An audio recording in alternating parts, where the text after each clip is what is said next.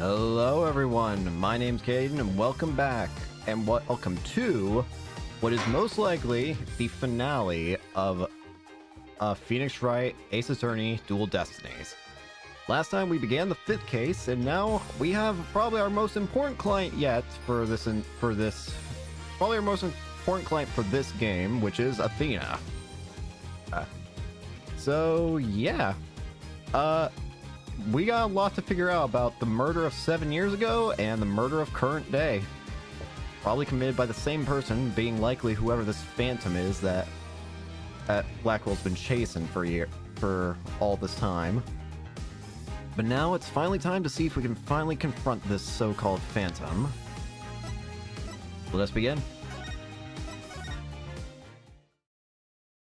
This may be a short stream, this may be a long stream, I'm not sure, but I'm just positive that this is probably the last trial.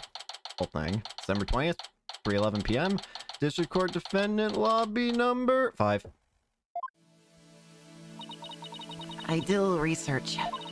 I looked into those special psych locks you mentioned, Mr. Nick. You did. That's great. I really appreciate it. That's right. Athena had black psych locks. The only other time that we've seen black psych locks throughout the series so far, as far as I know, is in Apollo Justice with Kristoff. Kristoff was the only other person to have black psych locks. Now, there's a key difference, though, between Kristoff and Athena. One's innocent. One is definitely not. Kristoff was an evil person, and those black psych locks were probably holding the devil in him. Like, they kept mentioning that little devil, and that's probably what those black psych locks were in a way, along with his hand thing. But Athena is more likely traumatic, I assume. I mean, she doesn't fully understand what happened 7 years ago either, from what I can tell. So it's more likely that those psych locks are not there to hide like a horrible secret, but more so it seems like they're there to simply protect her. She's not exactly trying to hide it. It's that her mind is forcing her to forget it, in a way, is what I can think of. A red psych lock protects a secret a person is consciously trying to hide. If the person folds under questioning, the locks break and the truth comes out. Yep, that's exactly how I got the truth out of Detective Fulbright and Director Cosmos. So black psych locks seem to be ones that won't break unless... It sounds like you can't do bits and pieces of damage to each lock. But a black psych lock protects a secret from the deepest place in a person's heart. So, in that case, there is one way I can think of maybe to break it, which is just flat out saying the correct answer and having definitive proof of it. Like, if you were to somehow, like for Kristoff, if we were able to, if I had to take a guess for Kristoff, maybe there was a way to break his black psych locks, but it was simply unobtainable back then, being that maybe if you had the ability to, like, maybe if you had evidence that definitively showed the truth, and showed it to Kristoff, then maybe there's a chance that those black psych locks would have broken. There's a chance. A secret that the person isn't even consciously aware of. So even they don't know it's there. Athena isn't trying to keep anything from you on purpose. I thought so. Considering they appeared when she was starting to wonder if she killed her mother or not. Yeah. Of course she would... Of course subconsciously she would just be trying to block that out. For some reason, part of her heart and her memories are sealed off, even from herself. Okay. So all I have to do is break the locks. According to my research, a black psych lock is like a heavy chain wrapped directly around one's heart. If they are ripped off by force, it could cause permanent damage to a person's soul. Oh, in other words, if I'm not careful, I could traumatize Athena for good. Pearls, could you stay by Athena's side? She must be suffering under the weight of such a heavy burden. Alright, but will you be alright by yourself, Mr. Nick? I'm up against Edgeworth. I have to be able to give this trial all my focus and strength. You can't do that if I'm there. I'll just hold you back. No, that's not it. I just meant I can relax and concentrate if I knew you were with Athena.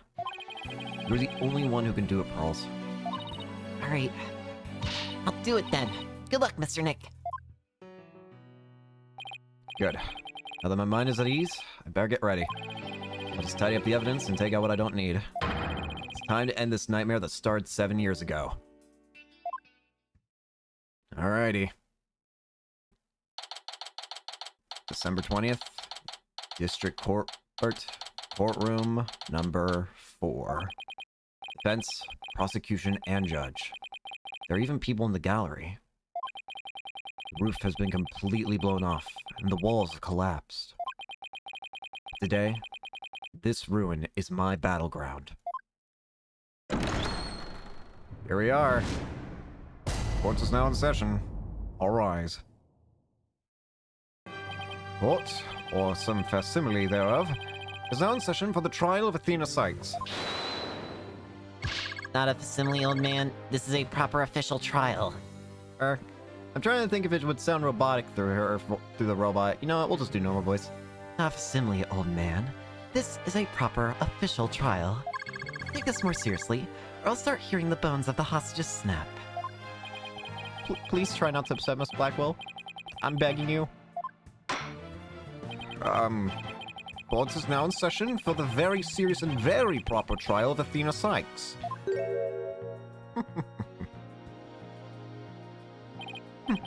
This is no trial. It's nothing more than a ridiculous farce. What did you just say? Edgeworth, did you not hear what I just said to His Honor?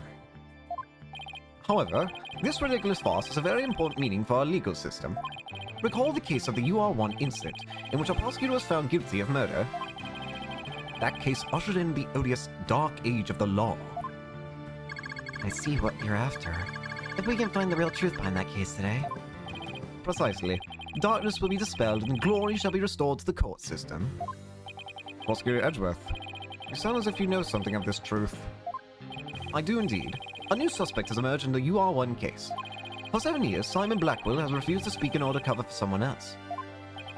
Brace yourself, Phoenix. Here it comes. I'm sorry, Wright. The situation is what it is, and I must do what I must. The prosecution moves to indict Athena Sykes on the count of murder in the first degree. Here we go. This is gonna be one hell of a battle. Regardless the circumstance, I intend to question the defendant with all I have. For that is a part of my creed. Wouldn't have it any other way, buddy. Then you'd better bring it. If the two of you are ready. The sun shines. Court is now in session for the trial of Athena Sykes. Your Honor, the defense was born ready. The prosecution is also ready. Let us begin, Edgeworth. The trial to bring an end to the Dark Ages. It's immense tension between us. It's like we're picking up right where we left off. It is my duty to clear Prosecutor Blackwell of false accusations and end this insanity. But I have no intention of losing Miss Sykes either. She's a very promising young lawyer. I know without a doubt that Athena is innocent. I don't think Prosecutor Blackwell did it either. I think it's gotta be whoever the Phantom is that Blackwell's chasing has to be the actual killer, but who's the Phantom is the problem. So, do you have any clue who was responsible for the sabotage? At the very least, I know it wasn't Simon Blackwell. I don't know enough to identify the true culprit, but it's clear what that person is. Put it simply, spy. The true culprit is a spy, so it could be someone we know, technically speaking. Couldn't it? It's gonna be hard to convince anyone of that when I barely believe in myself. I don't have a choice if I want to save Athena and Blackwell and expose the spy. Now then, Chief Prosecutor Edgeworth? No need for the Chief Prosecutor bits, Your Honor. I am here as a simple prosecutor. Very well. Your opening statement, please, Prosecutor Edgeworth. Although, I've been known of late to give an impressive opening statement myself. In all the trials I've ever seen, only the prosecution gives an opening statement. Of course, you're right. I was just joking. Just having a little fun. So he wasn't doing them just out of fear. Interesting. Let's start with a brief overview of the UR1 incident. Shall we? The incident occurred at the Cosmos Space Center 7 years ago on October 7th. The victim, psychologist Metis Sykes, was killed in the robotics lab on the 4th floor. Athena's mother. Simon Blackwell, a young prosecutor at the time, was found guilty of the crime. There were two deciding factors that led to his guilty verdict. One, Blackwell was the only person in the corridor to the lab at the time of the murder. And two, this photo, which captures the moment of the crime. But these can't be right. Very incriminating evidence indeed. It would appear that the only conclusion is that Prosecutor Blackwell did indeed. Are you kidding me? I'm not accepting any conclusion of the kind. This opening statement is over. Now, hurry up and call the witness. Excuse me, Miss Blackwell, but we must follow proper procedure for these things, you know. Or perhaps we should heed her wishes, Your Honor. She is a trial sponsor, after all. Besides, the courtroom is chilly, and sitting for too long can't be good for your back. Oh, you are very kind to show such concern for the welfare of the elderly. As skilled as ever at playing the court puppeteer, I see. The prosecution calls its first witness, a witness who decided to bring forth new testimony after 7 long years. New testimony? And just who is this witness, anyway? I am curious. It's... Bobby? Huh? What? Bobby Fulbright's the name. In justice we trust. What do you mean you have testimony? What are you doing here? I'm just here to speak for the hostage taker, Miss Aura Blackwell. She says she's too busy, what with confining and threatening the hostages and all. That doesn't seem to stop her from constantly chiming in through Blanco. I'm nothing more than an observer in this. Do your best. I'm watching you. Leaving her brother innocent, Miss Blackwell has been conducting her own investigation. And though her current actions are hardly lawful, I think we can at least hear her theory. I have here Miss Blackwell's notes on the investigation she conducted. And I'll be giving testimony based on these notes. Here I go. Alright, let's hear what she thinks, basically. Or Blackwell's theory. Simon isn't the murderer. He was trying to cover for someone. Someone else was at the scene of the at the time, and they say Simon committed the murder. I mean, if he really was out to steal that moon rock, then why the rolling case? Because he was using it to hide someone inside. That's why. And the only person small enough to fit inside that case was Athena Sykes. Here's the biggest problem I have with all this. Why the hell would a child kill their mother? And that's Miss Blackwell's theory. It totally goes in the face of the official ruling, huh? About the case she mentions, there were other rolling cases like the one in the lab. But they're not for traveling. They're apparently for moving parts and equipment. I actually do remember seeing those. I vaguely remember seeing 3 cases, all different sizes. Yeah, I can see how a person could fit in one. At the last trial, they thought that Prosecutor Blackwell used the case to steal the rock. And they had a perfectly good reason to think that too.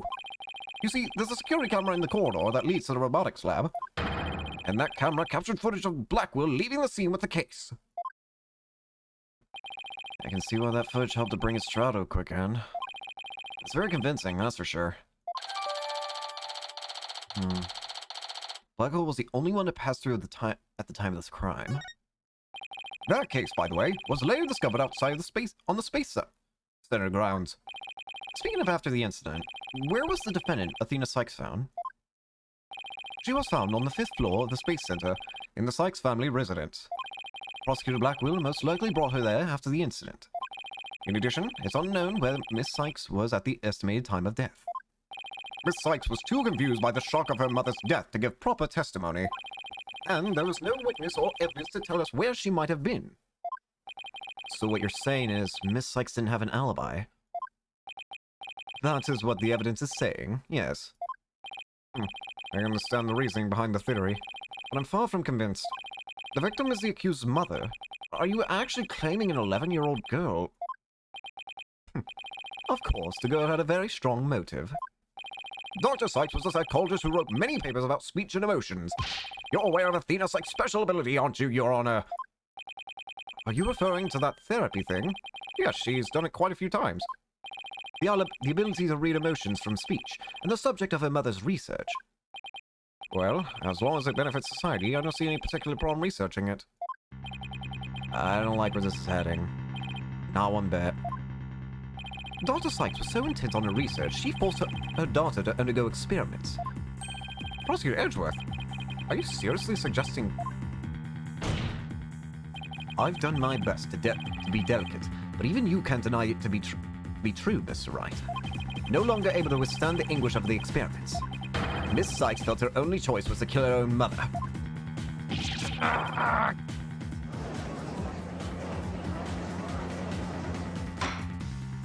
Order! Order in the court!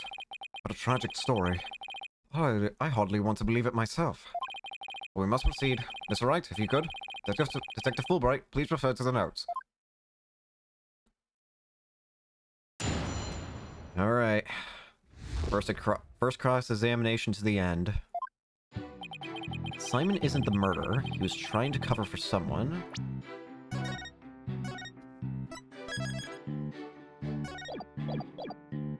Hold it! Hang on. So, Prosecutor Blackwell willingly accepted a death sentence to protect someone else? Yes! That is precisely what Miss Blackwell appears to believe. And that is what I believe as well. Prosecutor Blackwell is no murderer, Mr. Wright. But Athena Sykes certainly didn't kill anyone either, Mr. Edgeworth. So it appears neither of us can afford to go easy on the other. Fine. I expected no less. Oh, I remember this tense atmosphere. It's so invigorating. I'm only reading notes here, but yeah, I feel extra invigorated too, so let's keep going. Someone else was at the scene of the at the time they say Simon committed murder. Any ideas? But that's just speculation. Objection! Huh? No, Miss Blackwell has proper grounds for her claims. Objection! May I ask what those claims are? And why didn't you say so in the first place? Objection! No. You're the one who screamed, "Hold it!" and cut me off. Fine, so maybe I just jumped the gun by a teeny weeny bit. Now I know what they mean when they say close enough to argue. Moving on. I love how this just feels like Phoenix and Edgeworth realize, remembering each other's, quirks and annoyances with each other. Do you not remember how this went, years ago? But you're still the same, too! Hold it! This rolling case, I suppose you mean the one that exists in the photo with Prosecutor Blackwell in it? But was absent when the crime scene photos were taken? Oh yeah, it is gone. Yes, that's the one. And Miss Blackwell has drawn a conclusion from these two photos. She has? And what is that conclusion? You're the one with her notes. Oh, right. Of course. Reading them now. So why the rolling case? Do your job. Gumshoe was better at this. He got probably paid less than you. Hold it! And how do you propose he hit a person inside one of those cases? Have you forgotten that we saw just such a thing only the other day? At your own daughter's magic show, she fit a grown person into a small box. Oh, yeah! Way to ruin the memory of a good day. A magic show? I wish you would have thought to invite me. Actually, I would have liked to go too. My apologies. I'll invite you both next time. I promise. So, wait a minute. What were we talking about again? Prosecutor Blackwell is using the case to hide someone. The only person small enough to fit inside that case was Athena Sykes. Hold it! Hang on. That's nothing more than conjecture, and it's hardly the only possibility. In that case, what do you think Prosecutor Blackwell had in that case? I think it was the moon rock. Objection! There was 3 cases at the scene, but Prosecutor Blackwell used the largest one. The moon rock was egg-shaped and only about 8 inches in diameter. It wouldn't have made any sense to use the largest case there just to move that rock. Objection! Be that as it may, it doesn't prove Miss Sykes was inside. Then let me ask you this. Can you come up with a better theory of what was in the case? Well, Mr. Wright, can you? Yikes. Give Gus some time to think. Let's see. Should I try to bluff my way through what could have been in that case? Well, admittedly, I don't see what else I can do, so let's bluff. I know exactly what Prosecutor Blackwell carried from the scene. They just have to find something else that was missing, right? No sweat. Well, I'd be very interested in hearing your theory. If it's true, that is. This is the crime scene photo taken after Prosecutor Blackwell left, correct? All he has to do is compare this with photo of Prosecutor Blackwell to see what's missing. I think I actually see it. If he took something with him, then it should be in one of the photos. Hey, look, don't fail me now. Alright then, Mr. Wright. Let's hear your theory. What did Prosecutor Blackwell take from the scene of the murder? I think I see it. Was it Honko's arm? Take that! Please notice that there's a robot part on top of the car in this photo. However, in this photo taken after the crime, the robot part is gone. In other words, this part is something that was taken from the scene of the crime. You do appear to be right. I don't see in the second picture. But that's just a piece of junk. How important could it be? Is it really just an insignificant robot part? Speaking of which, what are you looking at? I'm gonna start charging for each glance per eyeball. Stingy. Stingy. What happened to the age of free previews? Your Honor, about this robot part, doesn't it look like it could be an arm from that robot there? Well, now you mention it, it does, doesn't it? But the case is still too big to be practical for just the moon rock and a robot arm. But was it really just the one arm that was in there? If it wasn't Athena in the case, then maybe... Was it a robot? I believe there was another robot at the scene that looks just like the one here. Your Honor, it is the defense's assertion that it was this other robot that was in the case. What? Objection! We can't be certain that part belonged to a robot. Yes, it looks like the arm of the one before us, but it could be something else entirely. Besides, it's wrapped entirely in bandaging, making it difficult to verify what it is. Objection! I don't think so. I know for a fact that it is a robot arm. I can even tell which robot it belonged to, just by looking at it. With this information, we can investigate whether it was there at the time or not. But, Mr. Wright, I thought you were more of a technologically illiterate type. When did you become such an expert? I feel somewhat abandoned. Not to worry, Your Honor, I still know next to nothing about machines. But I know this piece of evidence proves which robot the arm belonged to.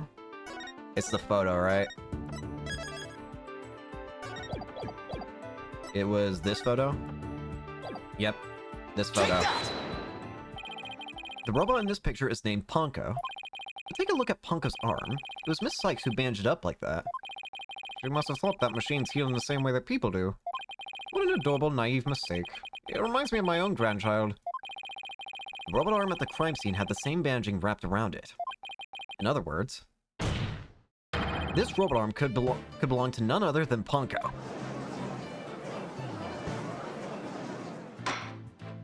Order in the court! Order, I say! Prosecutor Edgeworth, what do you have to say to this?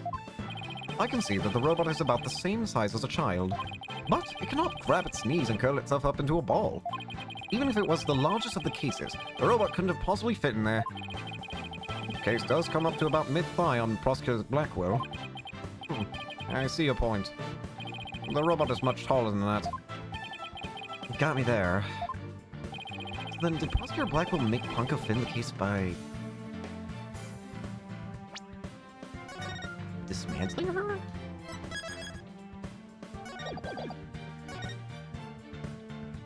Of course Ponko would fit. All Prosecutor Blackwell had to do was dismantle her.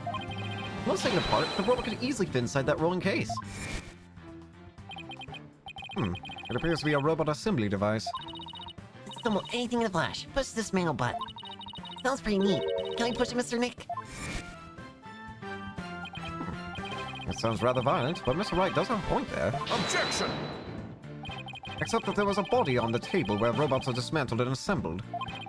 There would have been no room to take the robot apart. Objection! Actually, I think that proves something. But what if it wasn't done on the table?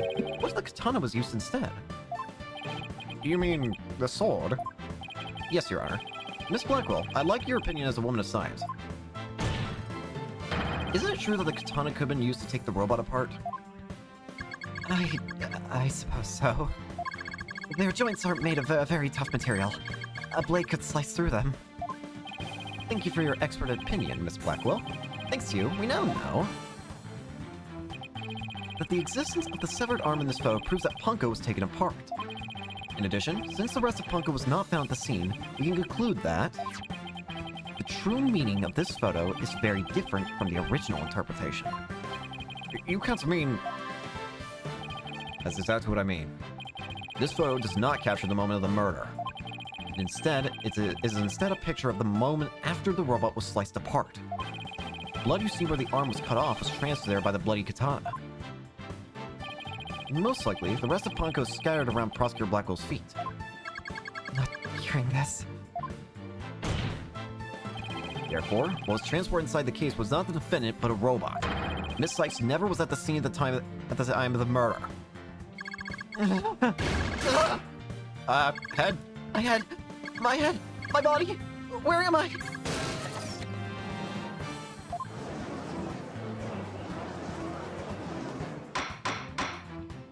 Order! Order in the court! It's true that Punko was found in pieces after the murder. And I'll admit, I repaired her myself afterwards. There's a blood stain on the end of the robot's arm, yeah. Yes. Finally making some progress. Hopefully I've gotten at least one step closer. Making both Athena and Prosecutor Blackwell innocent. Objection!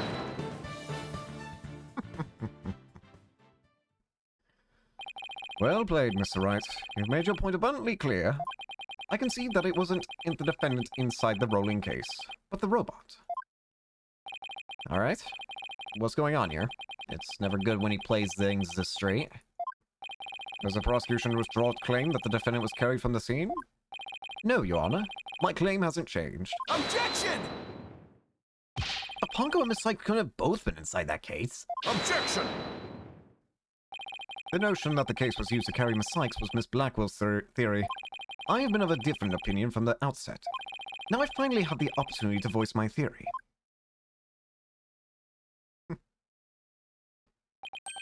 Thanks to the defense. Edgeworth, he's been one step ahead of me this whole time. In that case, how do you propose the defendant left the crime scene? Simple.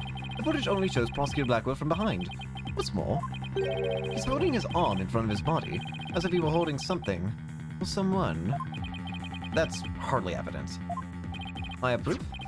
The surcoat Prosecutor Blackwell was wearing. The victim's blood was found on the front of it, and the stain had a highly distinctive shape. Bloodstain? With a distinctive shape. Please continue, Prosecutor Edgeworth. 7 years ago, the defendant was known to constantly wear a certain item, of which there's only one in the world, a special pair of headphones made just for her. She always wore these big, heavy-looking headphones. She said her mother made them for her, as part of her research. Analysis showed the blood stain to be in the exact same shape as these headphones. In other words, this was no mere blood splatter. The blood went from the victim's body to the headphones, and then was imprinted onto Prosecutor Blackwell's coat like a stamp. A most gruesome stamp indeed. Blackwell carried Miss Sykes, who had been hit by a splatter, away from the crime scene. This proves that Athena Sykes was, without question, present at the crime scene. And that concludes the prosecution's argument.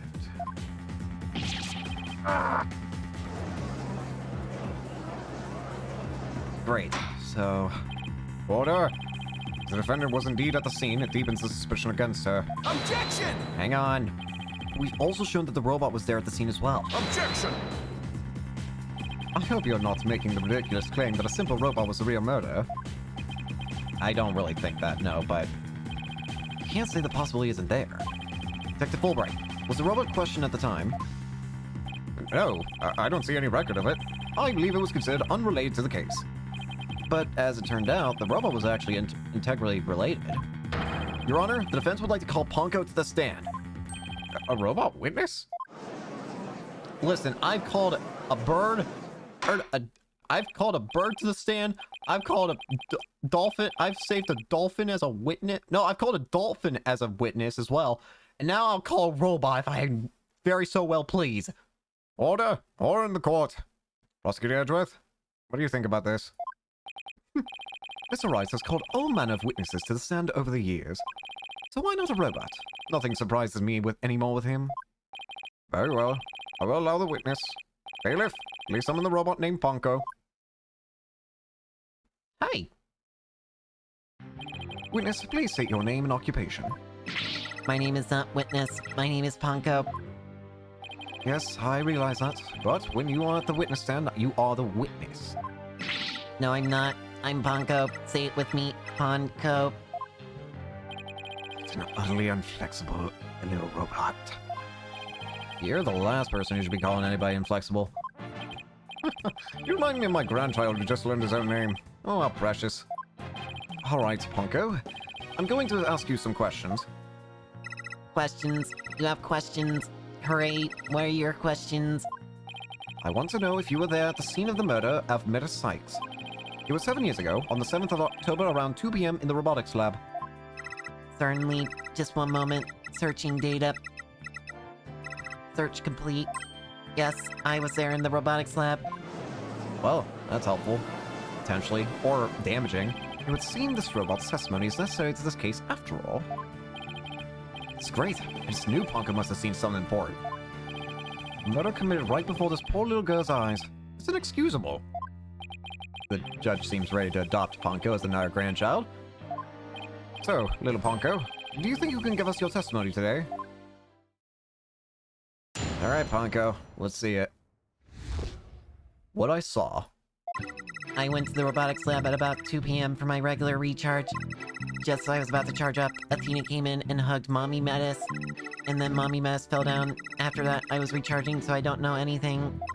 After I charged up, I was cleaning the room, and Mr. Simon came in. And then an error occurred. There's no data after that point. No data afterwards. Well, it sounds like the defendant was, without question, at the scene. However, it doesn't appear that the witness saw the actual moment of the murder. I disagree. This testimony shows that the defendant did indeed commit the crime. What? At the end of the day, we mustn't forget that the witness is still a machine. Being a robot, its understanding and capacity to express itself are limited. So what are you suggesting? The witness's statements need to be interpreted. For example, the terms hugged and then later fell down.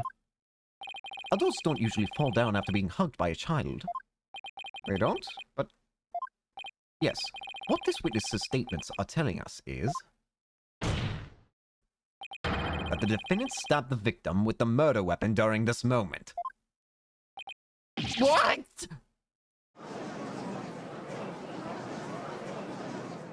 Before Miss Sykes hugged Dr. Sykes, did the two of them converse? Yes, they did. They spoke to each other very loudly, but I don't know what they said. Athena is usually so quiet, so I was surprised. Spoke very loudly. We can interpret this to mean they argued. I'm just gonna stick with this voice for Edgeworth. I feel like I've been swip-swapping between voices. But I keep worrying I'm going to sound too much like the judge at this rate. You are getting up in here. Shut up. I see. Murder after a heated argument, and then the victim fell down. I agree that it does sound like a reasonable interpretation. However, Ponko doesn't seem to remember anything that happened after that. When I am recharging, I go into sleep mode. I remember everything before that. I have a good memory. You may as well admit defeat now, Wright? A cross-examination would be useless. Don't be ridiculous. A cross-examination is never useless. Until now. Think about it. Robots don't lie. This robot is both an important witness and valuable evidence at the same time. Nevertheless, I will have my cross-examination. I see you haven't changed. You never were one to worry about wasting time. Very well. Even if it may be a waste of time, you may proceed, Mr. Wright. Show you both just how fruitful any cross-examination can be. Even if the robot's not lying, there's a chance that something might be revealed from what can't be seen or whatever. Something like that. I don't know. Went to Robotics Lab at about 2 p.m. for my regular recharge. Hold it! Your regular recharge? What is that exactly? I have to refill my battery's power or else I stop working. I go to the lab to do that. So that recharge occurred at 2 p.m. and around the time of the murder? That's right. I go every day at 2 p.m. Just as I was about to charge up, Athena came in and hugged Mommy Metis. Hold it! Was she holding anything? Hugged her, huh? Which Edgeworth took to mean stab her with a weapon. You said the two of them were talking before Miss Sykes hugged her mother, is that right? Yes, they were talking very loudly, but I couldn't tell what they were saying. Couldn't tell. Even though they were speaking so loudly? I am only allowed to listen to voices that are directed at me.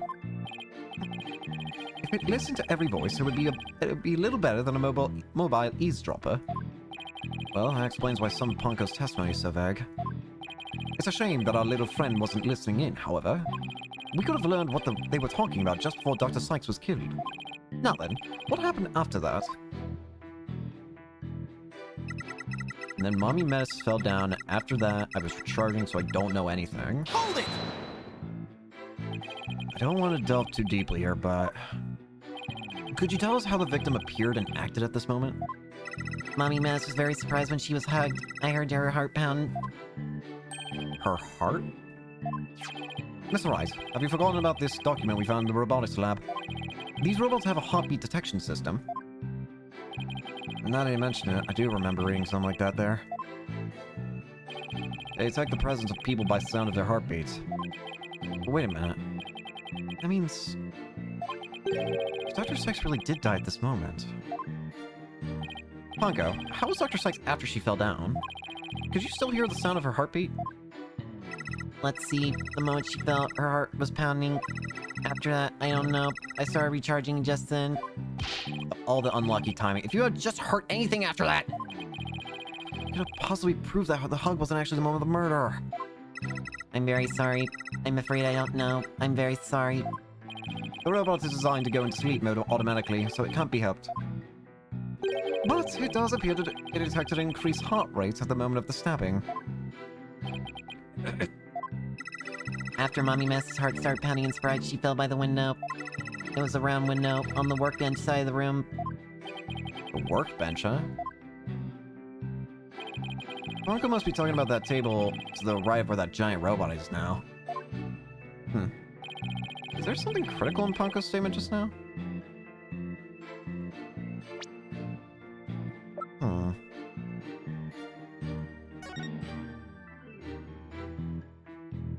Wait a minute. Wait a minute. Hang on. Something seems weird here. The round window. But... hang on. Your Honor, I believe the statement is critical. I'd like it added to her testimony. Very well. Bonko, would you please add that statement to your testimony? That's a good little girl. Mommy Metis fell down near the round window on the workbench side of the room.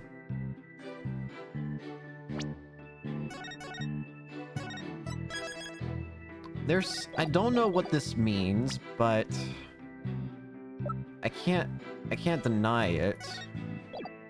Objection! Nope, never mind. Inconsistency. I'm inconsistent with my quality. No.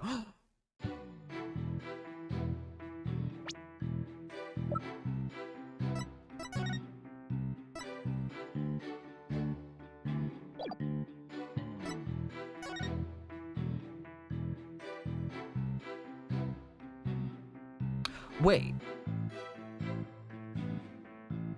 Wait a minute.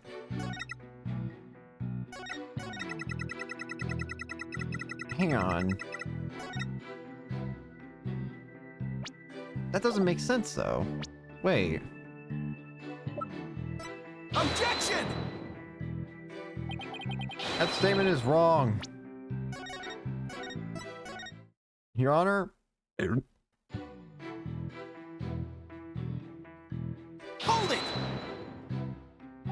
Let's see. Oh, I just had my knee on the table. Ah. Let's see. There are 2 random windows in the robotics lab. Which one did you mean? The one on the right, near the hanging scroll. The hanging scroll is my master's prized possession. Okay, in the picture of the crime scene from 7 years ago, there's definitely a hanging scroll and a Japanese theater mask hanging on the workbench side. But is there some problem with this statement? Wait a minute. Hang on. Hang on.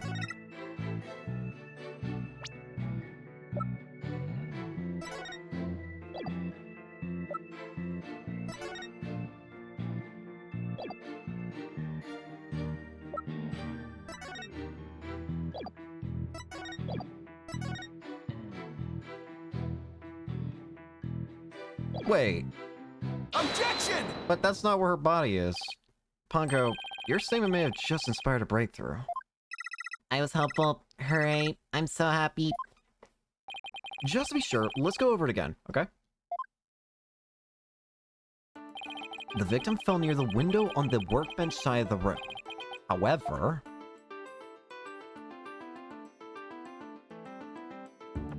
her body was discovered on the operating table. But the operating table and the workbench are 2 different locations. Exactly, Your Honor. We've just learned a new crucial fact. What could explain the 2 very different locations of the body? I'll tell you what. I think the victim moved. I don't think the victim was dead yet. An 11-year-old girl couldn't have moved the heavy body of an adult. The only explanation is that the victim walked to the operating table herself.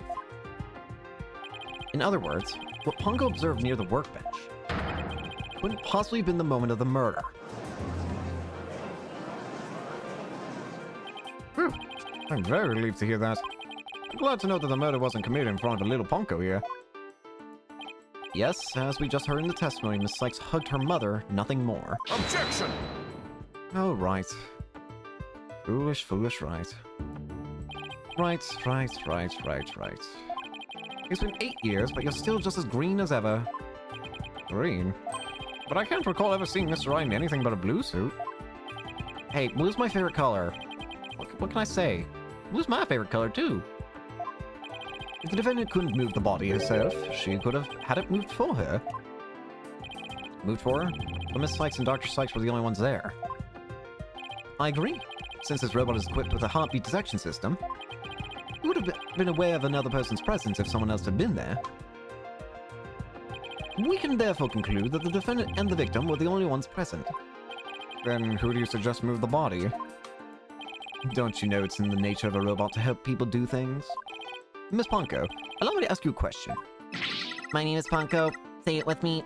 Ponko. I believe you said you were cleaning after Dr. Sykes fell down. Did you happen to move something large onto the operating table? Yes, I did. Athena asked me to. Athena asked you to?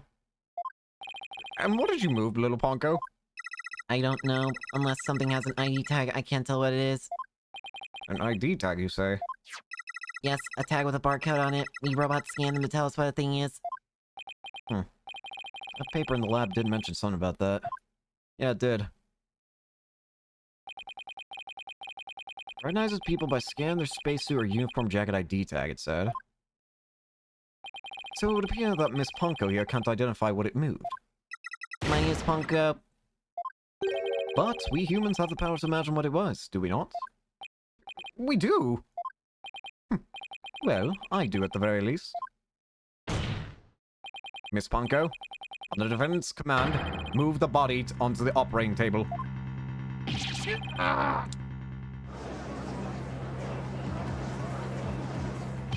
Ponko, did you really move Dr. Sykes' body?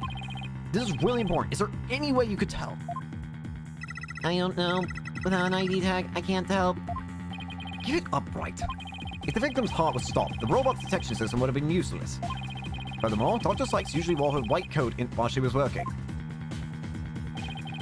She kept the jacket with her ID tag on it draped over her chair in the robotics lab. And only wore it for special occasions. In other words, the victim wasn't wearing her ID tag at the time. From the robot's point of view, her body was simply another object. Objection! Hunko's equipped with facial recognition system. If she really did move the victim, she would have recognized the body as Dr. Sykes. But she didn't. So that means Objection! face can easily be covered with a piece of cloth, a mask, or anything else for that matter. With her facial features hidden, the robot wouldn't be able to tell it was Dr. Sykes. he's right. To summarize, Miss Sykes stabbed her mother near the workbench. Then, using the robot, she moved the body to the table, where she removed the sword and was stained in blood.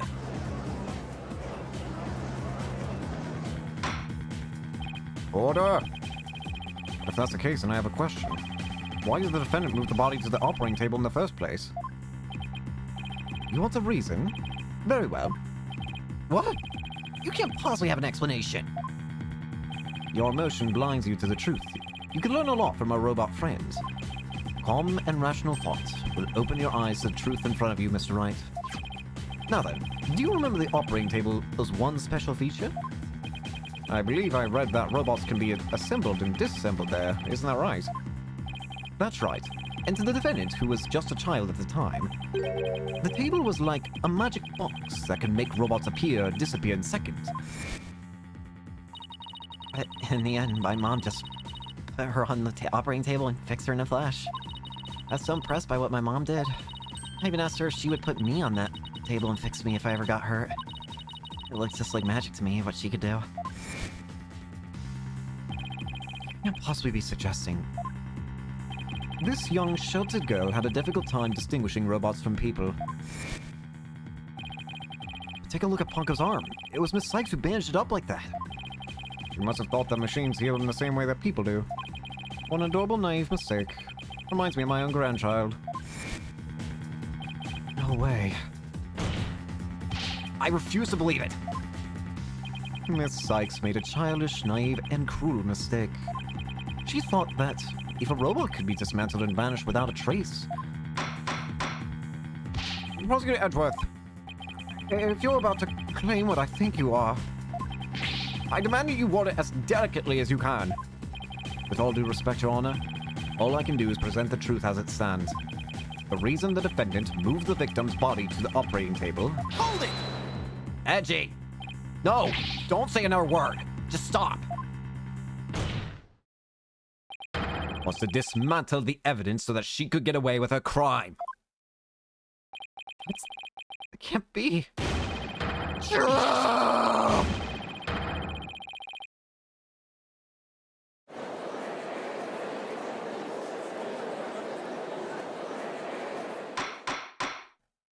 Order! Order in the court! Order in the court, I say! Edgeworth, she was just a little kid. How can you say such a horrible thing? Horrible? Like I said, you're just as green as ever. I came here today as a prosecutor to seek only the truth. No more, no less. My theory is simply the result of a rational consideration of every possibility. Objection! Dismantling isn't the table's only function. It makes repairs as well. It's conceivable that Miss Sykes moved her mother to the table in order to fix her. I suppose that could be another way of interpreting it. But dismantle or repair, it doesn't matter either way. What do you mean? After murdering her mother, Miss Sykes may have come to her senses. Perhaps she did want to make it appear as if it had never happened. And that's why she tried to repair her mother. Yes, that's one possible explanation. But we mustn't forget the facts of this case. The victim was observed to fall down after being hugged by the defendant, and the body was moved per the defendant's command. These two facts, facts that indicate the defendant's guilt, remain unchanged. This can't be true. Mr. Wright, do you have any evidence to refute the prosecution's claim? Evidence? Right, let's see. I can't think of any. I'm afraid I don't have any evidence. Since becoming chief prosecutor, I've learned that the truth isn't always pretty. Now accept the truth, Mr. Wright. Your subordinate murdered her own mother. Your Honor, the prosecution demands a verdict. The hostages have suffered enough. What a terrible and tragic conclusion. If the defense has no counter-argument, I see no need to further prolong this trial. Petro's argument seems solid enough. But... There's no way Athena could have ever done anything like that. What do I do? There has to be something. But I can't think of a single thing. Huh? What the? Huh? What? Blackwell? Prosecutor Blackwell? This is quite the farce you are conducting here. I could die from laughter. Prosecutor Blackwell? What are you talking about? What I'm talking about is that your argument is based on an entirely false premise. Go on, we're listening. Could this be the miracle I need? But what is Prosecutor Blackwell trying to pull here? 7 years. For 7 long years. This case has been on my mind. Not for an instant did I not think of it. I'm the one who killed my mentor, and I don't think you can alter that fact now. Your boldness, I will take to the stand, and I won't take no for an answer. Of course, Prosecutor Blackwell. Please, go ahead. He's now gonna indict himself, basically. 7 years ago. I went to the Cosmos Space Center with the intention of killing Dr. Sykes. But when I got to the robotics lab, I found Athena there instead. I would not be swayed from my purpose, so I waited for Dr. Sykes to return. Then, I committed the act. Pathetic it was. But little Punko here witnessed the victim falling. In other words... Objection! I don't need any of your other words, old man. I can guess what happened. Which would be... She fell means she fell. Merely that. A mother and child fooling around. Perhaps she tripped. Not that it matters. When I entered the lab, there was no trace of Dr. Sykes to be seen.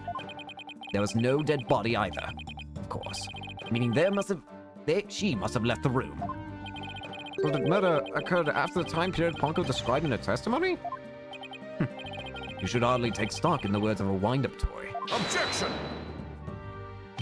Now how do you explain the fact that the defendant had the robot move something?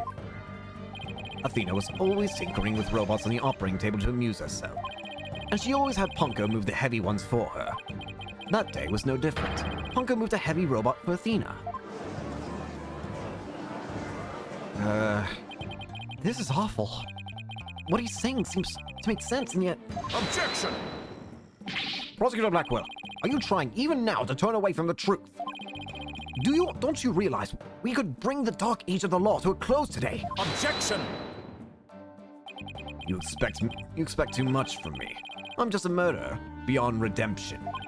Why don't you just let me go so I can settle down into hell? Sir Blackwell's execution is tomorrow. If the truth doesn't come out now, it's all over. Are you saying that the little girl and the robot had nothing to do with the murder? That's right. So let's hear your verdict. If we don't hurry, I might miss the ferry across the Styx. Huh? Who now? Don't you dare judge. Don't forget I have the hostages over here. And Simon, how long are you going to cover for her? Miss Blackwell! Forgive me, Aura. I never wanted you to do anything like this for me. But you agreed to this trial. If you have a counter-argument, then present your evidence. That's the rule of the courtroom. Isn't that right, Chief Prosecutor? Blackwell. You selfish! Well, to be frank, I don't like this, but it's my duty to make a decision. If no one has a counter-argument, I will announce my verdict. Is this really happening? Is it really gonna end just like it did 7 years ago? I wanted to do it so bad. Even now, I wanted to fly out of here and go save him. No, I can't tell her. But how can I lie to Athena? If I can't prove Prosecutor Blackwell's innocence in this trial, I don't think Athena will ever forgive me. I can't let this happen. But we just don't have the evidence of counter Prosecutor Blackwell's testimony.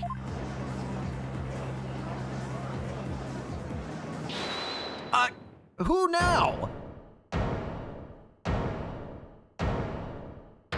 What? Why are you here? Athena! you... Are you feeling okay? I can hear it. I can hear the voice of his heart. He's hiding something. If he really is, I could sure use Athena's help here. Her power might just be the thing to get us through this. Objection! Sykes, Dodo! No need for you to chime in here. Just accept that you're innocent. Objection!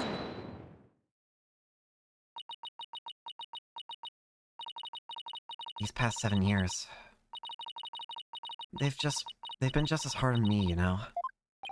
What are you talking about? Do you remember?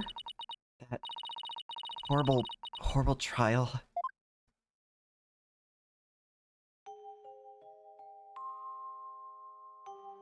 You have to listen to me.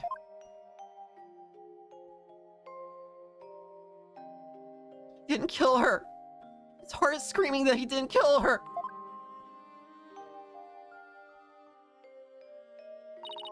Even now, every time I stand in a courtroom, it comes back to haunt me.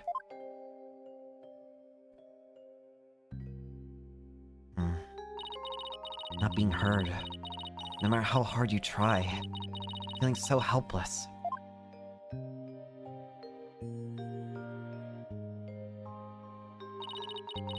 On people's stares, so scared that it feels like your chest is in a vise. I'm terrified of courtrooms. I want to run out of that door even now.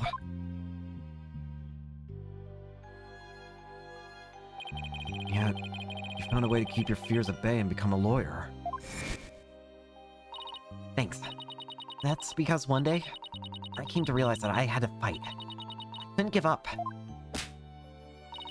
I exercised hard and I studied hard. I wanted to become the strongest lawyer I could be. This day has finally come. The day I've been looking forward to with all my heart. This is why I became a lawyer. This is why I studied psychology. It's all to save you from this false conviction.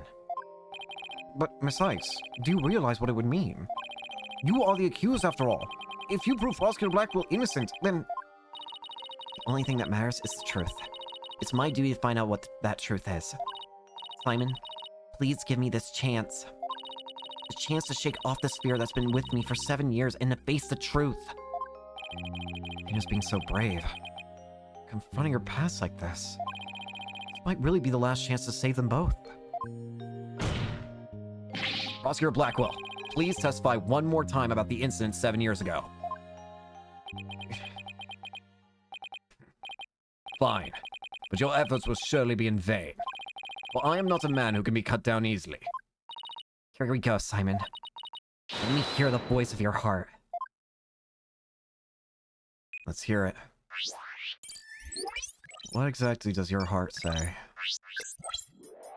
What kind of discord exists in your heart? I went to the Cosmos Space Center with the intention of killing Dr. Sykes. When I got to the robotics lab, I found Athena there instead.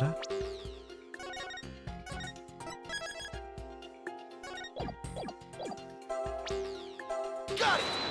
Might I ask why you're happy here? This feeling of happiness, even though the person you were looking for wasn't there, you felt happy. Why is that? Simple. When I was looking for Athena and I hadn't found her yet, I grew worried.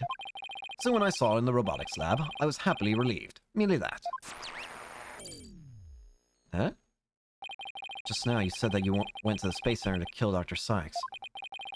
The first thing you did was look for her daughter instead. I had no intention of harming Athena, so I wanted to confirm that she was safe first. It was just a part of my plan. Nothing contradictory about that.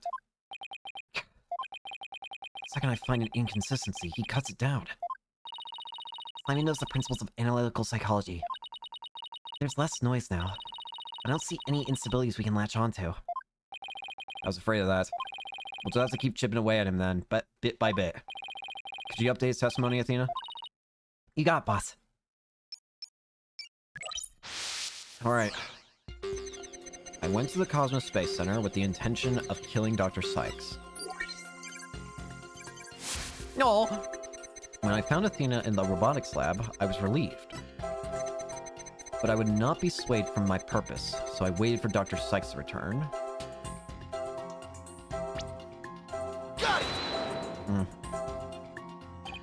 When we view your emotions alongside your testimony, we find the unexpected emotion. Wait a minute. There isn't anything strange here. I don't know, but I think maybe we made a mistake, Mr. Wright. I think maybe you're right. Let's take another look. There must be an unexpected emotion here somewhere. And when she did, I plunged the katana in. Alright. Got it! Such sadness. Not even you can falsify your emotions, Prosecutor Blackwell. What? When you said that you killed Dr. Sykes in your testimony, you felt sadness. Why would someone who had lain in wait to kill her be sad at her death? Such an obvious attack. Yes, I felt sadness, but it wasn't for her. I felt sorrow for Athena and her circumstances. Ugh. Can't be talking about that. Can he? There's just a convenient subject for her research.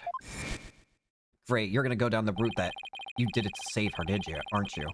Dr. Sykes was so intent on her research, she forced her daughter to undergo experiments. My objective was to save Athena from an obsessive scientist who treated her own daughter like a research subject. I went to the psychology lab first. That's where I would usually find Athena playing. But that day was different. I heard someone crying in the robotics lab next door. Was Athena being subjected to yet another experiment? I thought as I went to see. Conveniently, Athena had cried herself to sleep, so all I had to do was wait and kill. So that's why he was relieved when he saw Athena. Is this story really true? I'm not sure how much to believe. Mr. Wright? How are you doing, Athena? Still hanging in there? I'm a lot stronger than I look, boss. Now, take a look at this. The noise level actually increased. Oh, what? That's a first. Huh? More Discord? It went up. I've never seen it do that before. Prosecutor Blackwell is lying somewhere in his testimony. As a matter of fact, he's piling lie on top of lie in an attempt to make his claim sound more believable. He's trying even harder to suppress his true feelings, and that's what's causing the noise. How in the world should I approach this? An evidence-based approach might work if I can find a contradiction. Otherwise, I should look for an inconsistency in his emotions. There are no flaws in my testimony, and his boldness is prepared to give his verdict. Give up on this lost cause and let the law free me of these chains already. Objection! You ain't going anywhere, bucko. I don't think so. Not while I'm around. Now, contradictory testimony or inconsistent emotions. What should I tackle first?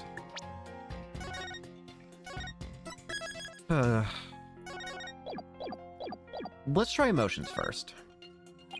Okay, let's look for inconsistent emotions. Got it, boss. Got it, boss. But if you want to try looking for a contradictory statement instead, just let me know. I can easily switch over. I heard crying from next door. Of course, I was worried.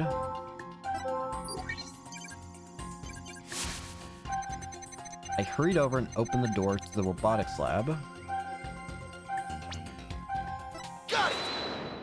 You are very surprised here. How odd. Why would you register surprise at opening the door to the lab? All right, fine. I'll explain if I must. What surprised me was Ponko. That toy figure attacked me. Dr. Sykes knew full well my plan to rescue Athena, but she couldn't stand guard over her daughter 24 hours a day. So Dr. Sykes had Ponko do it. That's right. She ordered Ponko to forcibly remove me on sight. So I slashed Ponko up with the katana that was there in the lab. That rickety old puppet wasn't worthy of that fine blade. Mr. Wright, it's happening again. There's even more noise now. Ugh! It's at 100% now. What's going on here? Whenever we find an opening, he covers up with lies. We'll never get rid of the noise at this rate. It's pretty hard to keep telling coherent lies like that. His mind and will really are sharp and strong as a katana. Alright, what should I tackle first this time?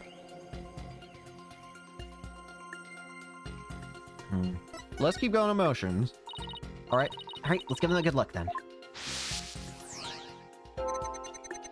With a feeling of dread, I opened the robotics lab door just then.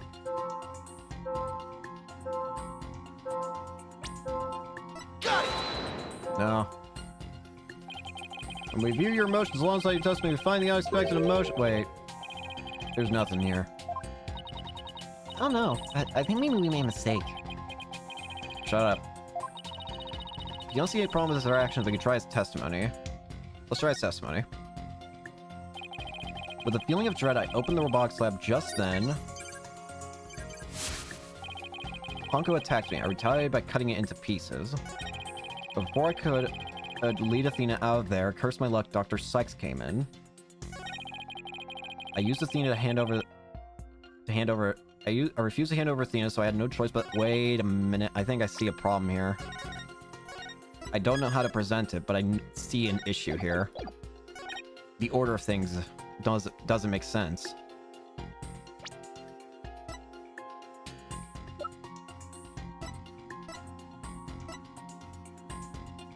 Objection! There we go. So, compounding lies with more lies is never the answer, Prosecutor Blackwell. Take a look at this photo. That's the photo of the supposed moment of the murder, isn't it? How many more times must I see that which damned me for my sin? The ironic thing is, I think this picture is actually going to be your savior now. See that bloodstain at the end of Ponko's arm where it was severed with the katana? I hope you aren't claiming it's the robot's blood, Mr. Wright. I'm not that stupid. No, most likely the blood was transferred there from the bloody katana. The katana already had blood on it? So then it must have been the victim's blood. That's right. But if that's the case, we found a clear inconsistency.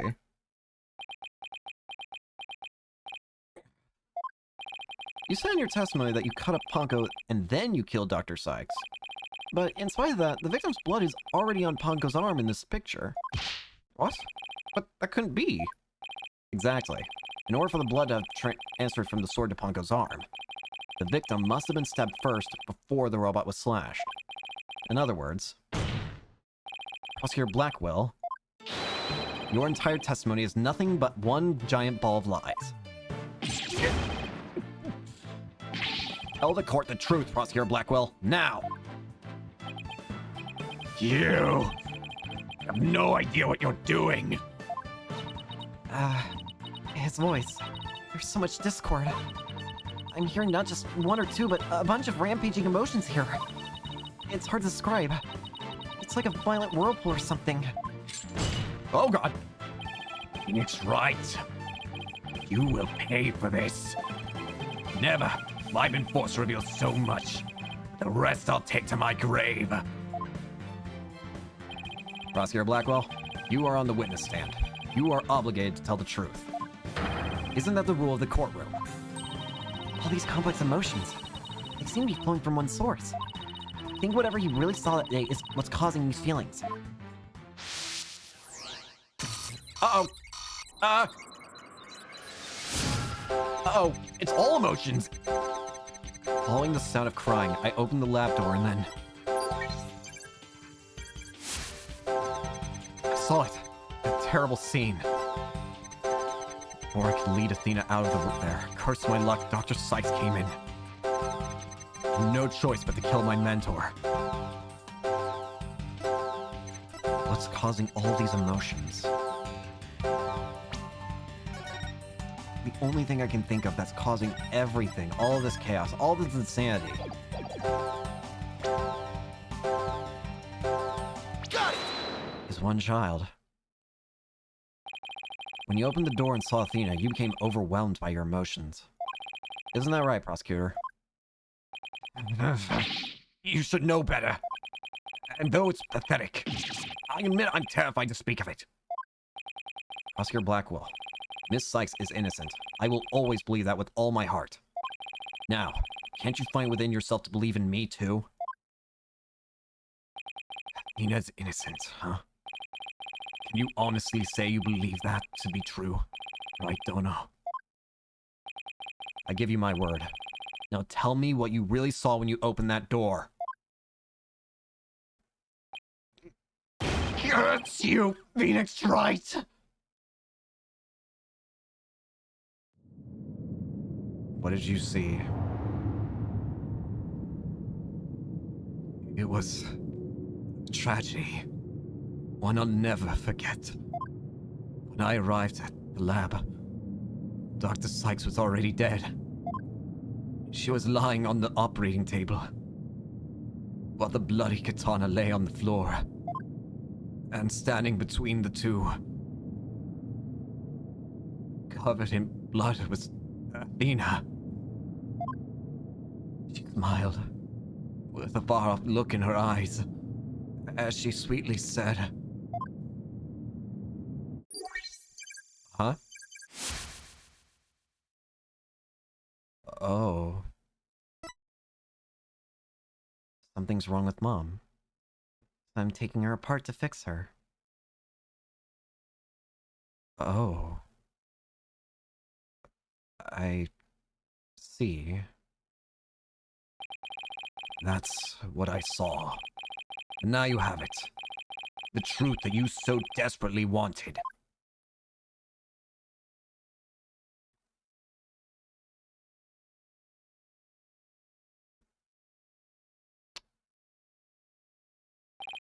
No. Oscar Blackwell finally tells the truth. And this is what it is? It's beyond devastating. I tried to take my mother apart. Athena? I...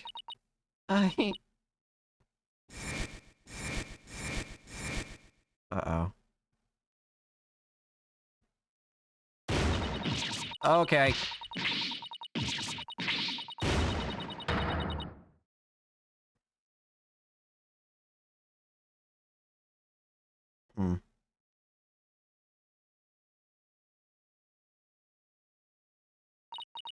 So it was me.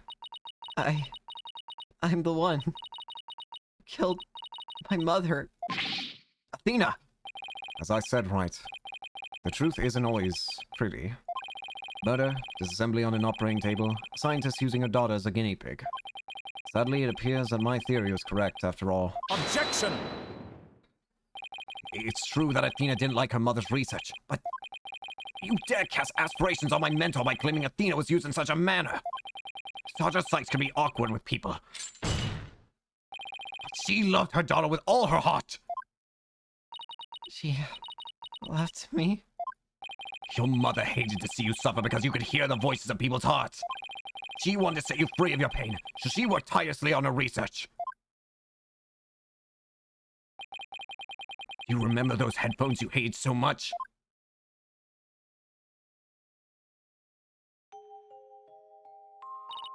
Yes. My head hurt every time I wore them. No, Athena.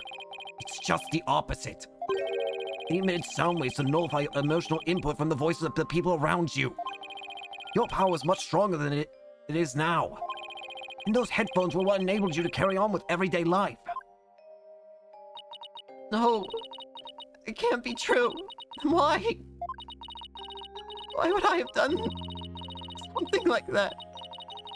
Somebody who loves me so much. The love for you was real. That I can guarantee. That's why I knew. That what happened had to be some kind of mistake. I couldn't let you be punished for it. So you took the blame yourself. You and your mentor are more alike than you know.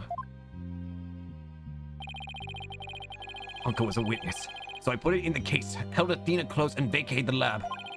I threw Ponko away in the boarding lounge trash chute, and I hid the case on the Space Center grounds. It would seem that we now have all the facts of this case. Hold it! No. No, not yet. It can't end like this. Objection! Do not disgrace yourself, Mr. Wright. The truth has been revealed. Or are you the type of man to turn your back to things that disagree with you? I'm not... But this... I can't give up now. I have to say something, anything, even if it's a bluff.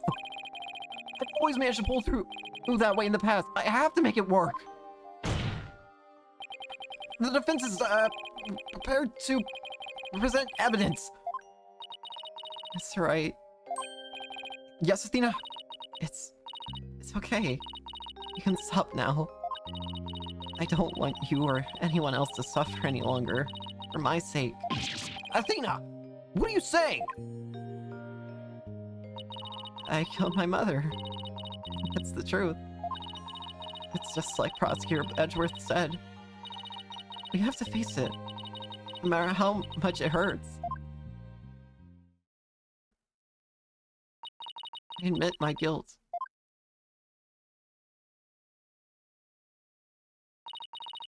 Could I please be granted just one chance to tell everyone what I recall?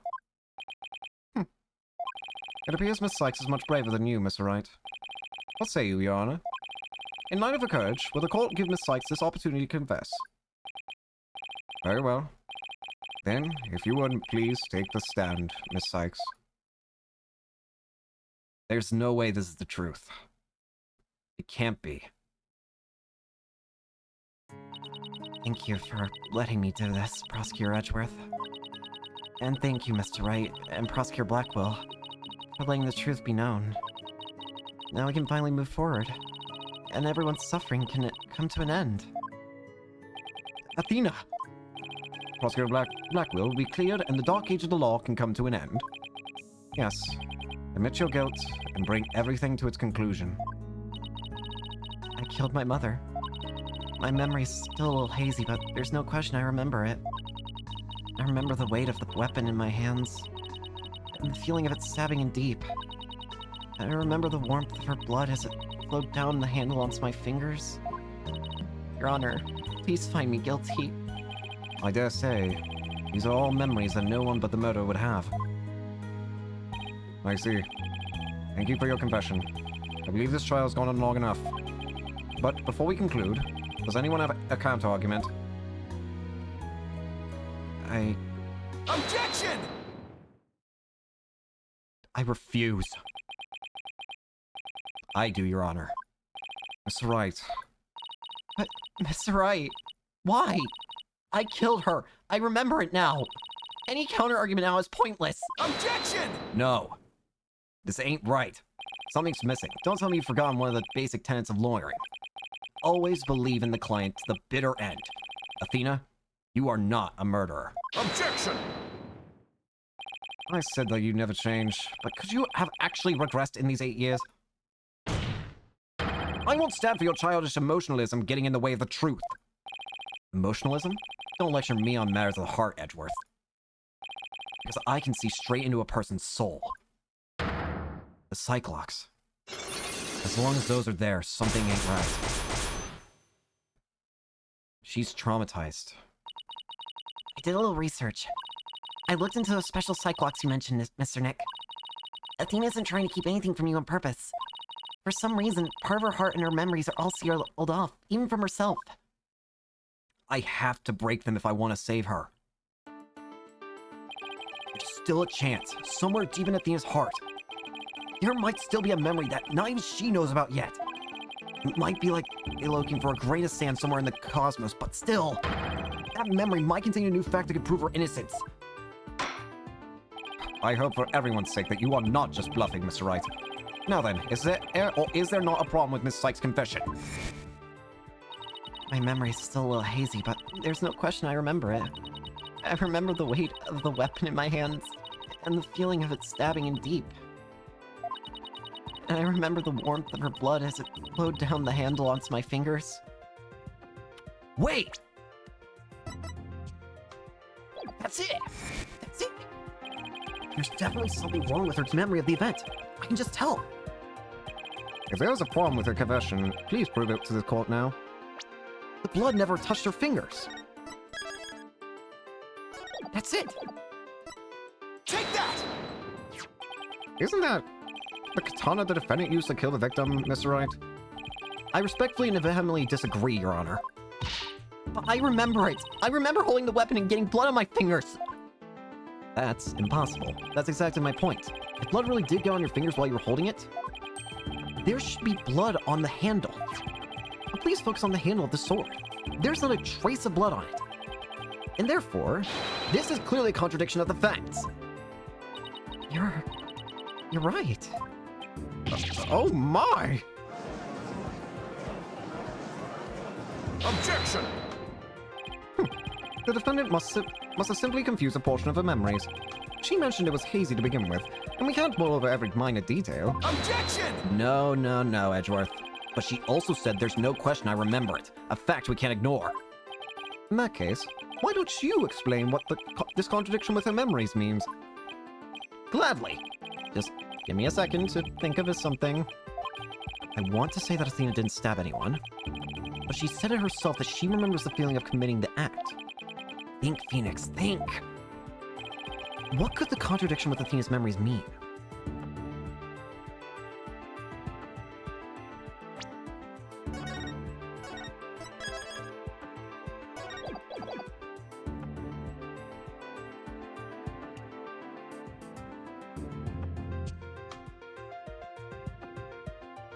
Could she use a different weapon?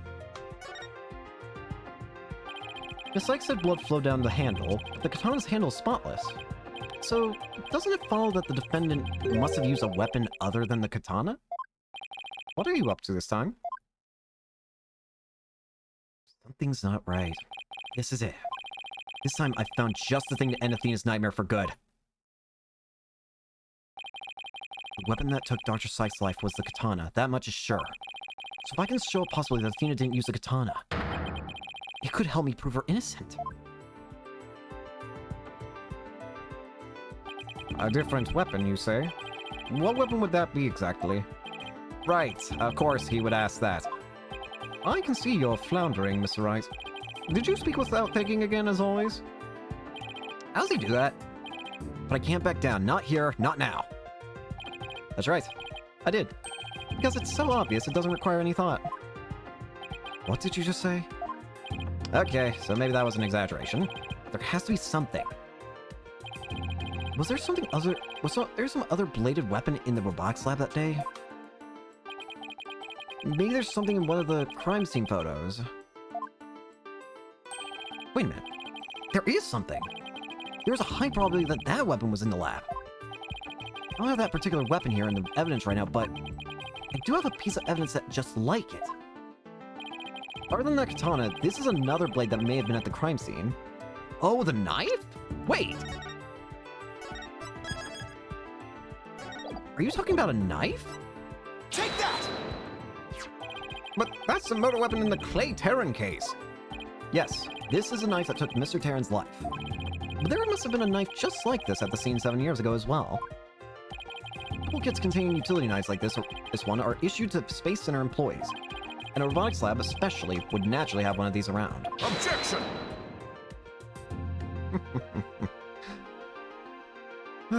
But besides the katana, no other bladed weapon was found at the site. It was in the investigation report, if you didn't know. Objection! Of course I knew that. Once you told me just now. Then here's something else you already knew. There was a toolkit at the scene, but it didn't contain any blades. Here's a photo of its contents. Eh? You're right, I don't see any kind of bladed tool. Wait, what? What is... This doesn't make sense. Fine. Isn't there something odd about the design of these handles? Therefore, there was no other bladed weapon in the room. Objection! Edgeworth, I disagree. This toolkit contained a knife. And what proof do you have of that? Don't tell me your eye for art is failing you too, Mr. Edgeworth. You are the last person in the world who should be criticizing my aesthetic sense. No, he's simply watching out for your ocular health. Please proceed, Mr. Wright. Why are you... Whatever. Notice the handles of each of these tools have a sort of design on them. Ah, I see that they do. But what significance does that have? It's clear that one of the tools is missing from this kit. If we rearrange the tools in a specific pattern, we might be able to tell which part of the overall design is missing.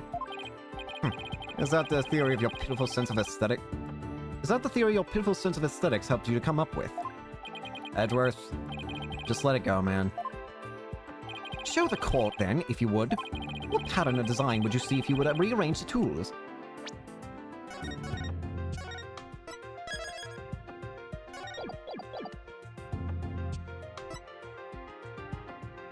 Would it be this? Take that! And what design is this supposed to represent? The GYAXA logo, Your Honor. It's all in the Space Center's documents and pamphlets. As you're aware, GYAXA is the program that operates the Cosmos Space Center. Look how brightly the GYAXA logo shines in the sunlight above the entranceway. I really dig the stars and rocket motif that's got going. GYAXA, huh? Isn't that the new name of the Feral Space R&D program? Ah, I think I see it now, but... Yes, with just the tools shown in this photo... Yeah. The red A part of the logo is missing. Wait, yeah, and it is a knife! And this is where the murder weapon from Mr. Terran's case comes into play. If we were to place the utility knife in the open slot... Bingo. Would complete the GYAXA logo. So it would. And that means... Admit it, Mr. Edgeworth. My sixth sense is keener than yours. And while you're at it... Admit that the weapon Miss Sykes used could have been this one. Order!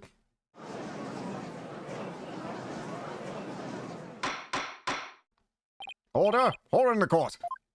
Miss Sykes confessed to having a memory of stabbing the victim. Admittedly, Miss Sykes most likely did stab someone using the utility knife. However, the weapon used to kill Dr. Sykes was the katana. Therefore, the act of stabbing that Miss Sykes remembers couldn't be that of Dr. Sykes. Very well. Let's suppose for a minute that Miss Sykes did use the utility knife. Tell me. How does that change anything? Come again? What if the katana was only being used as a decoy to conceal the true murder weapon? What if the real weapon that took the victim's life was a utility knife? Don't be ridiculous, or are you changing the premise of your entire argument? I'm merely offering a hypothetical situation derived from your logic. Miss Sykes could have put blood on the katana to make it look like the murder weapon, and then concealed the knife on her personage until Blackwell carried her away. It does clear up the contradiction between Miss Sykes' memories and the evidence. If, in fact, the murder weapon is a utility knife, then fate has dealt you a cruel hand. For you have just proven the knife's existence to the rest of us with your own logic. Objection! The prosecution attempting to lead the court. Objection! You're the one attempting to lead the court, Mr. Wright. You're the one who showed it. By forcing us to forget the facts of this case, need I remind you that there were only 2 people in the lab at the time of the murder, and that the defendant herself recalls stabbing someone with her own hands. No. It matters not whether the murder weapon was a katana or a utility knife. As long as we know that the victim and the defendant were the only ones there, you cannot escape the fact that it was Athena Sykes who killed her own mother. I don't believe it. Why? Why does this keep happening? Every time I find a contradiction, it vanishes and the suspicion keeps coming back. It's almost as if... Now you're finally starting to get it. Your contradictions keep vanishing because the charge is true. And the suspicion keeps coming back to the defendant because that's where it belongs. Phoenix Wright, when will you open your eyes and accept the truth?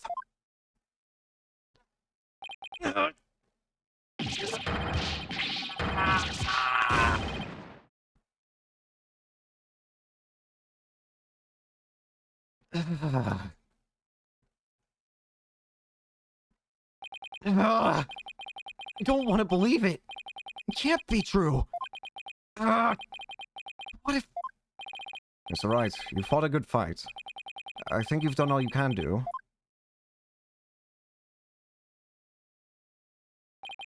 Is giving up really the only option?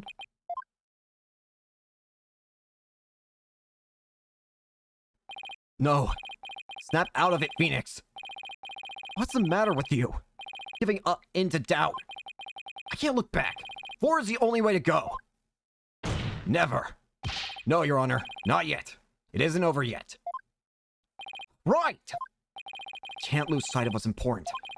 I believe in Athena, and I'll always believe in her. To the very end. A defense lawyer never gives up on his client. I have to pick myself up and stand firm. Make that brain of yours work, Phoenix. If I don't see a way, I'll just have to go back and look for one. Time to rethink this case. Thoroughly. I gotta think all of it through. I can see the fact that Athena must have stabbed someone with the utility knife. This must have been what Ponka witnessed as Athena's hug. But Prosecutor Blackwell didn't see the knife at the scene. This means that someone must have removed it from the lab before he arrived. Who could have taken the utility knife from the lab? Was it someone else? The third person was at the scene. If I trust in Athena, then I have to conclude there was a third person at the scene. According to Punko's testimony, Athena and her mother were the only two there. So then how did this third person manage to escape Punko's detection? No. This person must have fooled Punko's facial recognition feature by covering their own face?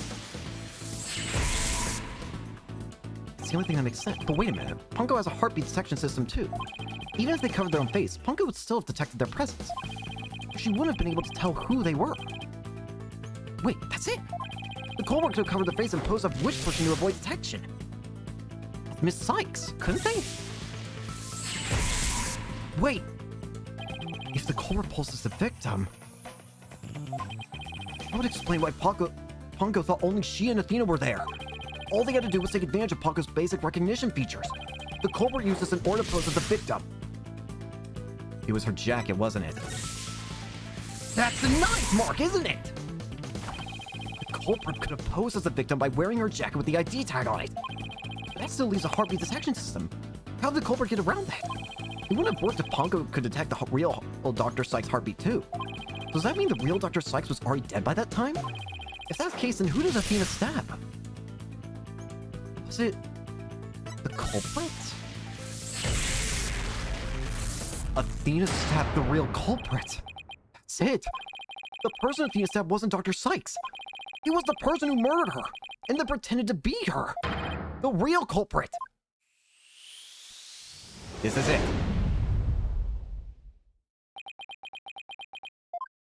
Now that Mr. Wright has finally finished thinking, let us bring this to a swift end. Please give us your verdict, Your Honor, so that we can move on to the hostage negotiations. You're absolutely right, Prosecutor Edgeworth. I hereby... Objection! I didn't say I was finished. I was only pausing for a second, because I realized something so shocking I had to take a break to digest it. But now, I know for a fact that... Miss Sykes is innocent. But Punko saw me. She witnessed the moment of the crime. Yes, Punko did witness something. She saw the hug. In other words, the moment you used the utility knife.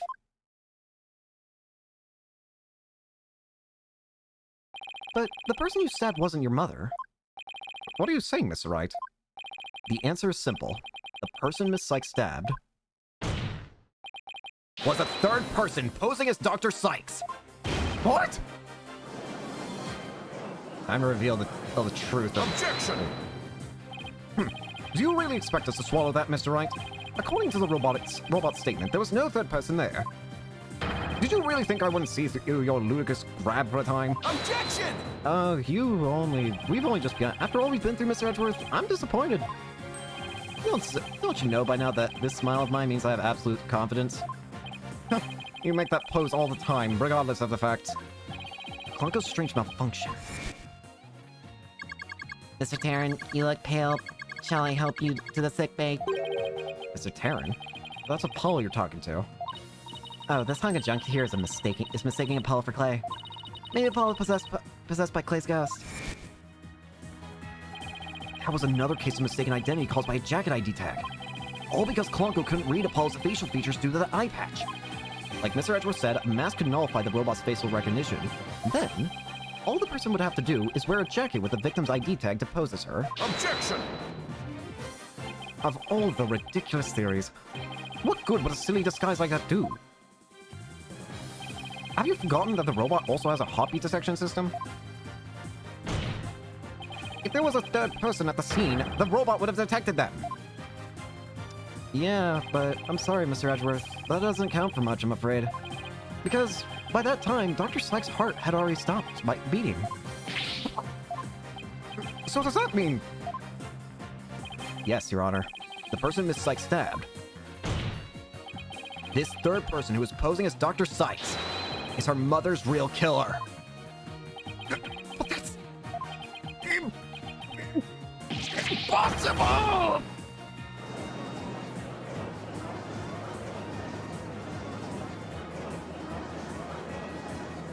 A mask.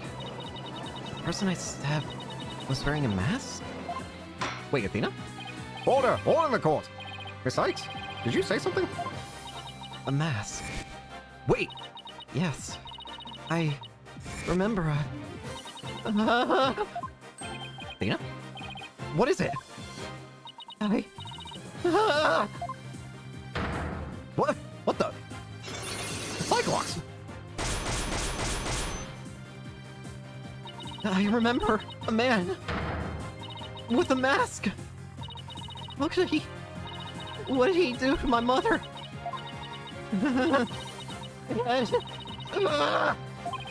Miss Sykes, are you alright? Oh boy.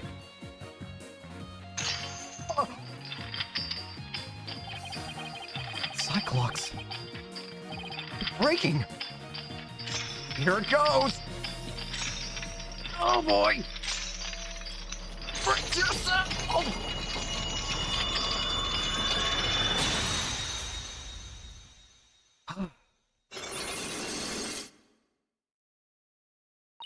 It's all coming back to me. Everything that happened to the day my mother was murdered.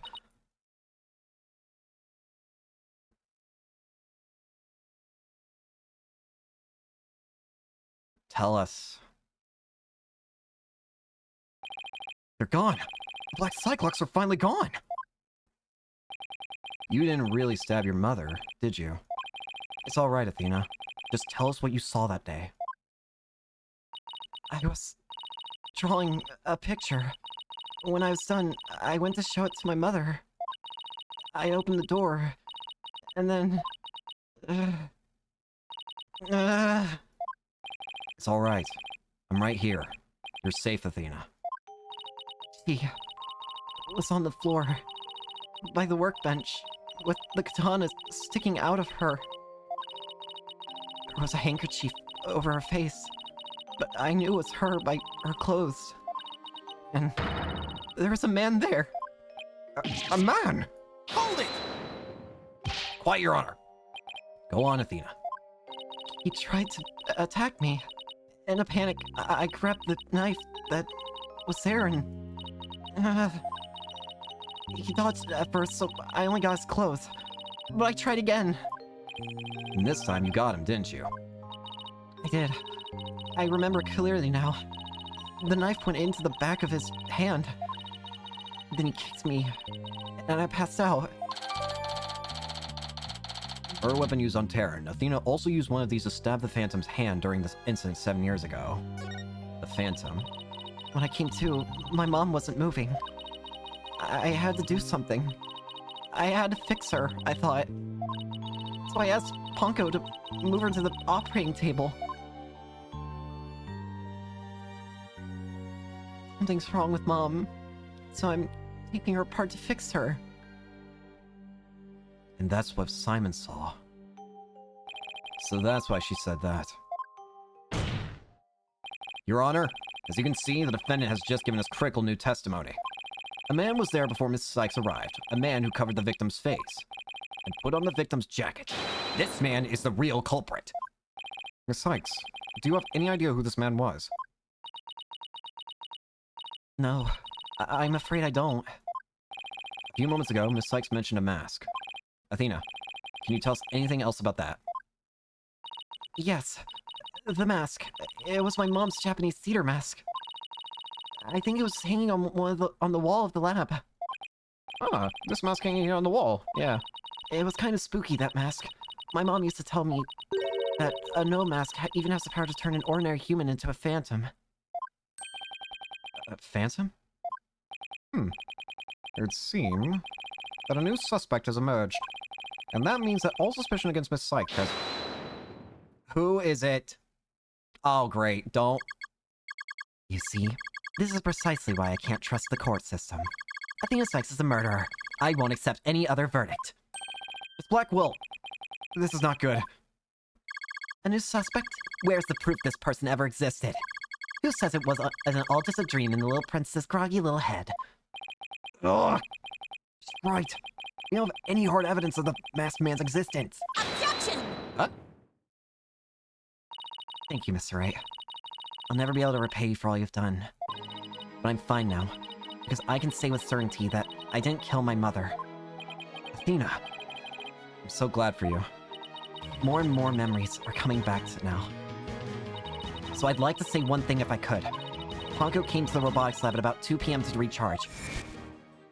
I went to the robotics lab at about 2 p.m. for my regular recharge. Just as I was about to charge up, Athena came in and hugged Mommy Metis.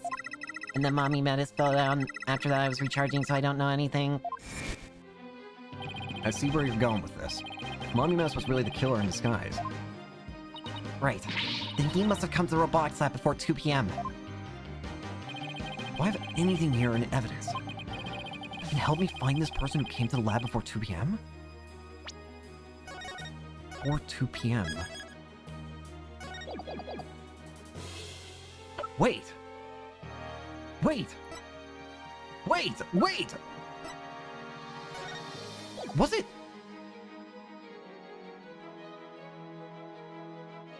When was...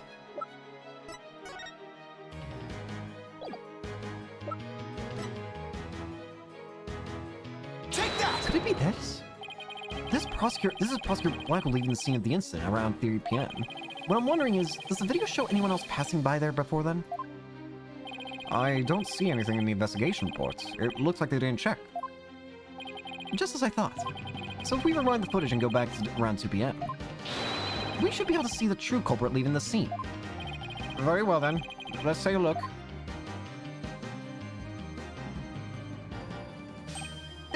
Please stop it right there. Bingo. It's just like you said. There's a man leaving the scene of the crime. Miss Sight, you remember this person? Tim, I'm sure of it. He's wearing my mother's jacket. I did. But what I really wanted to see was her jacket. That jacket on display. That was Dr. Sykes. Can you see it? There's a slash I made up with the utility knife that day. And I'm sure that knife is under the jacket somewhere. So then, everything Miss Sykes said... Exactly. It proves that Miss Sykes' memory was correct. Dr. Sykes' killer arrived at the robotics lab before 2 p.m. He killed her and hit her face with a handkerchief. Then, he disguised himself with Dr. Sykes' jacket and mask that were there in the lab. The culprit probably knew beforehand that Ponko charged up at 2 p.m. every day. So we wait for Ponko to come to the lab for her regular recharge. By leaving Dr. Sykes' jacket on, the culprit tricked Ponko into thinking he was Dr. Sykes. Thereby making it look like she was alive up to that point in time. All to disguise the real time of death. Objection!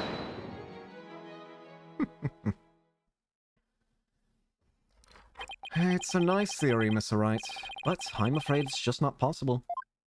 What? Why not? The victim's jacket is clearly visible right there in the video. And that's right there is precisely the problem.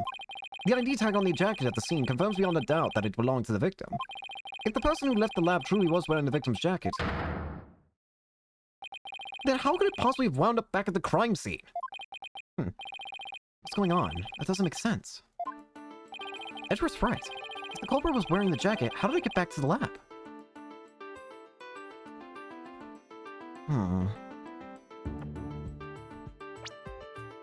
I can't... Would they bring it back?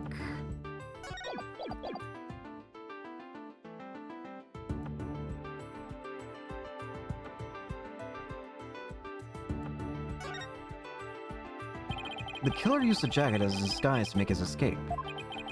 But in order to conceal that fact, he had to get the jacket back to the crime scene. So the culprit simply returned to the robotics lab later and planted it there. Contradiction solved. Objection! Except that it would have been impossible. The only people who came to the robotics lab after the killer were Prosecutor Blackwell and the people who reported the body. And they claimed that the jacket was there when they arrived. So, when do you propose this mystery man of yours had a chance to return the jacket? A puzzling question indeed. When did the culprit have the chance to bring the jacket back?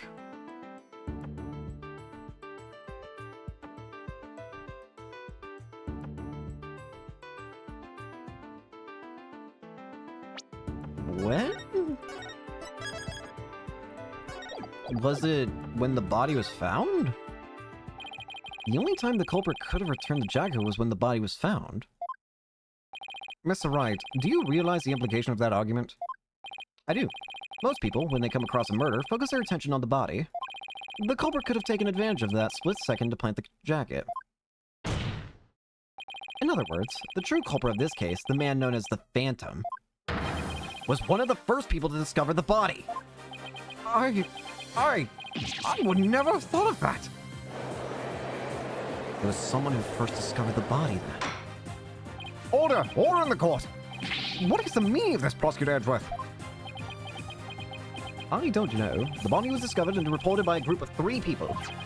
They were there to collect the space probe's capsule in preparation for the Hat 1 launch. Of those people, one of those people had a special bag to transport the capsule in.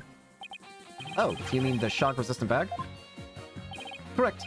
I suppose that if the jacket was in the bag, it could have been returned to the scene of the crime without anyone noticing. I'll see to it that you get the report on those 3 people. You will? We should also check the facial recognition database for that robot. If this person felt the need to hide his face with a theater mask, it might mean that his facial data was once registered. Prosecutor Edgeworth, does this mean...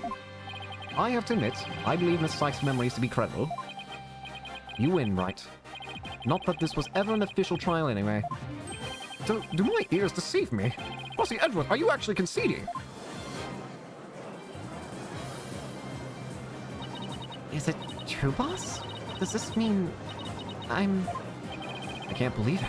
It's over. I won! I proved that both Athena and Prosecutor Blackwell are innocent. Your Honor, I see no need to further prolong this trial. Objection! Hold on, Mr. Wright. Have you forgotten who's in charge of this trial? That's right. I'm the one who's supposed to say I see no need to further prolong... Not you either, Your Honor. Now silence. the little princess who was truly beloved by Mess and who repaid that love with death? All these years, hating Athena was the only thing that kept me going. What do I do now? Can anybody tell me? How am I supposed to go on? Miss Blackwell. How unlike you, Aura. Metis was deeply passionate about her work, and she chose you as her partner. Shut up, Simon. You know exactly how I felt about her. Her respect as a coworker wasn't all that I wanted. And what did you want from her? Did you really just go there, Your Honor? Aura, there's something I've wanted to say if you will lend me an ear. I have in my possession a lead on who Metis' murderer is. You do? Right, don't know. You asked me about the identity of the Phantom of 7 years past. That's right. The Phantom. The person Blackwell's been looking for, even from behind bars.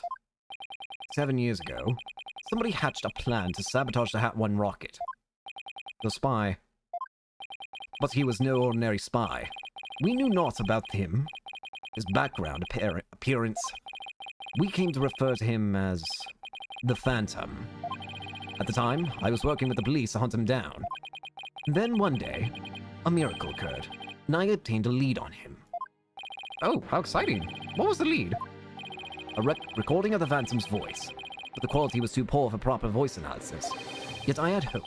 Aura's co-worker was a scientist who could analyze human emotions. So I asked her to evaluate the recording using analytical psychology. And that scientist was Dr. Sykes. Yes, a spy's greatest fears have the true identity discovered. In addition to Hat 1, Dr. Sykes' results and the recording were surely among his targets. But his search of the space center bore no fruit, so he must have started to panic. He couldn't find them.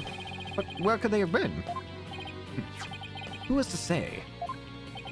Wow, I bet he's never let that out of his sight all these years. How in the world did you smuggle them into prison? Oh, I have my ways. What's more, my partner is especially talented at that sort of thing. Thanks, Taka! I worked to lure the Phantom in by spreading rumors throughout the underworld. I was even granted permission to prosecute cases to attract the Phantom's attention. Just trying to retrieve your identity, you bloody butcher, became my taunt. And what about the results Dr. Sykes drew up for you? Was there any useful information? Here, you can see for yourself. But take good care of it. It's all I have left of my mentor. I will. I'd better hold on to this real tight. The Phantom's psych profile. The subject's emotions rarely fluctuate and he doesn't experience feelings like normal people do. So he's emotionless. How curious. Psychological profile classified. Emotional output of this voice extremely weak compared to typical voices. Subject deemed to have unique psychological makeup with almost no emotional fluctuation. So they're emotionless. No emotional fluctuation, huh? A spy who experiences no emotions. Not sadness, nor anger, and naturally, no fear. He's the very definition of a phantom. A monster with no heart. Don't you see? This creature is the rot that destroyed our lives and set what ails us all into motion. A phantom, indeed. A fitting name for the one who has brought darkness to our world. Well then, it seems a faint image of this man has started to take shape. Based on what we have learned, I'd like all of you to conduct further investigation. This is not a formal trial, but I do want to follow protocol. If I may, I'd like to hand down my verdicts and bring these proceedings to an end. Whatever. Do what you want. You'll hear no more objections from me. Yes, please, Your Honor. It's over. It's finally over. Very well. In that case, Prosecutor Blackwell, could you please take the stand? As a result of this trial, your innocence has been proven. The verdict handed down 7 years ago is hereby overturned. And now, the defendant of the current trial, Miss Athena Sykes. Yes, Your Honor. Mr. Wright, thank you. Thank you for everything. Athena, you're more than welcome. If everyone is ready, I will now give my verdict. What? Edgeworth! Oh, it's not him. Is it? Wait, who? You? Apollo! What are you doing? Apollo! What is the meaning of this? Congratulations, Mr. Wright and Prosecutor Edgeworth. You uncovered the truth from 7 years ago, and you saved Prosecutor Blackwell. However, I can't allow this trial to end just yet. Oh, great, Apollo! Why, Apollo? Why would you do this to us?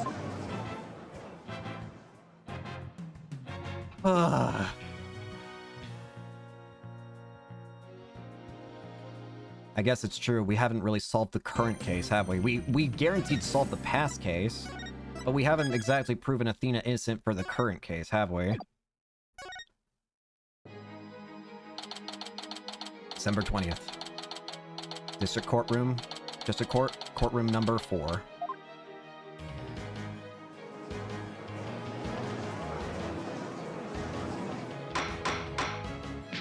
Mr. Justice, please explain yourself. It's very simple. There isn't much to explain.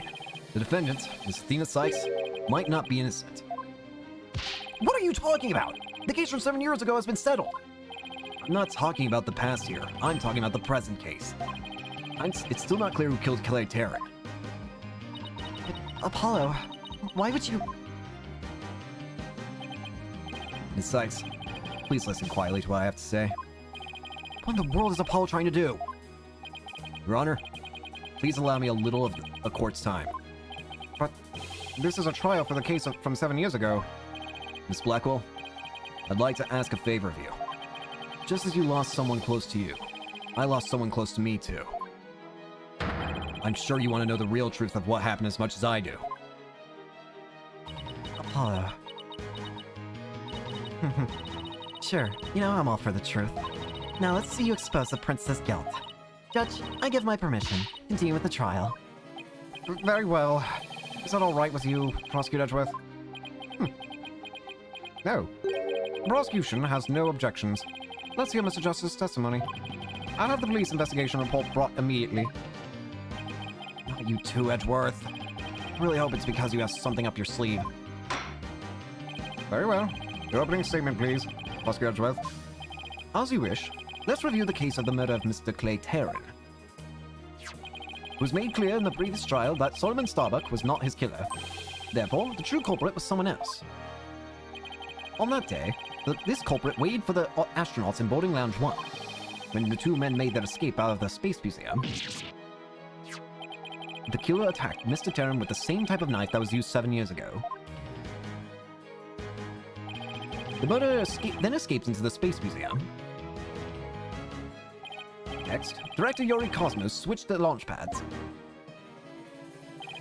After that, the culprits exited the Space Museum and escaped via boarding lounge 2.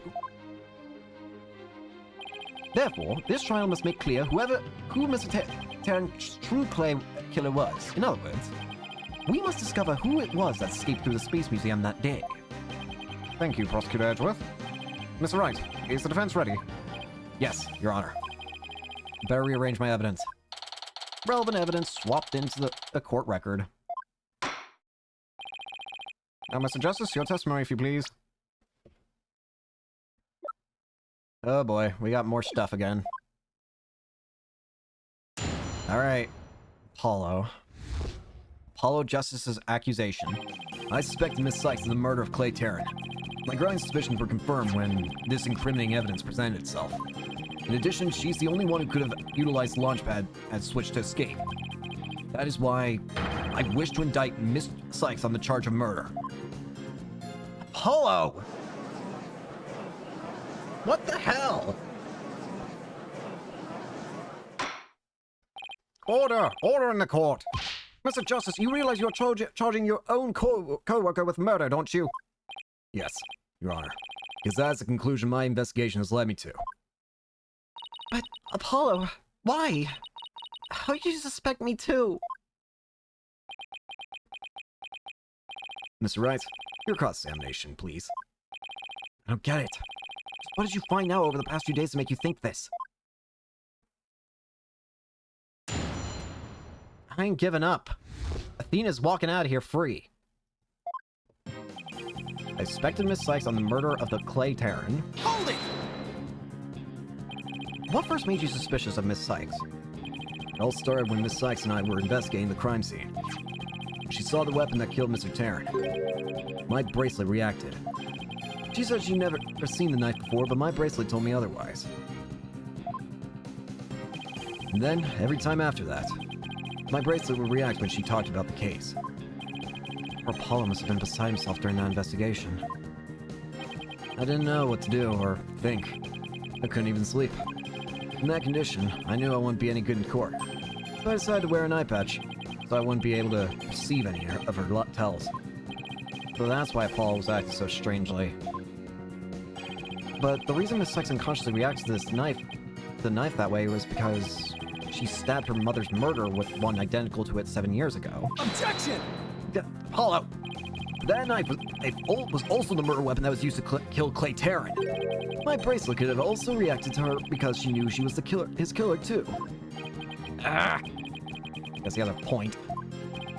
But my bracelet wasn't the only reason I became suspicious of her. My growing suspicions were confirmed when this incriminating evidence presented itself. Hold it! That's the lighter that was found in the Space Museum with her fingerprints on it, right? But even if it seems decisive, there must be some other facts we don't know about it yet.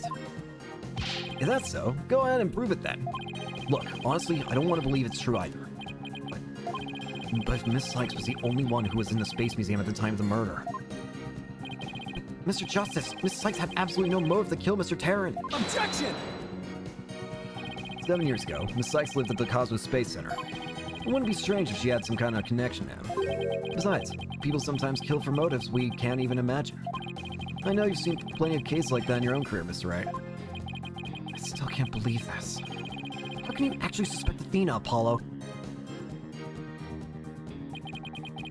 In addition, she's the only one who could have utilized the launchpad switch to escape. Hold it! What do you mean by this? Isn't it possible that somebody else used that same escape route? I'm afraid not. That's right. Why not? Recall that there's a security camera in boarding lounge 1 aimed at the launchpad door. It's the camera that captured Mr. Terran and Mr. Starbuck. But there's also another security camera in boarding lounge 2.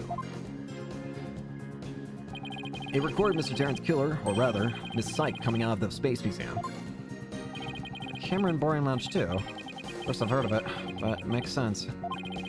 Athena said she had snuck into the Space Museum the night before the incident.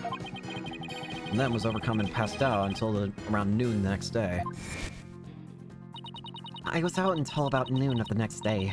I didn't even know about the explosions. When I woke up, nobody was around, so I just went out into boarding lounge 2. That must have been when the cameras captured her. And that's what made Apollo suspect her even more. Wait a minute.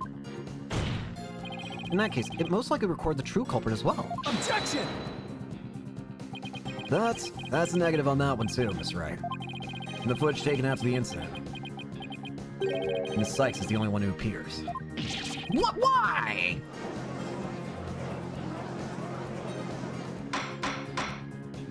Order in the court. Can't be! But if it is, then it is incredibly incriminating! Wasn't it you who proved in the previous trial that the way the true culprit escaped was via the Space Museum after the pads had been switched? The fact you previously proved turned on its ear, leaving your client high and dry. I must say, that is vintage Phoenix Wright. Shut up. Shut up, Edgeworth. I don't need your sass right now. He's not even, like, trying to argue at this point. He's just sassing me. That's why I wish to indict Miss Sykes on the charge of murder. Hold it! Believing in your client to the end is a basic principle of good defense. Shouldn't you extend that same principle to your own coworker? You're probably right. Maybe I'm not even fit to be a lawyer. However, I don't care. This case is special to me.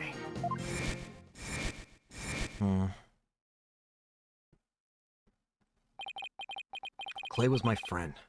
And that's why I just have to know the truth.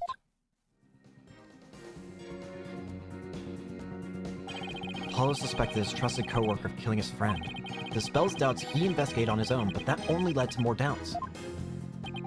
Apollo must have been really struggling with this. Well, Apollo may have doubts, but I got none. I'll say it again. Athena Sykes isn't the murderer. And I have only one thing to say. Evidence is everything in court. Well, Mr. Wright, think you have the concrete proof to knock down my arguments? Your arguments have been very clear, Mr. Justice, and your facts appear to be indisputable. Well, Mr. Wright, what do you think of my theory? Stupid. Looks like not even you can deny it. Miss Sykes was the only one who used the only possible escape route. Under these circumstances, there can be no other suspect but the defendant. Unless you think there was an alternative escape route. Is that what you think, Mr. Wright? Is that what you think, Mr. Wright?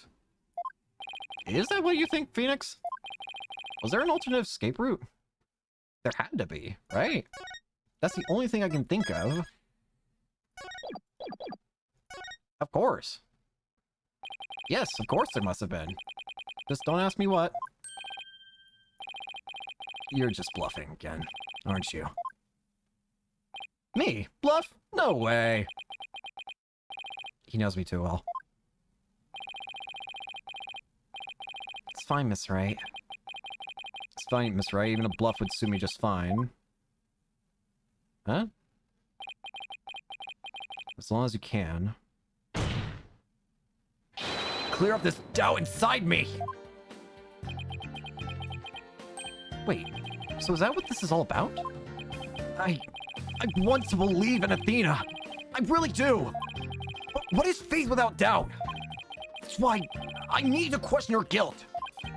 So that once the truth finally comes out, I can really fully trust her. So that you can really trust me? It seems your junior partner has just showed us what trials are truly all about. I believe you're right. We prosecutors painstakingly question every detail in pursuit of the defendant. We lawyers believe in and defend our clients to the end. When both sides go all out against each other, that's when we discover the truth. Precisely. And when the battle is over, we will understand the true meaning of trust. That is exactly what trials are about. Wouldn't you agree? Yes. Couldn't ignore the seed of doubt that was growing inside me. So I decided I need to face it head on. No matter what the truth is that's weighing ahead, I won't be afraid. So like Apollo, always uber earnest about things like this. Mr. Justice, I vow to dispel every last bit of doubt in your heart. Good. Because I want to believe in Miss Sykes again. You're really hoping there was an alternative route, aren't you, Apollo? If I use the process of elimination, there really aren't that many possibilities. Director Cosmos was at the southern exit, leaving only the control room and the corridor to the Space Museum. Which door could the culprit have escaped through? Come on, Mr. Wright, where do you think that culprit escaped to?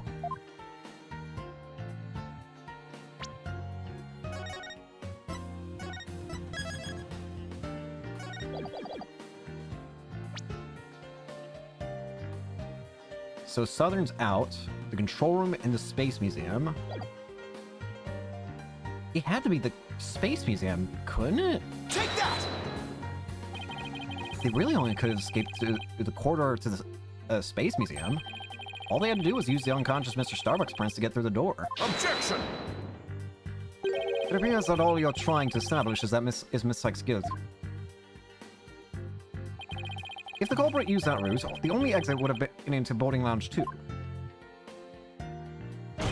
The logical conclusion of your argument is that the killer is none other than the defendant. Knew it. That's the only way it could be, huh? If the culprit escapes through the corridor that leads to the Space Museum. And I guess it's true. The only exit would have been into the boarding lounge 2.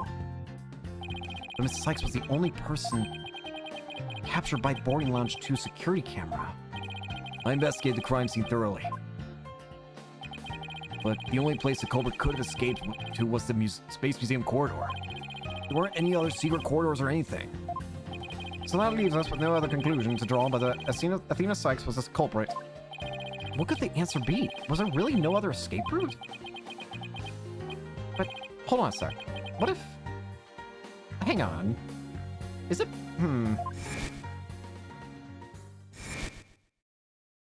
Wait. What if... Where did those mysterious leaves we saw in the corridor come from? Does the door stay open? Is it possible the person could have jumped out? What if there are clues of the culprit's real escape route? Wait a minute. Could they have jumped? I think it is possible that the culprit escaped into the Space Museum, but then came out using a route other than the boarding lounge 2. Oh? Launchpad 1 and the Space Museum were switched after the bombing, meaning the Space Museum corridor was moving along the rail at the time, which is exactly when an alternative escape route opened up for our culprit. Are you kidding me? Judging by the intense look in your eyes, I take it you're serious. Very well, then, Mr. Wright. Do tell. Where could the culprit have gone from the museum corridor besides boarding lounge 2?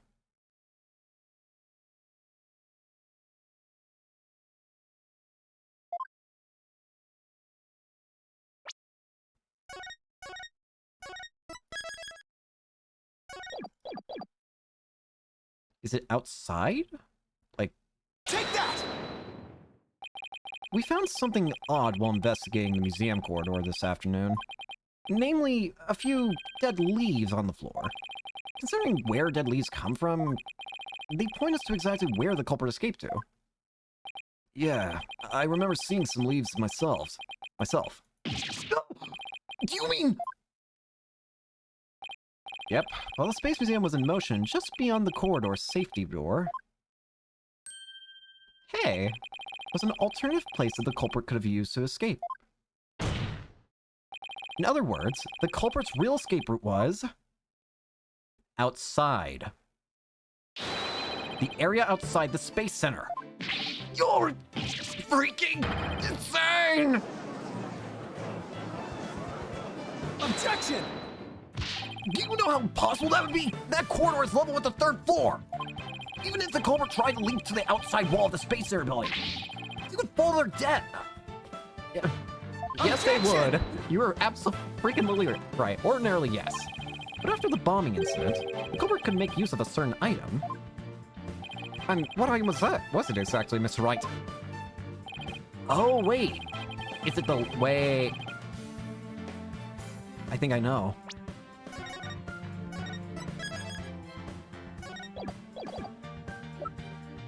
Would it happen to be an emergency ladder? Take that! An emergency ladder?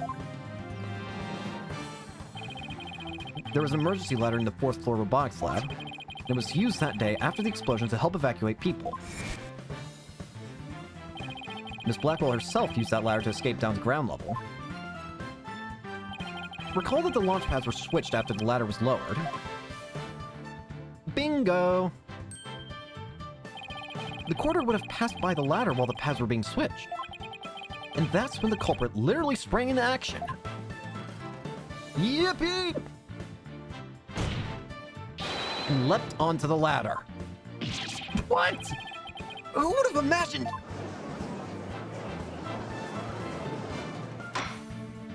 Order! Order in the court!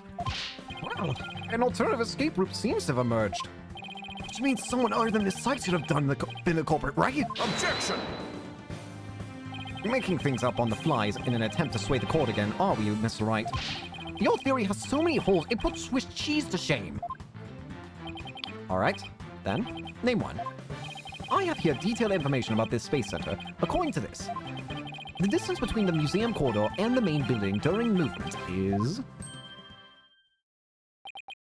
a full 20 feet. Oh. 20 feet? You're pulling my leg, you right? In addition, the corridor is 3 floors from the ground, or roughly 50 feet. What's more, the culprit would be leaping to a precarious place. An unstable ladder. Human beings feel fear in dangerous situations. It's a basic survival instinct. An ordinary person would certainly hesitate before jumping. Ordinary? But we're not dealing with an ordinary case, are we? Or even freeze in fear or not jump at all. Objection! I have a feeling I know what's happening here. But the culprit just hadn't just murdered someone. They weren't in an ordinary state of mind. Objection! You're an idiot. Nevertheless, why would they have taken that kind of risk? They could have waited for the switch to be complete and escaped to boarding lounge 2. Objection! Because there was a security camera in boarding lounge 2. The culprit knew they would be recorded if they left the Space Museum that way. Objection! In that case, the culprit could have hidden in the museum until things settled down, and then blended in with the other people after the museum was opened. That's a good point. But you claim that, despite all this, the culprit took a 20-foot death-defying leap. And all in the brief moment the corridor and the ladder passed by each other. That's also a good point. They would have needed a running start while the corridor was moving to make that jump. If their time was off, or if they couldn't jump far enough, it would have been instant death. What kind of person would attempt something like that? Stop bringing up good points, Edgeworth. No. This true culprit of yours is nothing but a figment of your imagination. Why do you always have to point out every flaw? Mr. Edgeworth's boy, that does sound pretty insane. The culprit would have to be someone who feels no fear, like a stuntman. That's it. But everyone feels fear on some level. Right? No. Wait a minute. It's the same. Aha, I've got it this time. There is one person. I can prove that there is someone who could have used this alternate escape route. Oh, can you now? This proves the possibility of a person who could have used this alternate escape route. Anyone who can feel fear would of course do that. Well, of course not do that, I'm sorry. But what if they can't feel at all? Take that! What's that, Miss Wright? This is a certain person's very interesting psych profile. The subject doesn't experience feelings like normal people do. In other words, this person doesn't feel happiness, sadness, or fear. Doesn't feel fear? Right? You can't be serious! Without the constraint of fear, he could easily do what an ordinary person wouldn't dare. Just as you or I could do a broad jump on the ground without the slightest fear, this person wouldn't have any hesitation. This subject could make a 20-foot leap, 50 feet up in the air. He could choose this extreme way of escaping without hesitation. So you're saying that to a person without fear, the alternate route would be quicker and eliminate the chance they'd be spotted? Exactly. That's definitely pretty extreme, Mr. Wright. But was there such a person there at the scene? Yes. The Phantom. That mysterious shadowy figure who keeps popping up. Oh dear. Phantom. Again! I knew the Phantom was there behind the scenes of the Space Center bombing, but I wasn't sure if he was connected to the murder of Clay Terran as well. However, now it's all clear. The Phantom is the one who not only bombed the Space Center, but also killed Mr. Terran. What?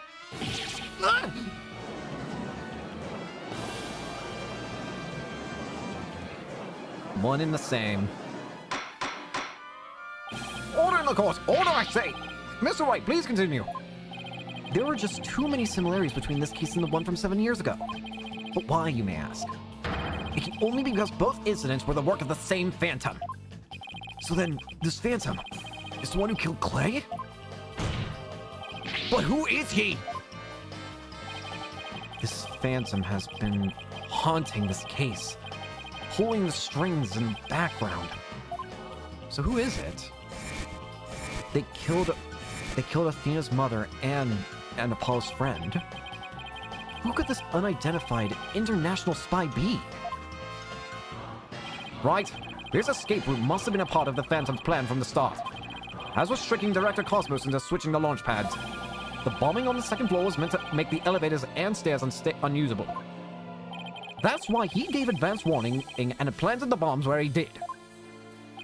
Yes, I think you're right. But it doesn't explain this one last thing. So I lowered my emergency ladder like Detective Lee in the evacuation told me to. But it was... No. No, there's no way. The box lab wasn't the only room with an emergency ladder. But he couldn't have made that leap unless he was certain which one it would be. So you mean... the Phantom must be someone who knew that particular ladder was going to be used? That's right. Who could it be? Wait a minute. So I lowered my emergency ladder, like the detective leading the evacuation. Are you kidding me? Are you kidding me? It's not him, is it? But it makes sense somehow. Miss Blackwell lowered the ladder after being told by the detective leading the... Ah! You've got to be kidding me! Did you figure it out, Wright? Do you know who the Phantom is? Yes, I do! Who is it? Who killed Clay? There's only one person. Our mystery spy, known as the Phantom, is none other than... Bobby Fulbright!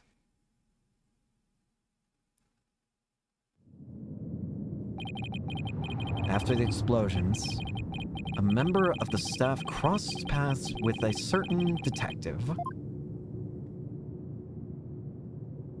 I was on duty on the 4th floor. It was quite the madhouse, I tell you. As for the detective who was leading the evacuation from the 4th floor, he had a very specific objective in mind. So I lowered my emergency ladder, like the detective leading the evacuation told me to. There's only one person it can be. His objective was to secure his own escape route. We lowered an emergency ladder from a 4th floor window and escaped that way. Once everyone else got out safely, I made my way down too and headed to the shelter.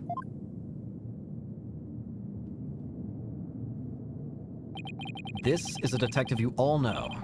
He's even the lead detective on the current case.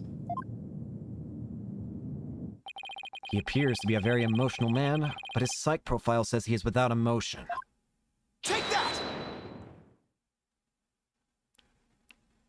I can't believe it. It's you! What? Are you saying... You mean the Phantom is Detective Bobby Fulbright? Exactly. We were all taken in by his fake persona. Detective Fulbright's real identity is the Phantom. It's the only thing that makes sense. Order! Order the court! Mr. Wright, how could this be? That's easy, Your Honor. Detective Fulbright was leading the 4th floor evacuation effort. Our first clue is that he made no attempt to have any other ladder put to use. The ladder in the robotics lab is the only one he ordered to be lowered. The second is that he directed everybody to the basement shelter via this ladder. Verily, it was all a part of his plan to create an escape route. It's him. After Detective Fulbright saw to it that the ladder was lowered from the robotics lab, he did a death-defying drop. He went to the lounge where he killed Clay Terran and escaped into the Space Museum. The museum started moving slowly, so he waited for the right time and got a running start. And just as the corridor was passing the ladder, he leaped onto it. Ugh, I don't believe it. How bad a detective did all that? Was it really him? I mean, all this time, I thought... Sorry, we didn't catch your name. My name? I'm Bobby Fulbright. The heroic detective who defends our good citizens from evil. The champion of justice who comes running whenever you're in need. And my catchphrase, it's in justice we trust. Then his concern for Simon was also one big act? I swore to reform Prosecutor Blackwell and make him a valued member of society again. So I can't just sit by and watch him give in to his emotions and tear the defendant apart. That monster killed Clay. He had me completely fooled. Come to think of it, he's the one who brought that bloodstained liar to court too. The scumbag even made me turn on Athena. Damn it! How did I fall for that? Oh, he didn't have wormed his way into the police department as well. Ugh. No more. Your Honor, the defense demands to question Detective Bobby Fulbright. Yes, I agree that we need to hear from him right away. The court will take a short recess and then Detective Fulbright will take the stand. I can't believe it. It's him. The guy we've been with this entire freaking case. And has been the most emotional character. I swear to God. It's the emotionless murdering Phantom. Are you kidding me? I don't even have it in me to do this bottom line anymore. Thank you so much, Mr. Wright. If it wasn't for everything you did, I... Don't thank me yet. We still have an uphill battle fight. You got it, boss. Apollo. Apollo. Well, this is awkward. Athena, can you do me a favor? Huh? What is it? Could you punch me, please? What? Why should I do that? Because I should have believed in you. Oh, Apollo. I let the sea of doubt inside me get the best of me. I'm really sorry that I didn't... Ow! Don't be such a dope. I was really touched by what you did. She punched me anyway. Huh? Now what are you talking about? I want to believe in Athena. I really do. But what is faith without doubt? That's why I need to question her guilt. So that once the truth finally comes out, I can really fully trust her. Oh, You took the time and effort to genuinely think about who I am and what I'm made of. After all that, how could I punch a true friend like you, Apollo? you didn't have any trouble slapping him a second ago. Thanks, Athena. And thanks for waking me up to reality again. Guess I know now who to call if I ever get sleepy in the court. Looks like you have some promising young people working under you. Is it? It's you! Edgeworth. Yeah, I think they're pretty great myself. And they're not afraid to keep me in line. Anyway, I have some very good news. Aura Blackwell has surrendered and the hostages have been set free. Trucy and all the others. Oh, thank goodness. Miss Blackwell said she had something she really needed to do. So I grant her special permission to do what she must.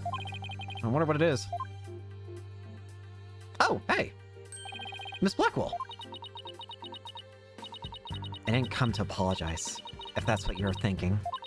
My actions are what allowed the truth of what happened 7 years ago to come to light.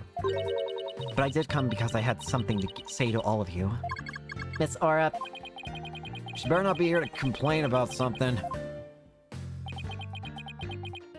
Miss Blackwell, I want to apologize to you. The fact that you couldn't trust the court system is our fault.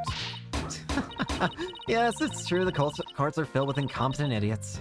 Still, I suppose I could let you handle the rest of this case for me. Oh, Miss Aura, does that mean you're finally starting to trust the system again? No, of course not. Be quiet, hunk of junk. I only trust certain people at this point. That's what I'm assuming she's gonna say.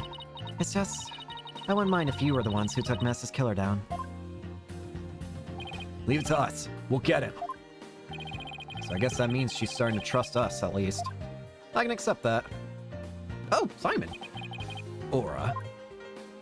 Simon, I'm so glad both you and the princess were cleared of all suspicion. It's all thanks to me and my robots. You better be grateful. I never imagined you would go to that far. Though you always were extreme. But I don't recall ever requesting your help. As close as ever, I see. Well, now that you've been released, I guess it's my turn to go live in the slammer. What? I just hope you're not the prosecutor for my trial. You'd probably give me the death penalty. You know me all too well. I guess love can take on a variety of expressions, including stunted in their case. But I truly was about to be executed tomorrow. Though, because of you, it looks like I won't be crossing the sticks just yet. You have my heartfelt thanks, Aura. I'm sorry I caused you so much anguish. Simon. Aww. I'm so glad, Simon. So very glad to hear you say that. Aura?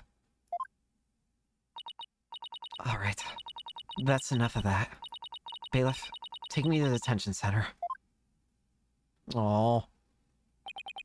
Miss Blackwell did was inexcusable. But it's clear she did it out of love for her brother. I still can't wrap my mind around Detective Fulbright being the Phantom. I can't believe he killed Clay.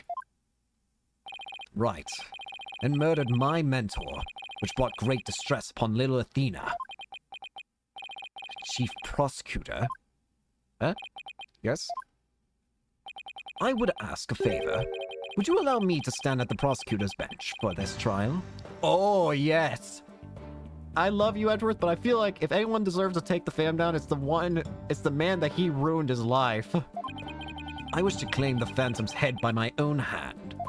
I accept this. Please do it. That was my plan all along. After all, it's highly unconventional for a man of my position to stand in court. Yes! Sir. The formal paperwork has yet to be filed, but you are hereby conditionally released. Please take the prosecutor's bench in your official capacity and uncover the truth by your own hands. I'm much obliged. He's finally... The day to part with these has come at last. Chief Prosecutor, could you? Yes! He's free!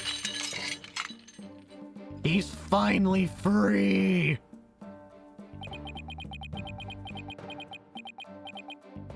How long have I waited? Maybe it's the sense of freedom, but even the air seems fresher, the lights brighter. And I will relish slashing that blackguard Fulbright to shreds without mercy. Yes. I don't have to be able to read his heart to see how happy he is. It's so happy. So glad I won't cry just yet. After all, we still got trial finish. It's okay to cry, Athena. I promise. Prosecutor Blackwell. Mr. Wright, please avenge Clay's death for me. What are you talking about, Apollo? You're coming to the defense's bench with me. I am? Well, I can't expect Athena to assist me now, can I? She's a defendant. That leaves you, Apollo. But are you sure? You want me? I took a leave of absence and everything. Well, our office is pretty short-handed, and you're all I've got. Thank you, Mr. Wright.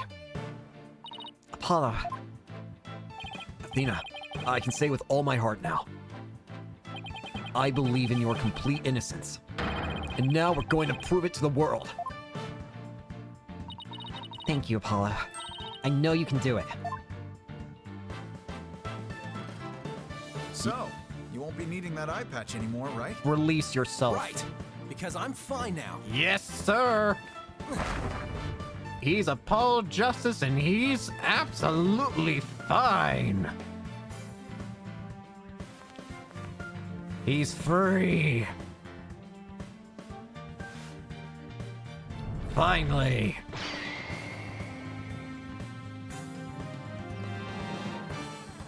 Yes, now this is the Apollo I know. Welcome back, Apollo. It's almost time for the trial restart, though it looks like you have things well in hand. Yep. I should head back to the prosecutor's office. But why? I want to look into a few things, namely, the first people on the scene 7 years ago, the facial data registered by the robot, and Detective Fulbright's background. Sounds great, Edgeworth. Thanks. I expect to be repaid with a victory, right? No, if you'll excuse me. Finally time to get that bastard. Okay, you two all set to go? You bet I am! Let's do this.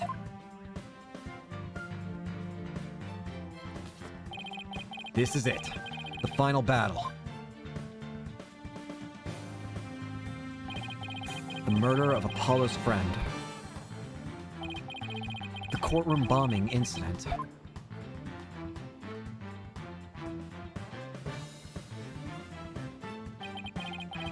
And the case that ushered in the dark age of the law 7 years ago. Destiny has called us to bring the one responsible for it all to justice today.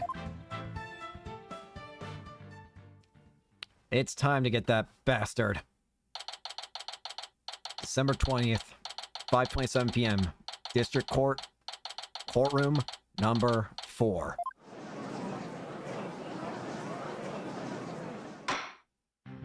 Let us now reconvene.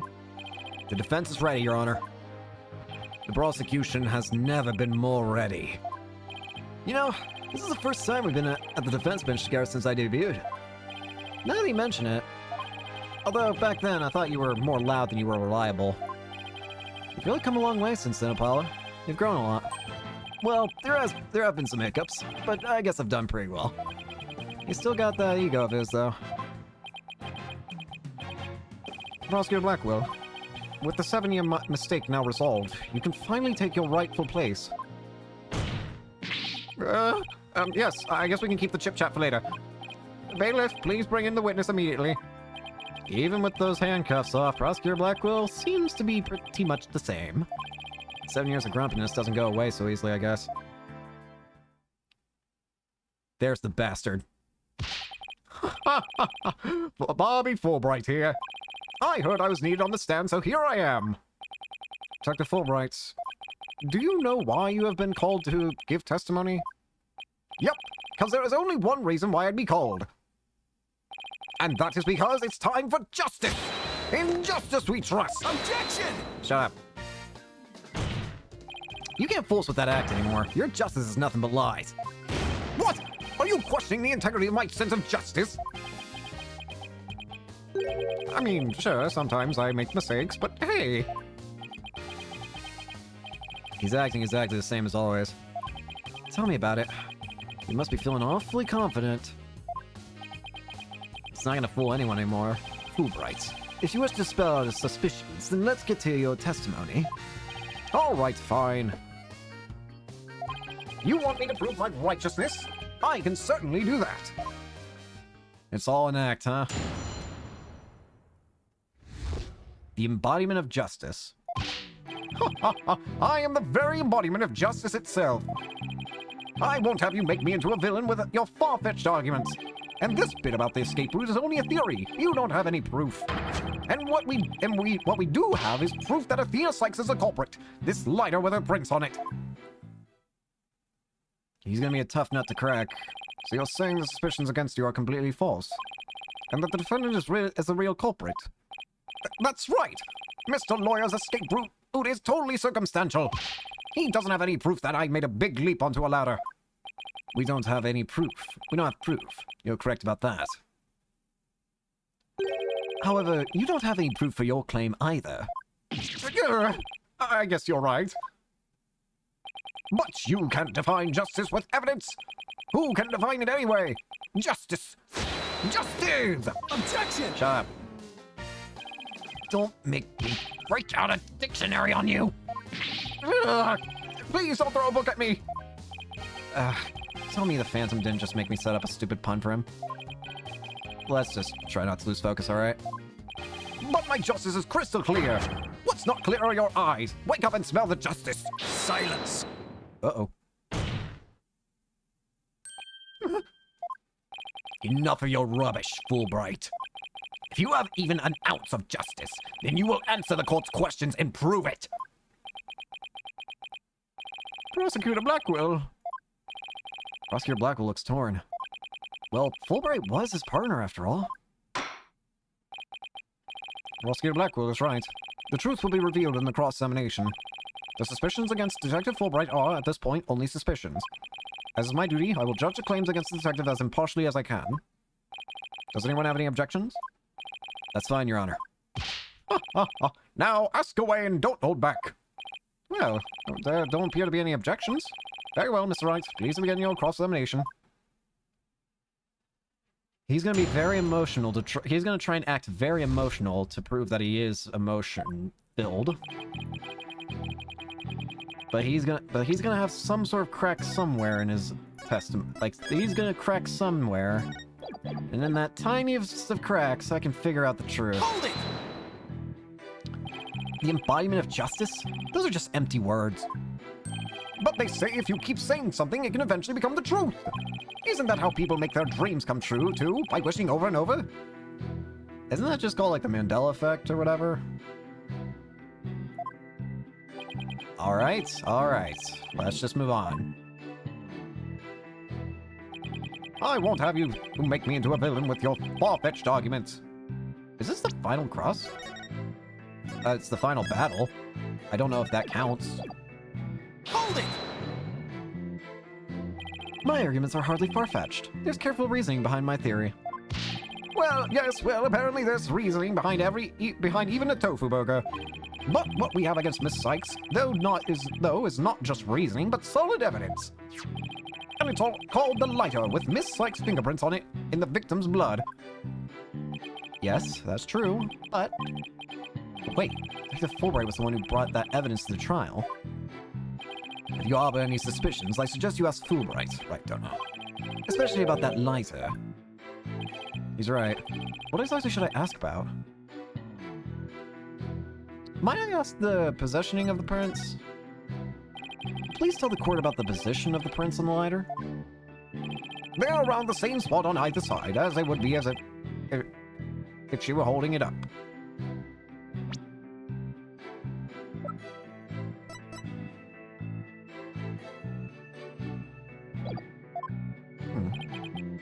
I suppose if it was used to light the room, would it be held that way? Could you please add that statement to your testimony? The prints were placed just the way they would be as if someone were holding it lit. Wait a minute. Let me look at that lighter again. If you were to So it's held... So we assume that...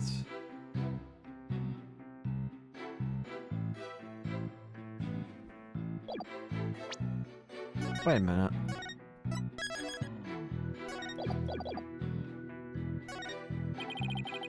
Whoopsie daisy. Looks like he's sticking with Athena as the culprit. It doesn't help that he has the evidence. Let's press him on everything until he cracks.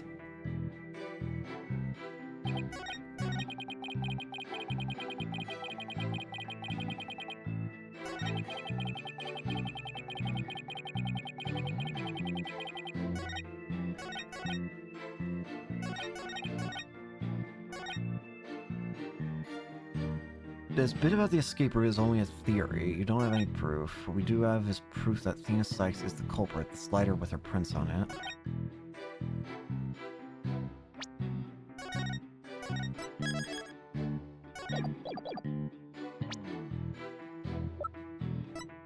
Objection! I'm wrong. The witness's statement is contradictory to...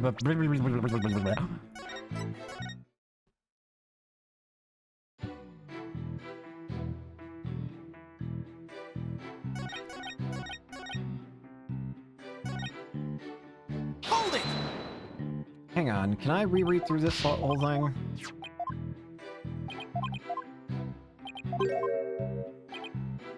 What about the number prints? So how many prints were found exactly? 3. The thumb, the index finger, and the middle finger of the right hand.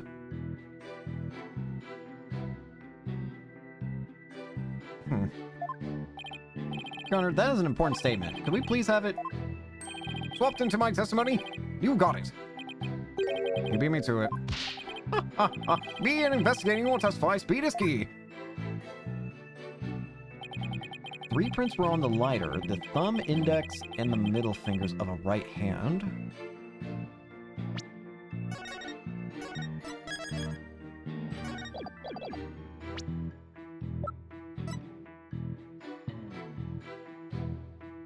Objection! Finally, we got a problem. You say the prints were from a right hand, is that correct? That's right. Very clear prints. But that just doesn't add up. Huh? What doesn't add up? According to Miss Blackwell, who saw the culprit herself, this person held the lighter in their left hand. Oh. So here's the dilemma before us. Why are the prints on the lighter from a right hand instead of a left? You're right. It doesn't make sense, does it? Your Honor, this lighter can hardly be called incriminating evidence. The witness's claims don't even hold water. Detective Fulbright, I hope you have a good explanation for this. I just can't understand it. They're definitely right-hand prints. But then, why are they inconsistent with Miss Blackwell's statement? I've got it! What have you got, Detective? The mirror! The witness must have seen a reflection of the culprit in the mirror. Go on.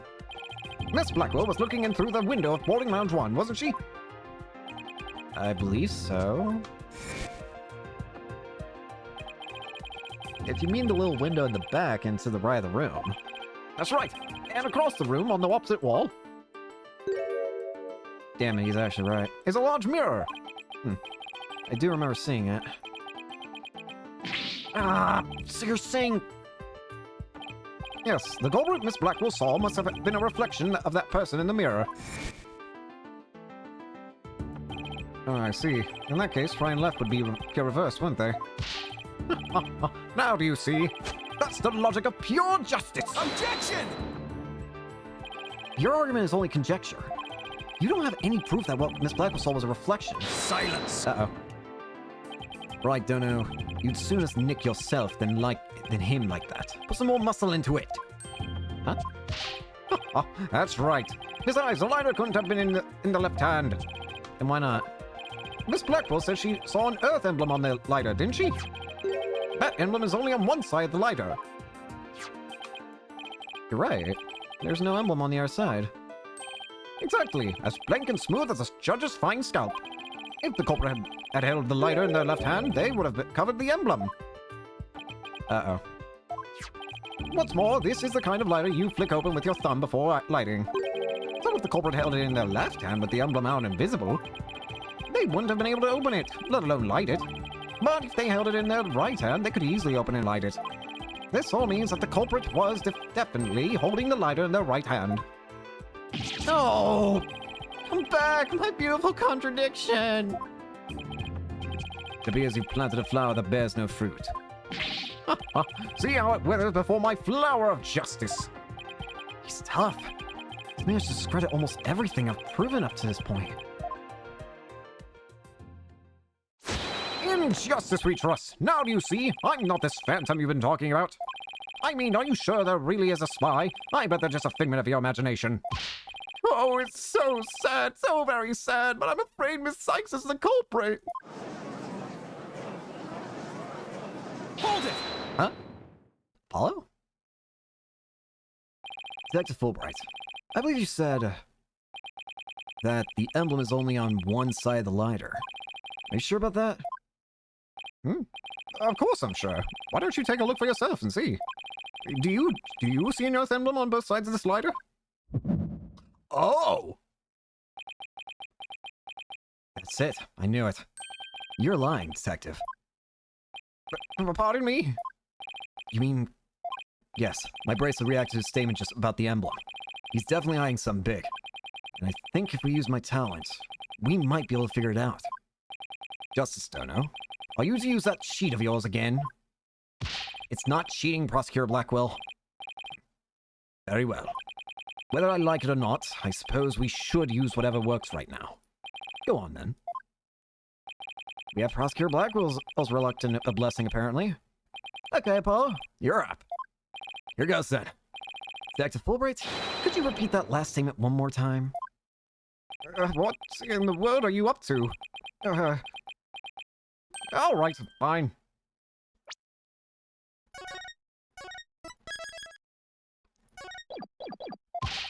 I'll say this many times as you like. Listen carefully.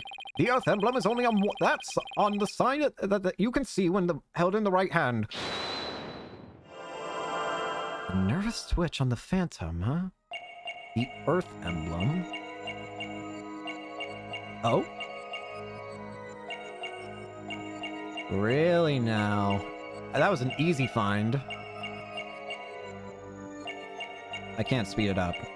I have to wait here, but that was a very easy tell. Especially for the Phantom of all people. But, hey, if it works, it works. Right when he says the Earth emblem, a very noticeable twitch of the thumb occurs. Gotcha! May I ask why your left thumb twitches? Gotcha. Detective Fulbright, you might not be aware of it yourself, but whenever you say the phrase, the Earth emblem, your left thumb moves. In fact, it appears as though you're running it along the edge of your holster. Mr. Lawyer, I don't have the foggiest notion of what you're talking about. Be that as it may, I know there's something to do with the lighter. Let me examine it. But why? You're not making any sense. You can't just... Silence! Be still and do as you're told, Fulbright. If you have nothing to hide, you shouldn't mind them having a look-see, should you? What? Not you too, Prosecutor Blackwell! Too bad, buddy. I'm not sure what this is all about, but if Prosecutor Blackwell insists, it must be something important. Allow the defense to examine the lighter. Good. Then maybe we can learn something new. I hope so. Let's check every inch of this thing. I want to check that Earth emblem.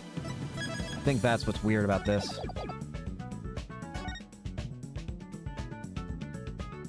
So this is the Earth emblem Detective Fulbright was talking about. See anything noteworthy? Hey, look at this!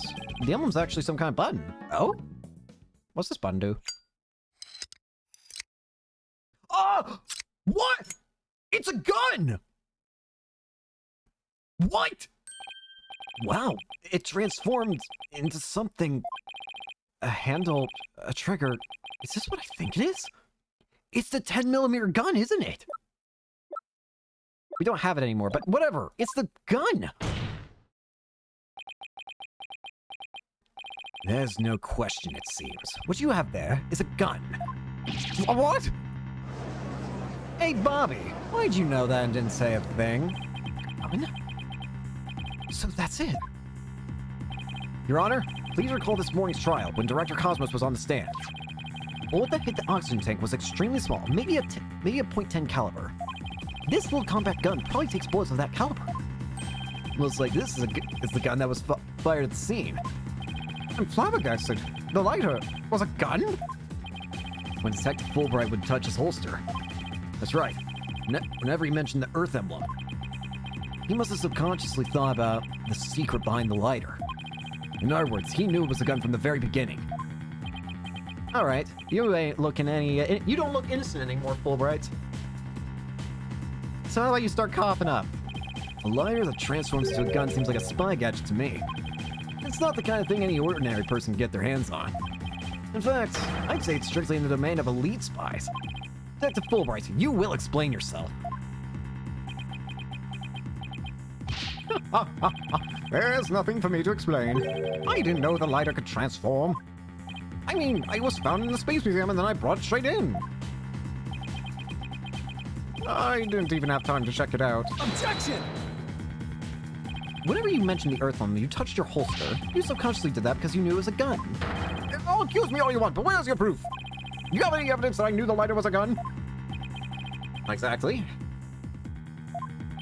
And whose prints are on it? Miss Sykes' print. It proves that she's the culprit who fired the gun at the scene. It would appear that the detective is right. Are you guys really trying to prove your client innocent or what?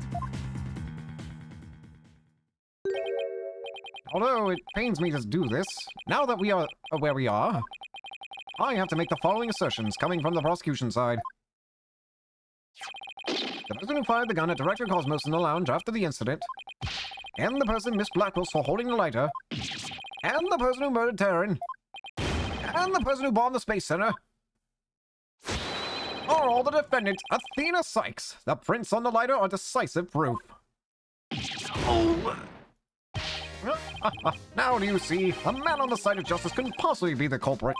And I think this about sums up Miss Sykes' part in this whole affair. The evidence certainly does seem to point to the defendant's guilt. Do you have anything to say, Prosecutor Blackwell? Evidence is everything in court.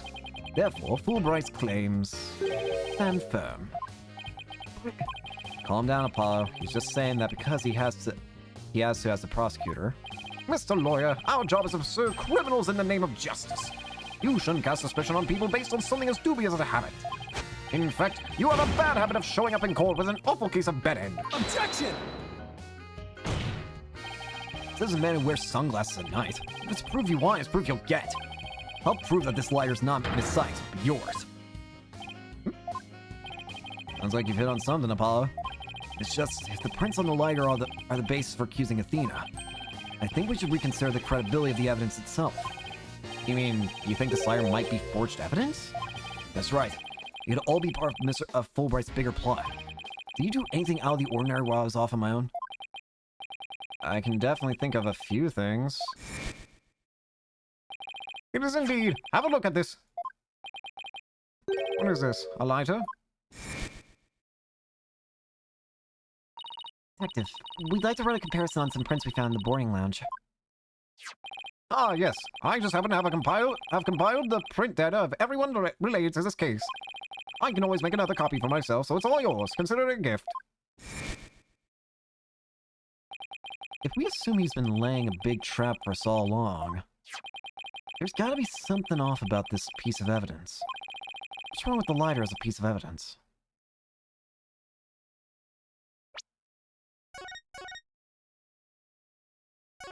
Wait. Would it happen to be the placement? Anything odd about where the prints are? No, I guess if it was fired as a gun, then that's about where the prints would be. But there's gotta be something off about this.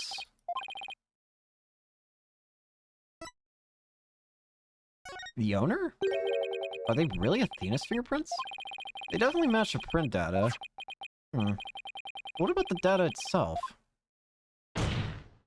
Detective Fulbright, you were the one who provided us with the lighter and print data. Isn't that correct? Yes. What about it? You say Miss Sykes' prints match the print data, but I have to wonder, was the data you used official? Mr. Wright, are you suggesting that the evidence might have been fabricated? I guess there's only one way to find out. Let's re-examine the prints. Using the official sanctioned print data of the people involved in this case. What? You dare insult the epitome of justice and integrity! There's no need for such antics. Silence! Your Honor, I lend my voice to the defense's request. You must allow the test to be rerun. Very well, bailiff? Let's see here. Ah, it appears that the official data is here. And the results? It's just as the defense claims. This proves that the prints on the lighter do not belong to the defendant.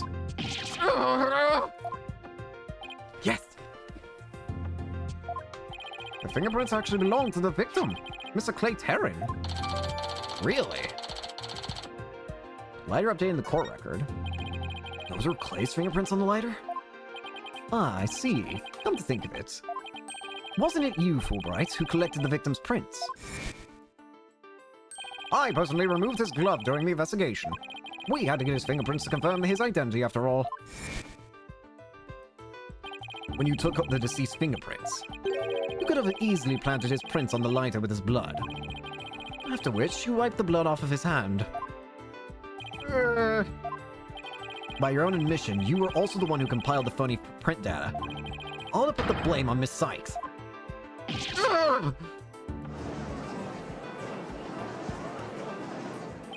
This ploy must have been to distract us from the Phantom who was behind everything. You were out to create the impression that the Phantom wasn't the true culprit. So, does this mean Detective Fulbright really is the Phantom? Remember the killer's escape route.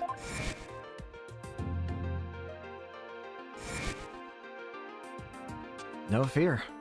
No ordinary person would have been fearless enough to attempt it. Nobody but the Phantom, the man with no emotions, could have done it. Detective Fulbright, you were the only one who could have used that escape route.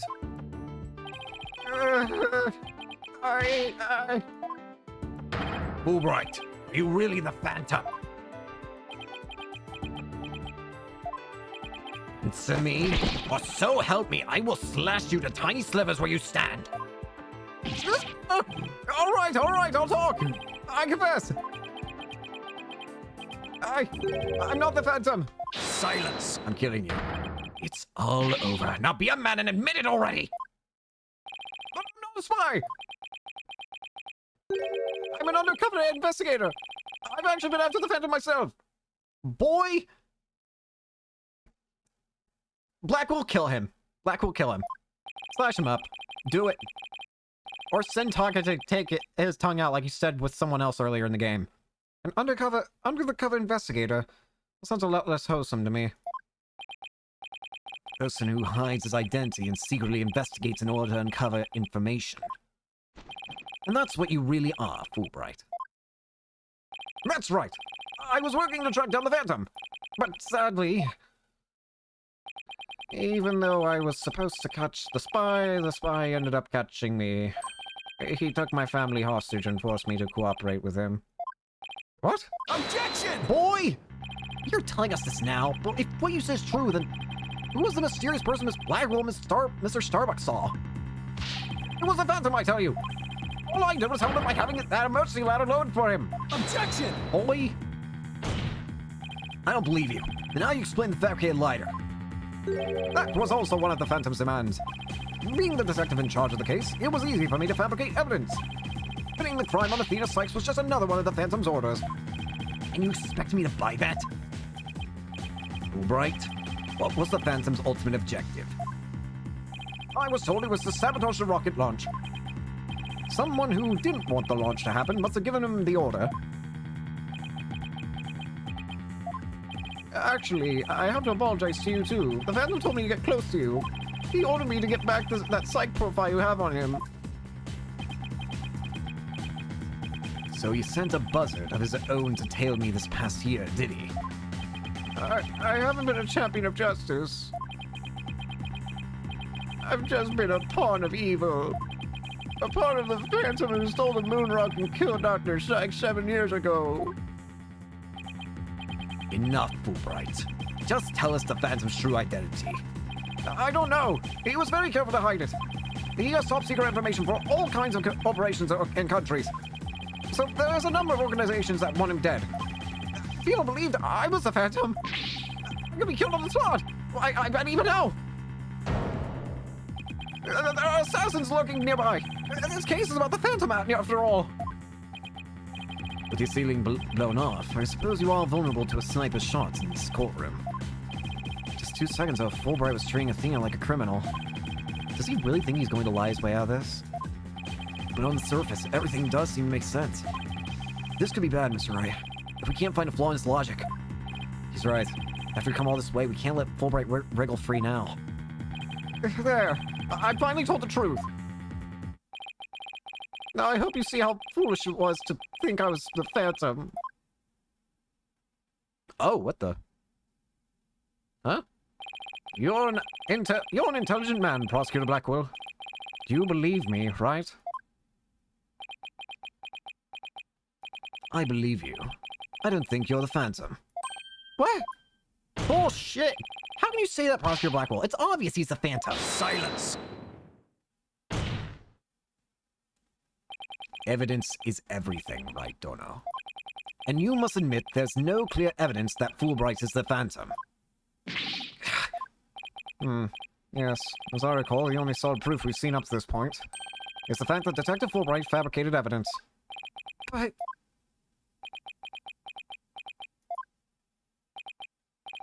I've known Fulbright here for a year now. And all this time, he's been quite intent on rehabilitating me. I don't believe him. His efforts were a lie. Prosecutor Blackwell! This fool truly thought he could reform a death row inmate like me. He went so out of his way in his efforts for me, he actually became quite a nuisance, really. Prosecutor Blackwell, you believe me? Please tell me Prosecutor Blackwell hasn't really been taken in by this big phony. However, even if it was against your will, you still acted as the Phantom's accomplice. You will have to pay the price for that. Kill him. Throw yourself at my mercy, and don't you ever betray me again.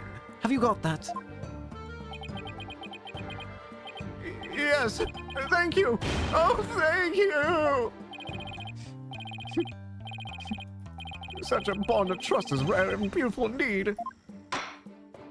In any case, it looks like everything has been resolved. I can now hand down a not guilty verdict with confidence. Very good. I'm very glad to hear it. It's all over. Everything's been cleared up, and Miss Sykes will go free as well. No, not yet. Mr. Wright, we can't let the trial end here. If we do, the Phantom, the man who killed Clay, will get away. I know, but... What do I do? I don't have any proof Detective Fulbright's the Phantom. Is this it? Is he gonna get away just like that? Now, if you'll excuse me, my next investigation awaits. And with that, I'm off. Hold it. Who is it? Athena. The defense... No, wait. Not the defense. The defendant feels it's not time for a verdict yet, and would like to see this trial continue. What? But I was just about to declare you innocent of all charges. I'm not opposed to that. It just doesn't feel right to be standing here. Hey, Apollo, think you could scooch over? What? Hey! I don't got space anymore, man! Athena, what are you doing? Hope we don't get held in contempt of court. I have some questions for you, Detective Fulbright. Are you relieved that you are no longer under suspicion of being the Phantom? Are you grateful to Prosecutor Blackwell for what he's done for you? Of course I am, and I'm truly grateful from the bottom of my heart. Athena, where are you going with these questions? I have yet to hear a single emotion behind any of Detective Fulbright's words, boss. The suspicion against him has been cleared up, but he's not feeling happy at all. What? Does that mean he's the Phantom? We may not have any evidence, but the heart doesn't lie. That's it. With your special ability, we just might be able to stop him.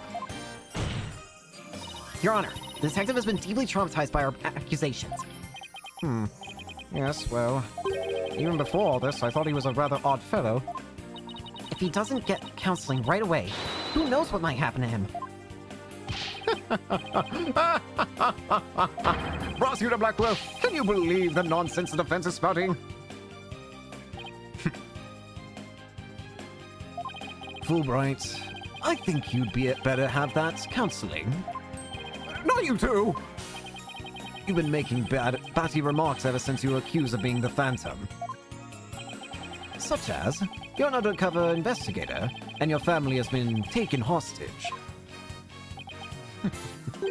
I fear you might have finally lost it. But I thought you believed me! Silence!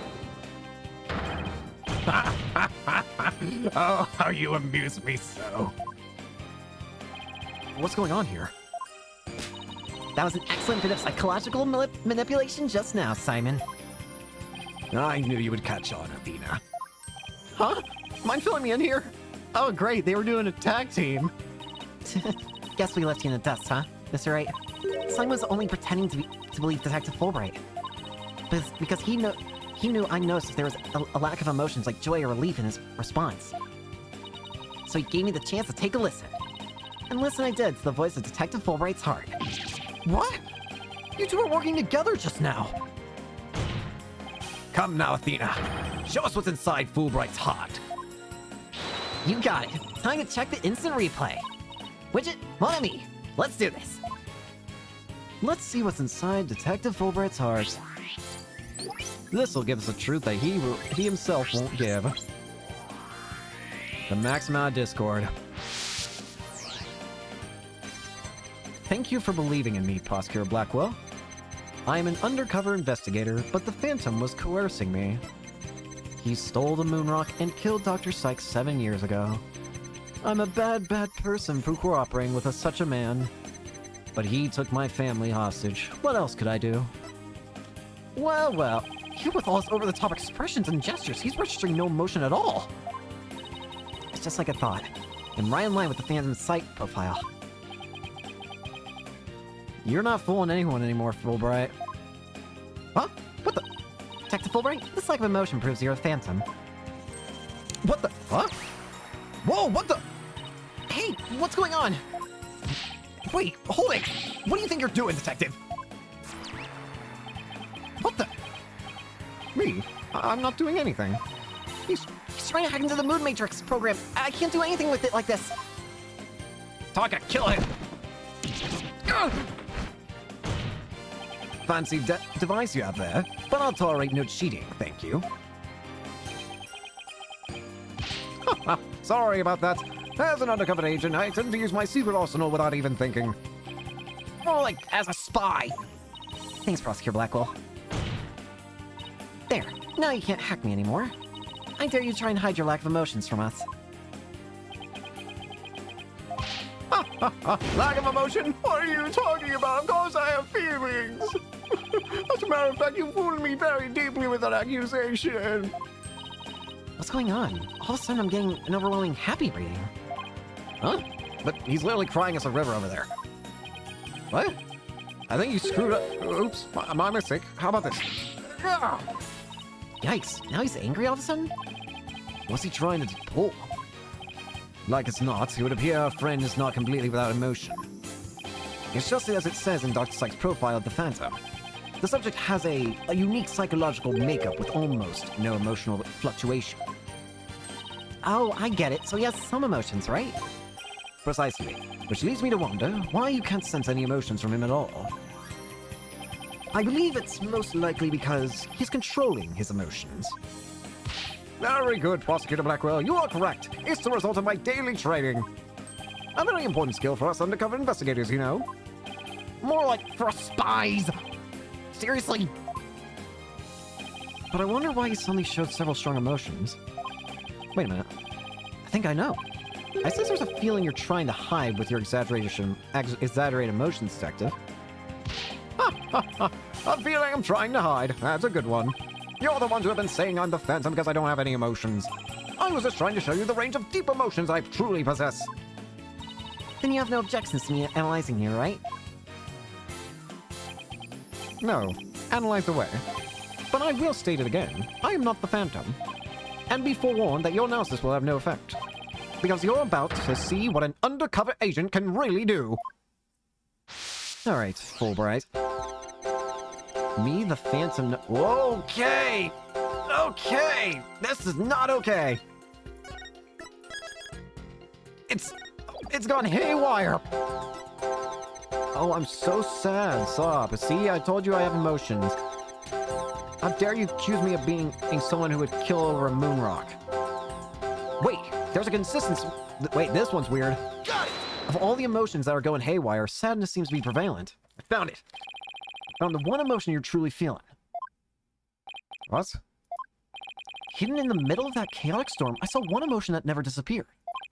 When you talked about the moon rock, you felt a fear that wouldn't fade. Fear? Huh. A fear that a man with hardly any emotion feels, huh? And it was a response to that moon rock. Back to Fulbright. I presume you feel fear concerning the moon rock because...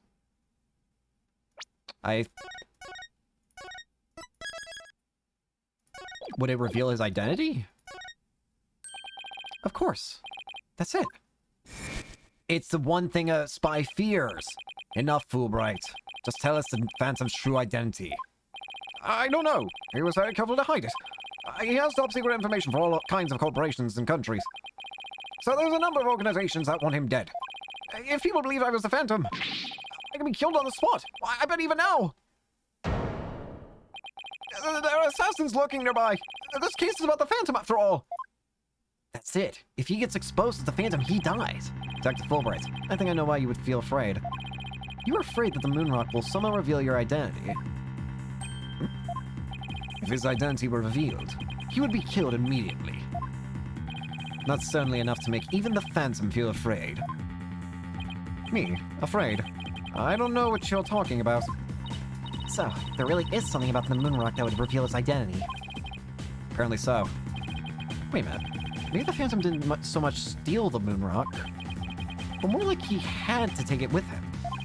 Because there was something on it that would reveal its true identity. I see. Eh? What are you doing? Whoa, what the? Get back here! Where do you think you're going? Me? I'm not going anywhere. Is it just me, or was he going to use that weird watch thing to try and get away? How many more of those toys does he have? And where can I get myself some? Anyways, Detective Fulbright, you will answer honestly to this court right now. Why do you feel fear in the connection with the moon rock? In justice we trust, not emotions, lawyer. Evidence is everything. I'm the Phantom because I'm afraid. Don't make me laugh. Ah! What was that just now? But all human beings have hearts and experience emotions. Sometimes analyzing a case from a psychological perspective is the best way to find the truth.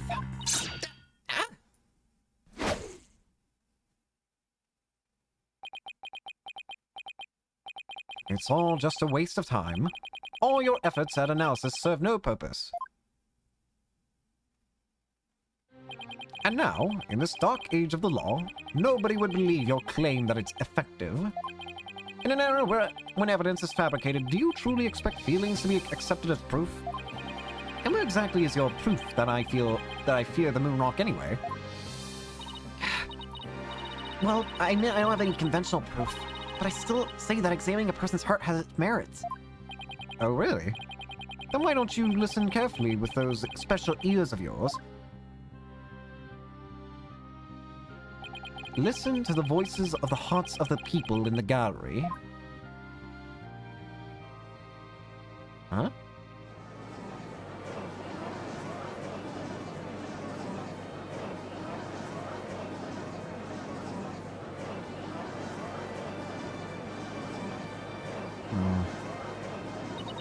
All I hear is distrust.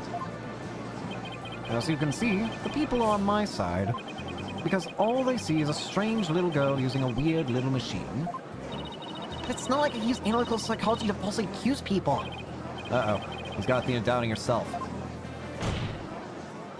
Miss Sykes' analytical psychology has breathed new life into the courtroom. It has freed the hearts of many witnesses and has been key in getting to the truth. What nonsense!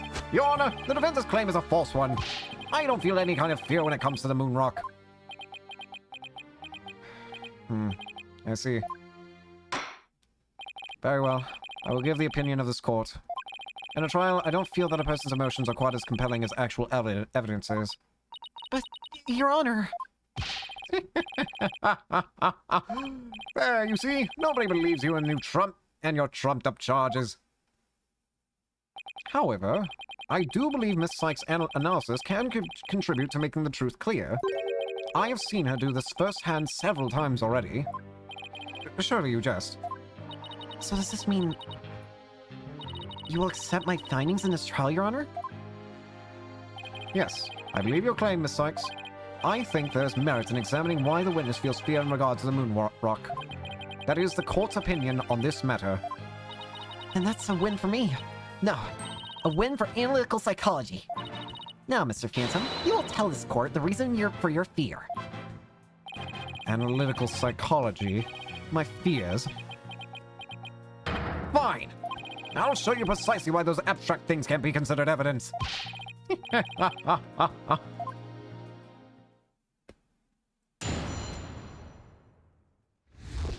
My fear of the moon rock. I felt fear when I thought about the moon rock because it reminded me of the Phantom. Yes, I'm very afraid of him because he took my family hostage. What reason would the Phantom have to be afraid of the moon rock? None at all. So the very fact that I'm afraid of the moon rock means I'm not him.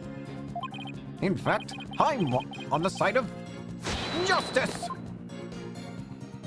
Somehow the truth has to be that somehow the moon rock will reveal who the Phantom is. That's the only thing that makes sense. The moon rock would somehow reveal the truth of who he is. Is there anything that explains why that would be the case?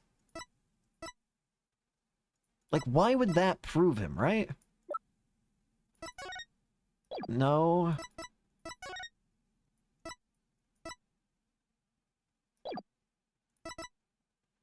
No.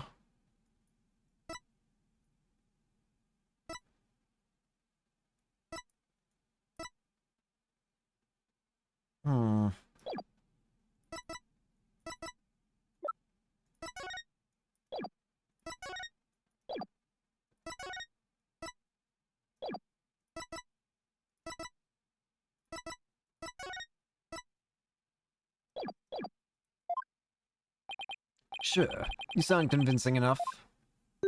But so does any two-bit con artist. It's all meaningless in the absence of evidence. No! Nice. The Phantom is like the mist. No flesh, no bones. My sword alone cannot cut it, right, Dono? So you need help. Is that what you're saying? With your deductive reasoning and the body of evidence before us, let us send this miserable Phantom fellow to the other world together. You and I, Prosecutor Blackwell, we have a duty to bring the Phantom down and restore the people's faith in the courts.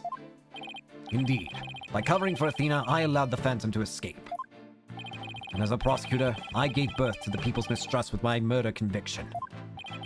I bear part of the responsibility as well, being suspected of forging evidence and losing my attorney's badge as a result. The two of us and the Phantom were there at the beginning of the dark age of the law. Then it is also our burden to cut away the foul spectre we created, is it not?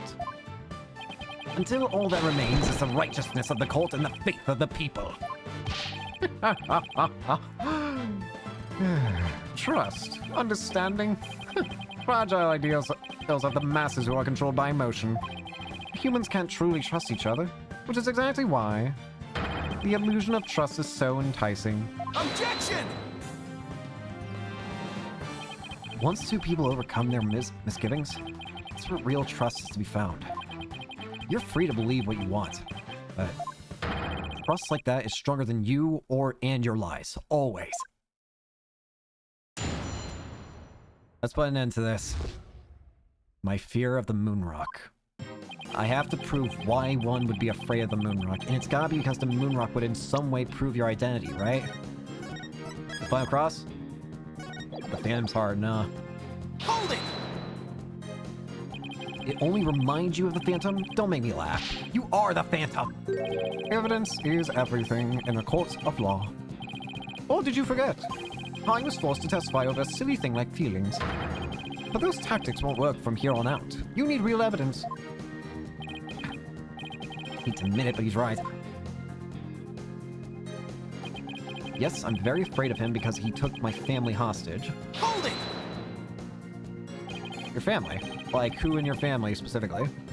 Oh, I didn't know. I don't know. Like, maybe my lover, for example. For example? Maybe? We need a more concrete answer than that. Maybe my mother, my son. Oh, my daughter. Maybe it was all of them. I'm so sad and worried. I miss him so much. Oh, he's obviously lying. Look how upset I am. Is it any wonder I follow the Phantom's orders? He's just making a mockery at this point. What reason would the Phantom have to be afraid of the moon rock? None at all. Hold it! I can't think of a single reason that the Phantom might be afraid of the rock.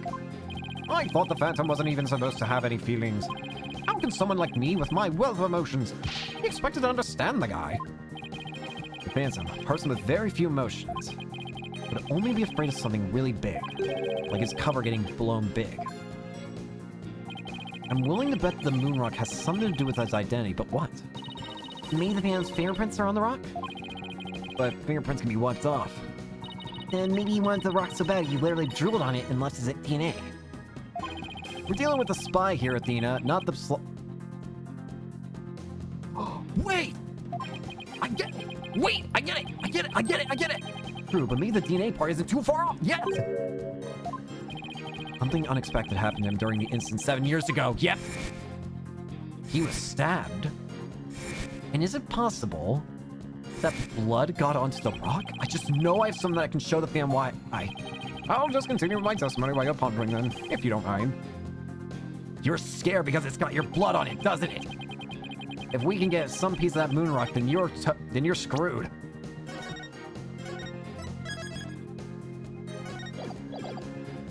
You're afraid. You are very, very afraid. Objection! Because your identity is so close to being revealed. Detective Fulbright, I assume you know what this is. Of course! That's tonight the Phantom used to kill Clayturn! That's right. And the exact same type of knife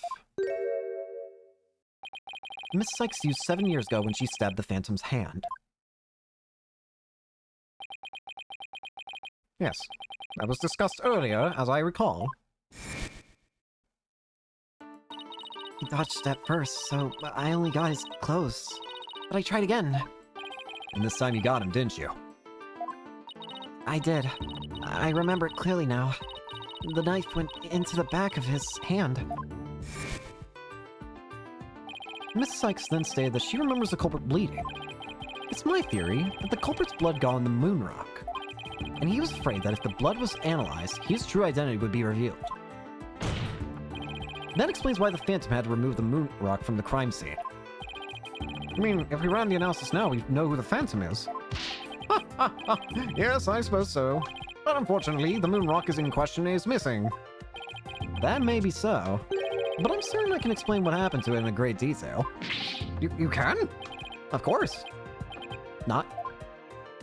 You don't actually expect us to believe that, do you? Because you don't fool me! Ah!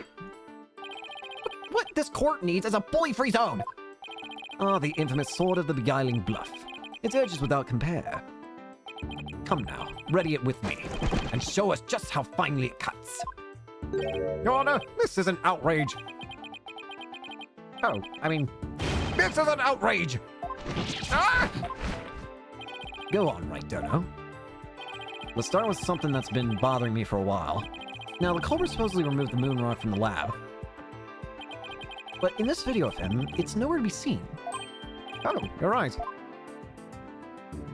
But here's something to consider. What if the Phantom hid the moon rock somewhere at the scene of the crime? Good thinking, boss. Spirit was super tight at the Space Center back then. That, in spite of the Space Center having very strict security in those days, all prison effects were examined thoroughly, coming and going. You couldn't even smuggle a withered old leaf through those checkpoints. Does this mean that the moon rock is still somewhere in the Space Center? In the name of justice, I proclaim that's impossible. And why's that? The Space Center was searched from top to bottom, and especially the lab. But the moon rock was never found. How could I forget about that? A sad but true fact. We still haven't grasped how it was done. But the Phantom made the moon rock vanish into the ether. There's no way it just disappeared. Logic and evidence tell us otherwise. The Phantom didn't have the moon rock on him when he left the lab.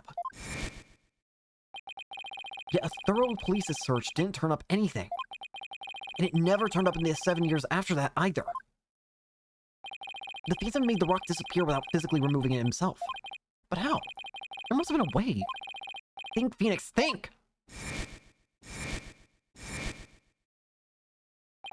How did the moon rock vanish from the robotics lab? So, can you not show what happened to the moon rock, Mr. Wright? Yes, I can. Your Honor. What? Oops, sorry. I mean...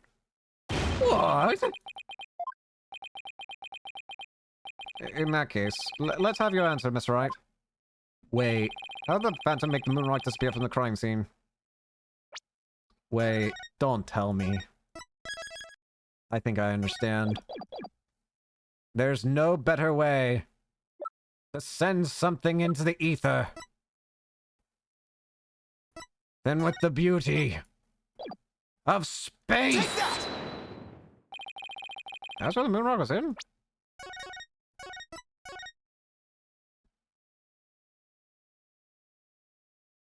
The space! Take that! That's the Hope capsule, right? The one that went up with the Hat 1 rocket. He couldn't carry the rock out, but he couldn't leave it in the center to be found either. So there was only one safe place to stash it. The Hope capsule that was there in the lab that day. Yes, and the team must have loaded it onto the Hope space probe eventually. But if that's what happened, then the moon rock would have been launched up into space along with the rocket. That's why... Wait. Preposterous! It would mean... For these past 7 years, the moon rock was... in space! Exactly! The Phantom got rid of the moon rock in the most cosmic way he knew how!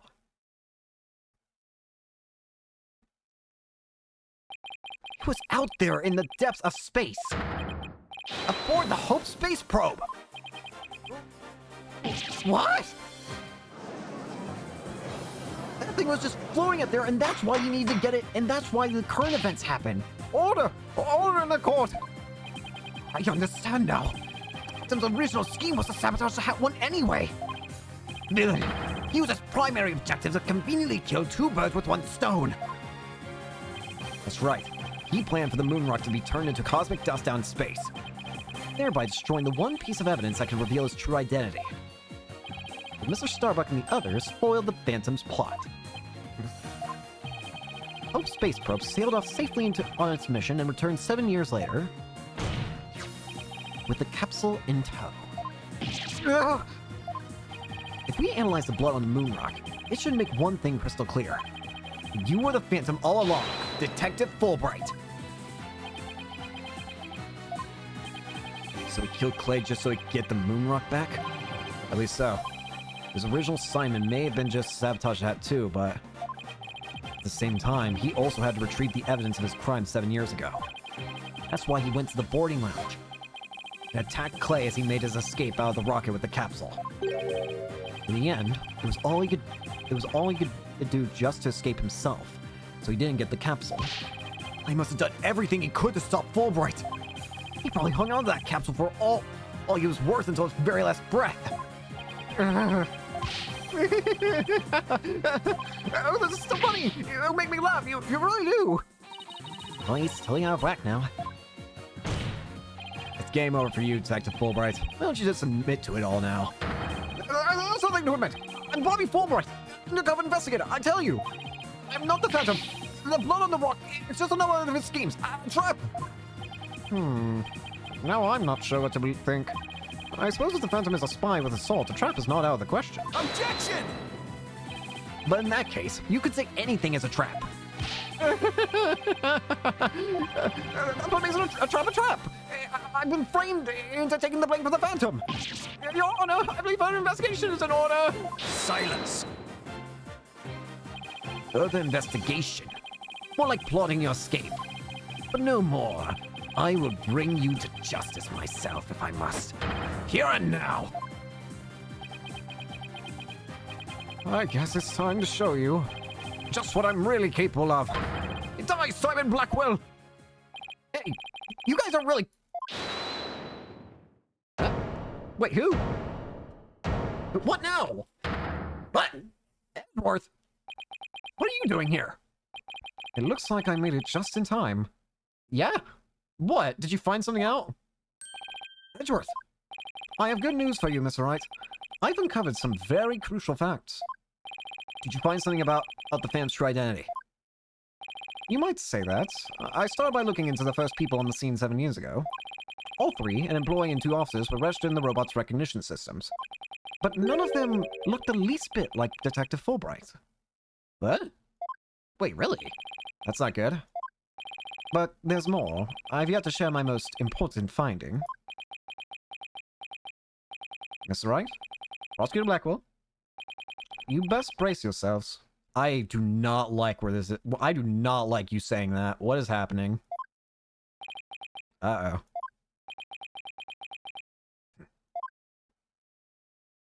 The man you see there before you, Bobby Fulbright, is already long dead. Come again? What do you mean he's dead? The man's... What do you... If he's dead, then who's this? Huh? What's that supposed to mean? An unidentified body that was found a year ago has now been proven to possess Bobby Fulbright's fingerprints. Then who the hell are we with right now? Then does this mean... Yes, that man there is an imposter, pretending to be Bobby Fulbright. An imposter? This man! Who in the world is he? Yeah, you're not innocent anymore, buddy. Who the hell are you? Enough of your trickery! If you will not reveal yourself to us, then I shall do it for you! Huh? Uh-oh. What the... No!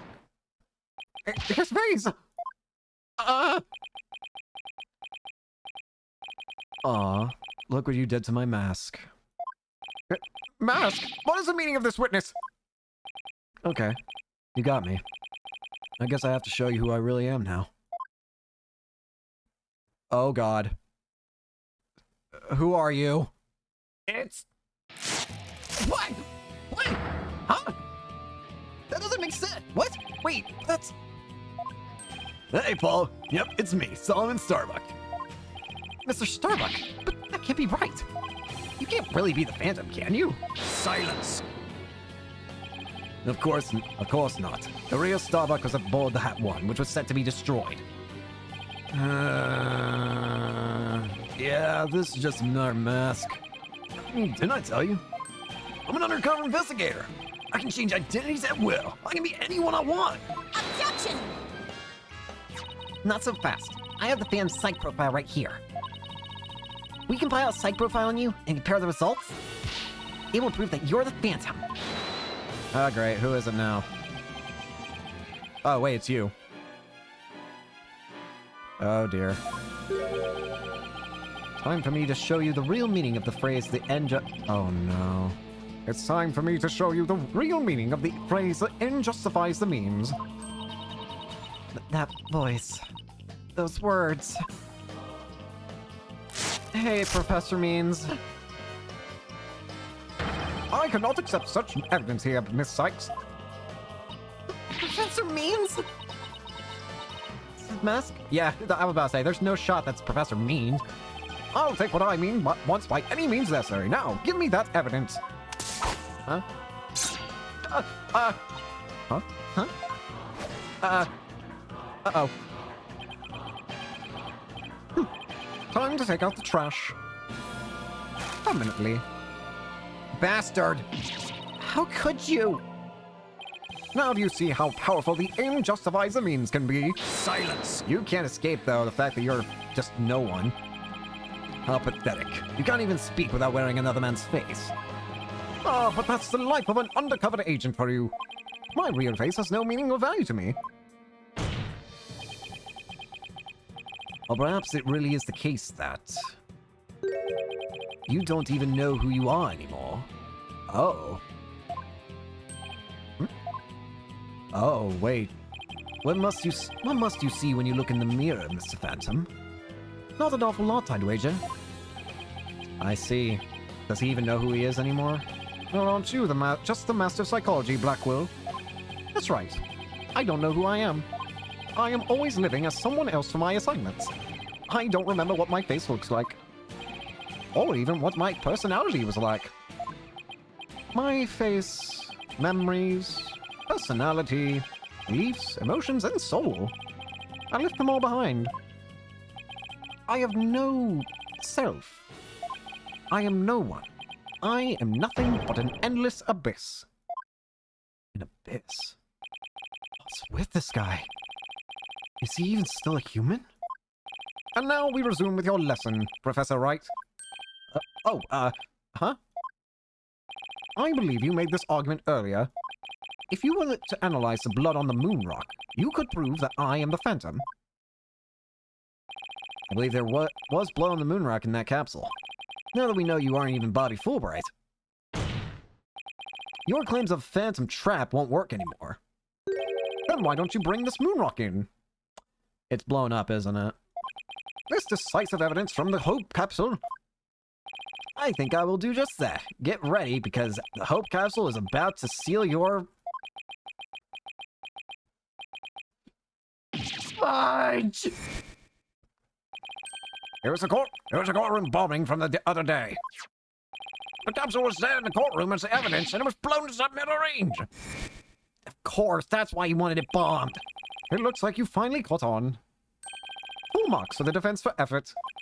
But what a shame your hope was lost in that courtroom explosion.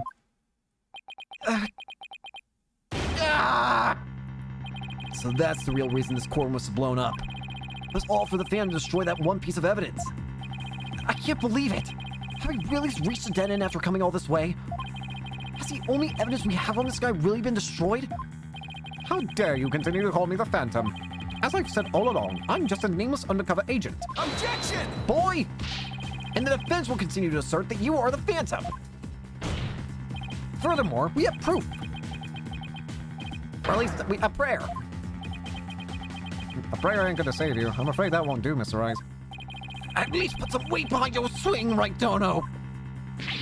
I know! I'm trying! There's only one thing I can unmask this menace. The moon rock. But that was blown to bits in the courtroom bombing. And yet, is it really gone without a trace? What if some tiny part, or some little fragment still exists? Yes, and you can see the stolen moon rock there too. That strange black and yellow thing on the left side of the picture. Very well, Mr. Wright. Let's see your proof. There might be something. What evidence will finally prove the Phantom's identity? Where's the bomb? The bomb! Show the bomb! Isn't it the bomb that blew up the courtroom? And the moon rock along with it? Are you saying this will reveal the Phantom's identity? Yes, because I'm gonna throw it at him and explode him. Yes, Your Honor. Focus your attention on this photo taken after the bombing, specifically right here. Take that! Please take a look at this newspaper article. The article about the Hat 1. Now, please note the strange black and yellow rock there on the left. That's the moon rock, and when we look at this photo of the bomb fragments, see how there is a rock-like object with the same coloration? Oh my, yes, I see it. It would seem that the moon rock was much more durable than the Phantom thought. If we take a look at all the fragment and set the police found, we'll likely find one with blood. And DNA testing on the blood will prove that the witness is indeed the Phantom. Unbelievable. But that's impossible. A surprise to be sure. That's one bloody tough rock. Let's have the fragments tested straight away. Oh, and you'll be having a DNA test too, Fulbright. Bailiff, contact the police department immediately and order the testing.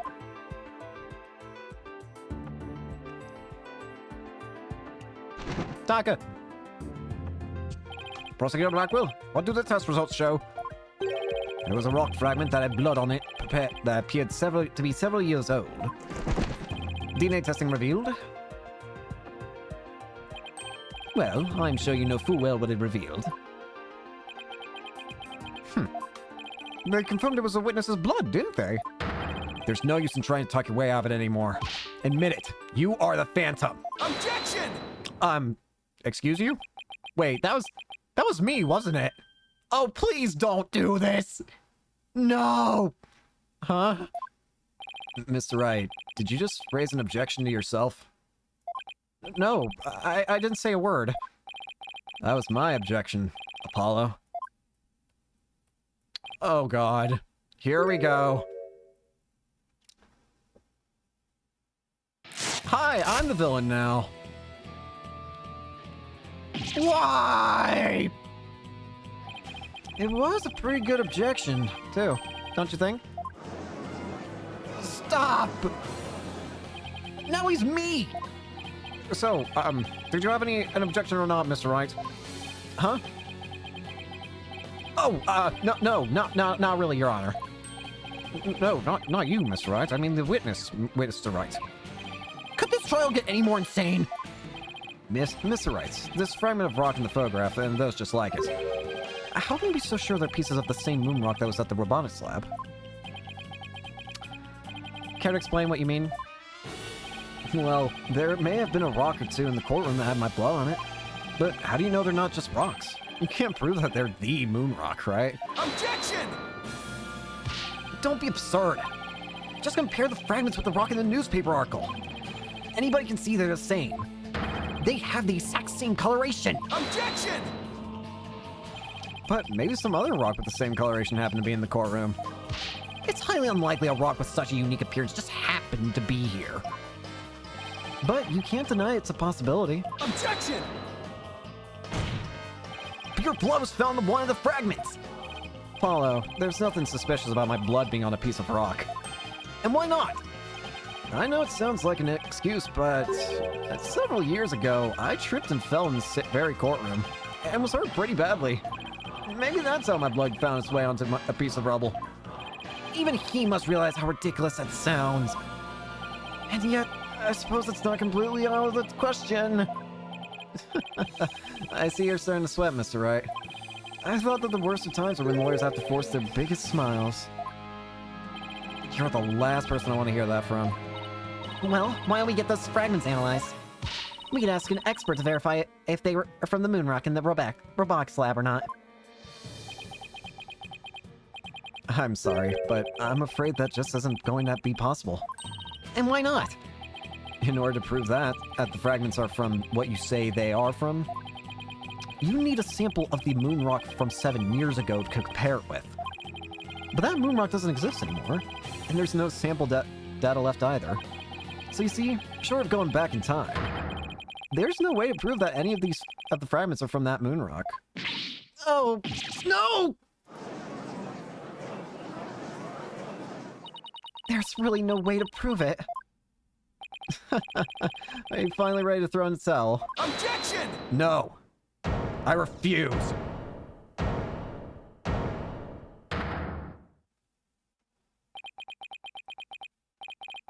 So the moon rock doesn't exist anymore, huh?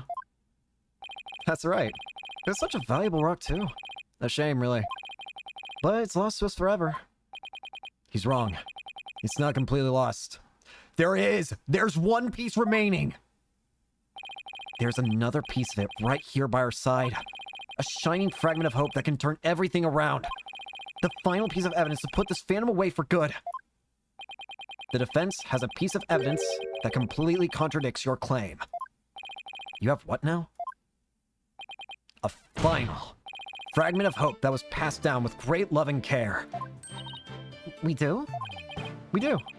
Even if the person holding it hasn't realized it yet. Is this true, Mr. Wright? Pay no attention to him, Your Honor. He's just bluffing as usual. I wonder if you'll be able to force your biggest smile when you see what I've got. Try me. The piece of evidence that shows the original Moonrock isn't completely lost! An earring that Dr. Sykes gave to Athena. The stone was cut from a real Moonrock that was being used for research.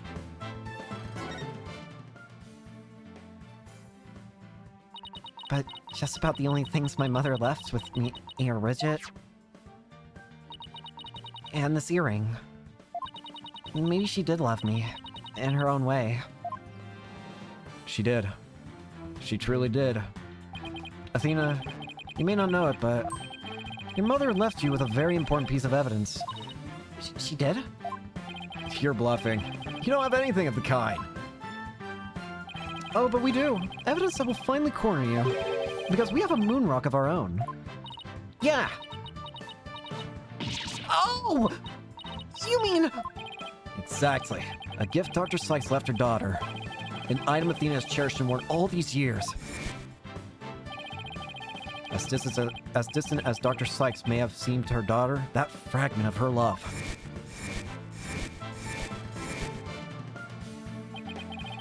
will shake off the darkness of the past and give us all hope for the future. Let's end this. This is the defense's sample of the Moonrock. Take that! That's your sample? This earring that Miss Sykes always wears was made from that original Moonrock. What? All this time! It was right here all along! And you can't take it this time. You're stuck. No! It can't be. If the composition of the bombed fragments and the earring are found to be a match, then it will prove beyond the shadow of a doubt the origin of the fragment in this photo. And since the test results showed that the blood on the fragment was yours, this means that the identity you tried so hard to hide will finally be revealed. Identity I tried to hide? I don't have an identity to hide. I may not have Athena's ears, but now even I can hear the fear in your voice. Yes. Fear? I don't feel fear. I left all my emotions behind years ago. Objection! Every human being feels fear. You simply can't face the emotions inside you. You can't face them because you have nothing. No love, no trust. And I suppose you do? I didn't have anybody support me at first either. I couldn't face the fear inside me, couldn't get over the trauma of my past. Like I said, I don't feel fear. Objection! And you're just a coward for running away from yourself. When I had my doubts about Miss Sykes, I felt like I would collapse under the weight. But I wanted to trust her. And I knew I could trust Mr. Wright to uncover the truth. That's why I was able to face my suspicions without hesitation. Running away from myself? How can I run from myself? When there's nothing inside. Nothing at all. Objection! I know it's hard for someone as unwilling to trust others as you to understand. But people have emotions. It's just a fact of life. And so people can be weak at times. But that's exactly why people need to trust one another. So they can gain the strength to face themselves when things are at their bleakest. Without trust in others, how can you ever hope to face your fears?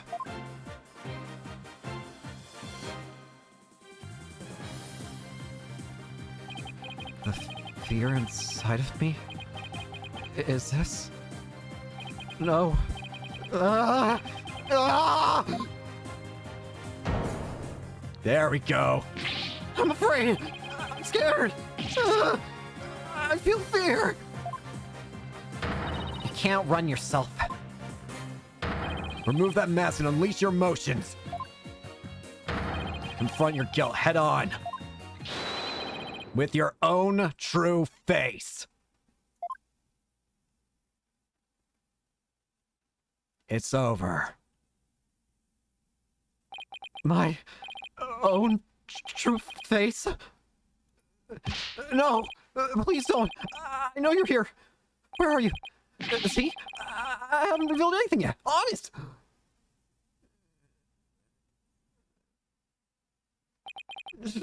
My own true face. I don't have one. My face. My face. Oh dear.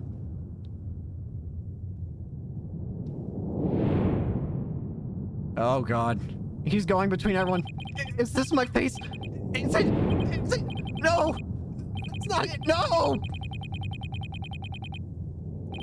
This isn't me either! Is this me? Which one is my face? What am I? Who am I?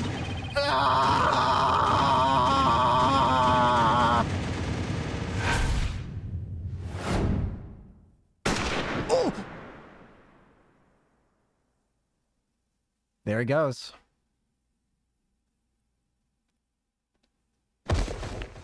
It's over.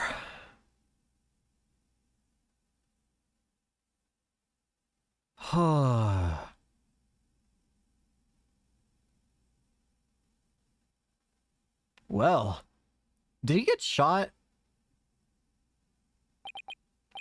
The sniper is hacking this very courtroom. It chills me to my bones. It was a sniper. Nice. But the police are doing everything they can to track down the sniper as we speak. Prosecutor Blackwell? How is Detective Fulbright, I mean his imposter, doing? He's a lucky fellow. The bullet didn't hit any vital organs. He appears to be in no danger of dying. Well, that's fortunate for all of us. The analysis of that final piece of evidence Wright Dono submitted is in.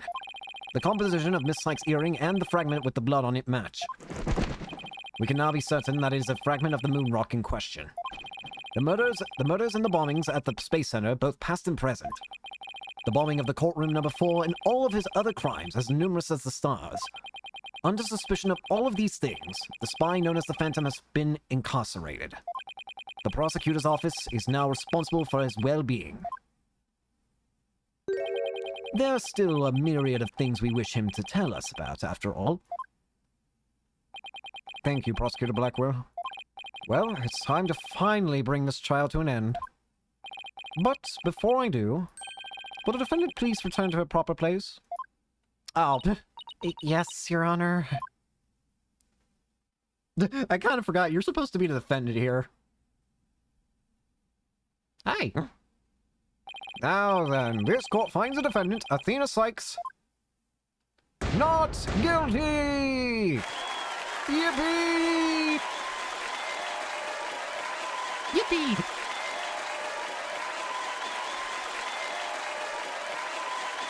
Oh, look how happy he is! No, that grin. Court is adjourned. That's it. Finally did it. December 20th, 9:12 p.m. District Court, Defendant Lobby number 5. Congratulations, Mr. Nick. Thank you, Pearls. And thank you for being there for Athena. It's the least I could do. But Athena was great, wasn't she? She was so strong throughout the whole trial. Daddy, I'm so glad to see you. Trucy, are you alright? Are you hurt? I'm fine, Dad. I was doing magic tricks for our hostages to keep our spirits up. Atta girl. That's our Trucy for you. I'm really glad to see you're safe. Edgeworth! Right, I feel I owe you yet another debt of gratitude. I owe you? What the hell are you talking about? Edgeworth, we never would have caught him if it weren't for all of you. Ah, come on, Edgeworth. What are you talking about? You're the ones who have been tracking the Phantom all this time. Plus, you're the ones who gave Blackwell permission to serve as prosecutor, right? Yes, well, we knew the Phantom was somewhere nearby. The police and I were trying to find him, but we never did manage to do so until this trial. Well, we never would have won this trial without you. It was your help as chief prosecutor that was key to its successful conclusion. Besides, it was you that saw to it I got my attorney's badge back, wasn't it? So you figured it out, did you? Aw, yeah. My license back went just a little too smoothly, you know? Yeah, it should have been much harder after that evidence forging scandal. Well, I owed you a few favors. Hey, Edgeworth. Think we can finally bring the Dark Age of the Law to an end? Even the darkest night turns to dawn eventually. Our sun will rise again. Besides, now that Prosecutor Blackwell has been cleared of all charges, a great deal of the mistrust towards the court system should have been swept away. You know, you could have said that with a bigger smile, Edgeworth. It won't kill you. Instead, the furrows in that brows of yours are just keep getting deeper and deeper. So I should smile more, huh? I'll think about it. No promises. I don't like smiling. The complicated love-hate relationship between lifelong rivals. Athena. Hey, I'm forever in your debt. Aww. You went to all that trouble, even taking the bar exam while you were overseas.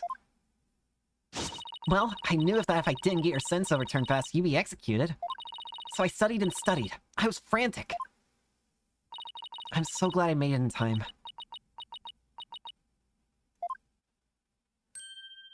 Aww. Just barely. But I still made it. That a girl, Athena.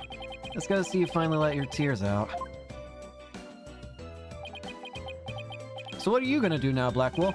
Yes, I survived by the skin of my teeth, thanks to you. Shame on you, Simon, for trying to throw your life away like that. It was never my intention to just throw my life away. Some things in this world are more important than your own life. Like what? My honor-bound duty to protect with my life. My mentor's most beloved treasure. Huh? That's some loyalty. This guy really is a samurai through and through. Well, looks like we can breathe easy now. Apollo, Athena, thank you both. It took all of us together to pull it off. You bet, boss. What a team we are, huh? It was definitely the most amazing turnabout I've ever seen. I'm a lucky guy. My office has the best, most capable lawyers around. Thanks, Mr. Wright. I'm going to work extra hard to make up for all the worry I caused. Apollo Justice is fine and ready to go. Let's hear it for the Wright Anything Agency. Well, no, he's going to try harder than me, so you better watch out, Apollo. Sign is free, thanks to Mr. Wright. There are so many more people out there who need your help. You're right. And I'll be needing you both to help them. We still have a long way to go. Get ready, you two. We won a major victory, but the war is far from over. There's still people out there suffering under false charges who need defending. We've got a lot of work ahead of us, if we ever hope to fully bring the Dark Age of the Law to a close. Hey, I know one thing we have to do. We have to celebrate with a bowl of piping hot noodles. Huh? Nothing like a bowl of Aldoon's noodles after our trial, all on Mr. Wright's tab. That's how it works at the Wright Anything Agency, right, Mr. Wright? I hate you both. Huh? But, huh? As a boss, it's your duty to express your gratitude to your people for their great work. In that case, allow me to join in the festivities. Oh, great. I hate you. Damn you. Blackwell's just a giant troll. In that case, allow me to join in the festivities. I'd greatly welcome a bowl of noodles. Huh? I have an idea, Dad. Why don't you just invite everybody involved with the case? The more the merrier, right? Oh, Mr. Nick, look how far you've come. Who knew you'd grow up to be such a generous gentleman?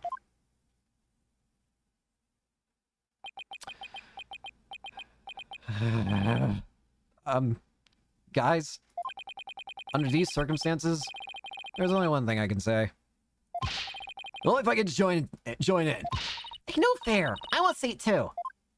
All right. Okay, here we go. 3, 2, 1. Objection! I always love how the games end with the objection. It's always just satisfying. That was an awesome final game. Oh, hey.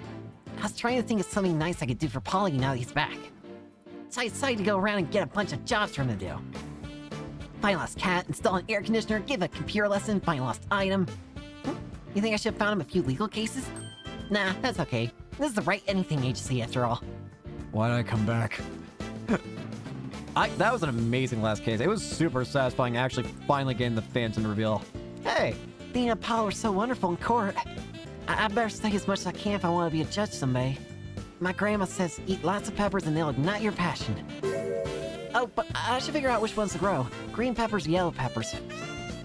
Or maybe I should go with Haas the Sun red peppers instead. Hot as the sun? I don't understand how people can eat, like, uber spicy things. Spicy I can understand. Uber spicy? Nah. Hey, I'm here. The end of the dark age of the law, you say? How naive. Don't you know it's sometimes necessary to get a guilty verdict by any means necessary? What? They're putting me under investigation? The chief prosecutor wants to see me! Ah! Man learned from the worst. Next, Blake. Not nice. Can't believe that's the only other time we see Pain, aside for, you know. I'm asked to debut the great masked wrestler Tenmataro. He's scheduled to go up against the Amazing Ninetales next, though. Oh, what to do? A fight to the finish with myself. Why'd you ask Mr. Demon Lawyer to be the Amazing Ninetales too? That's not a bad idea. I may be all for it. So we ought to meet as foes, are we, my little friend? God, I have to try and remember everybody. Ugh. Would you believe it? I'm alderman of Ninetales now. Pretty impressive, eh? I took over after QB for the good of my beloved village. What do you say? Would you like to make a little donation to help us out? Hey, you! What do you think you're doing in the manor? Jigs up! Better make a run for it! Hey, still a thief. I do like the three malls, honestly.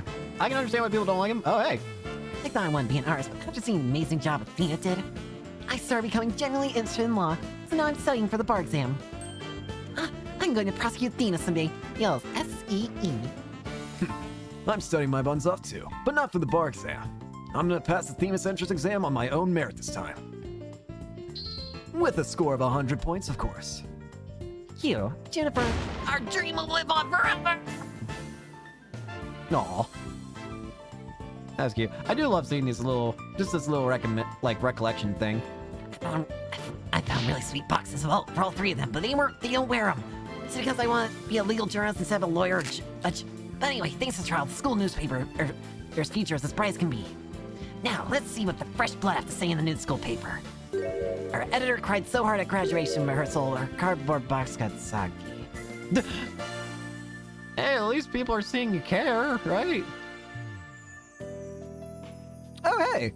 The one night only reunion concert. I still remember that evening of passion.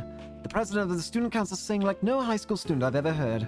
When she's a judge in her own court someday, I'd love to have a jam session with her. It'd be the coolest Trevor ever, ja? I can already hear it now.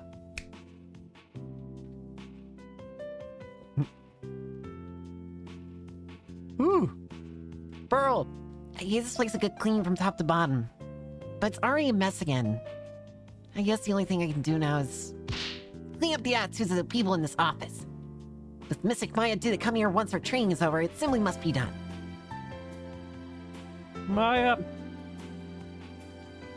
But yeah, I love this game, and I'm definitely gonna be playing through. The next stream will probably be starting Spirit of Justice. Spirit of Justice is an interesting. Oh wait.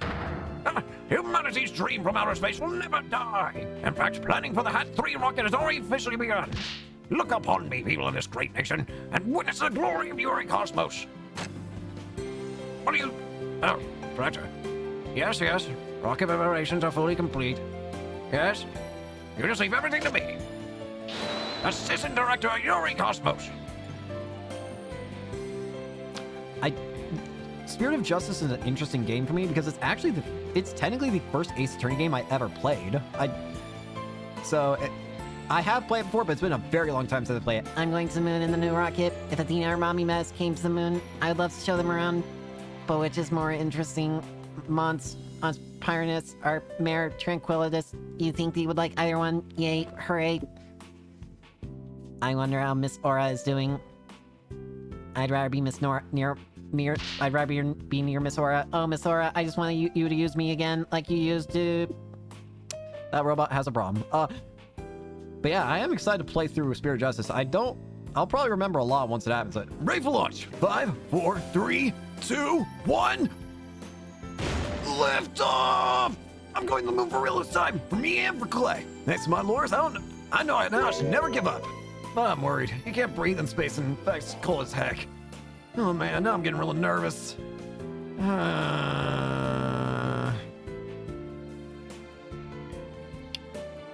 yeah, I am excited to play through Spirit of Justice because I remember liking it a lot. Oh, hey! No, I'm not employed here. I simply came to request their services in defense of my sister. But no one's around, and I've been kept waiting for a long time. And what sort of case brings you here? Oh, your father was accused and you wish for Athena to defend him? Perhaps he and I shall meet in the courtroom in the near future. Aw. Oh, that's cute that Blackwell goes to seek Phoenix for defense for his sister. That's cute. I love that. That's a cute detail. I look forward to your next month's salary assessment. Please forgive me. Blackwell's acquittal has brought all manner of ills in the prosecutor's office to light. It seems solving that case has thawed the chill of winter in the warmth of spring. Now I owe Wright yet another debt of gratitude. But I will repay him one day. You can trust in that. I still hope that they make more Phoenix Wright games or Ace Attorney games in general. Maybe do a Athena Sykes kind of trilogy next, considering it seems like there's like a new lawyer. Like, I mean, they had the first trilogy was for Phoenix, second trilogy is for Apollo. Why not have a third trilogy which is for Athena? I think that could work out, right? I think that would be cool. But I don't know. I do wonder how they would make. I wonder if they would you use the same engine as this game, or would you like make a brand new, like, more, I don't know what kind, like, what would you make the graphics look like for a future one? But I just excited I just hope that they make more Ace Attorney games, because these are good games. I like all of them. All the ones that I've played, which is quite a lot of them. There's that bastard. I still can't believe that, it's kind of sad because there was a real Bobby Fulbright who acted like that, acted like the Phantom did. But he died a long time ago. I wish we could have had the real Bobby Fulbright. Not this fake monster. Ugh. It's just sad to me that we never get to have the real Bobby. Instead, we have fake Phantom Bob.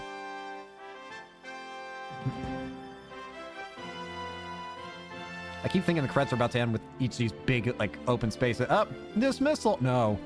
I love all the breakdowns in this game, by the way. That's the one thing that I think is really good about the 3D change, honestly. The breakdowns honestly get a lot more power to them, I feel, because, well, obviously they're 3D now. They're models, not sprites.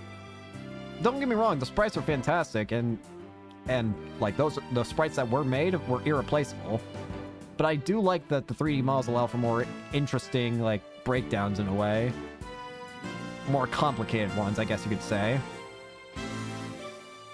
You can just do more with a model than you can with, like, 2D sprite, I feel. Not to say that the 2D sprites are bad, far from it. I think they're equal quality. Hey. There's a certain sharpness and beauty with the like the sprites, but I think there's more you can do with the models. Again, I think they're both equal in terms of quality, just different in the ways that they're equal, but equal nonetheless. Still though, what a fantastic game. I love that.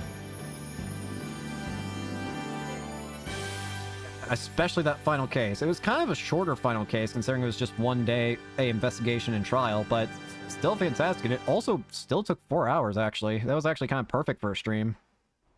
Oh! Real rocket! Come on, Starbuck. Go to space for real this time. For Clay. I'll be fine. I'll be fine. I'll be fine. You got this, bro. Minus 15 seconds. You are Solomon Starbuck and you are fine. 10, 9. Come on. 7, 6. You are Solomon Starbuck and you are fine. 2, 1. Lift off. Heck yeah. There he goes. Oh, hey, Blackwell. Oh. No.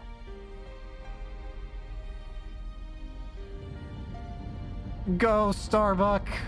Be free. You got this. You're free. You're there. Mr. Starbuck! You'll be fine! Just believe in yourself! You are... The moon's closer than you think! You are Solomon Starbuck and you are fine. You've got this.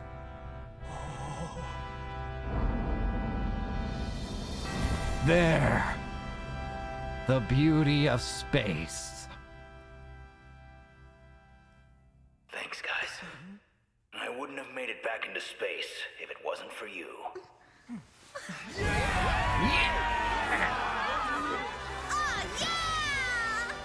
All right! No.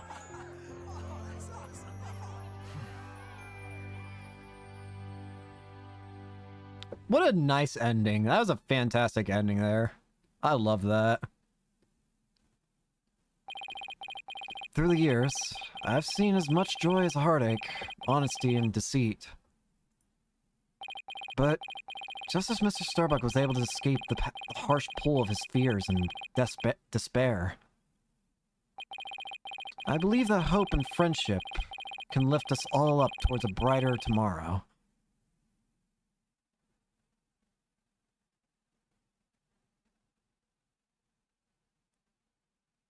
What a fantastic case. I loved that. That was amazing. But yeah, that's it for Dual Destinies, which leaves one final game, and that's going to be easily accessible for me to play in this series, which is Spirit of Justice, which is, funnily enough, the first Ace Attorney game that I actually ever played. So, yeah. Thank you all so much for watching. Hope you enjoyed, and hope to see you all later. Peace.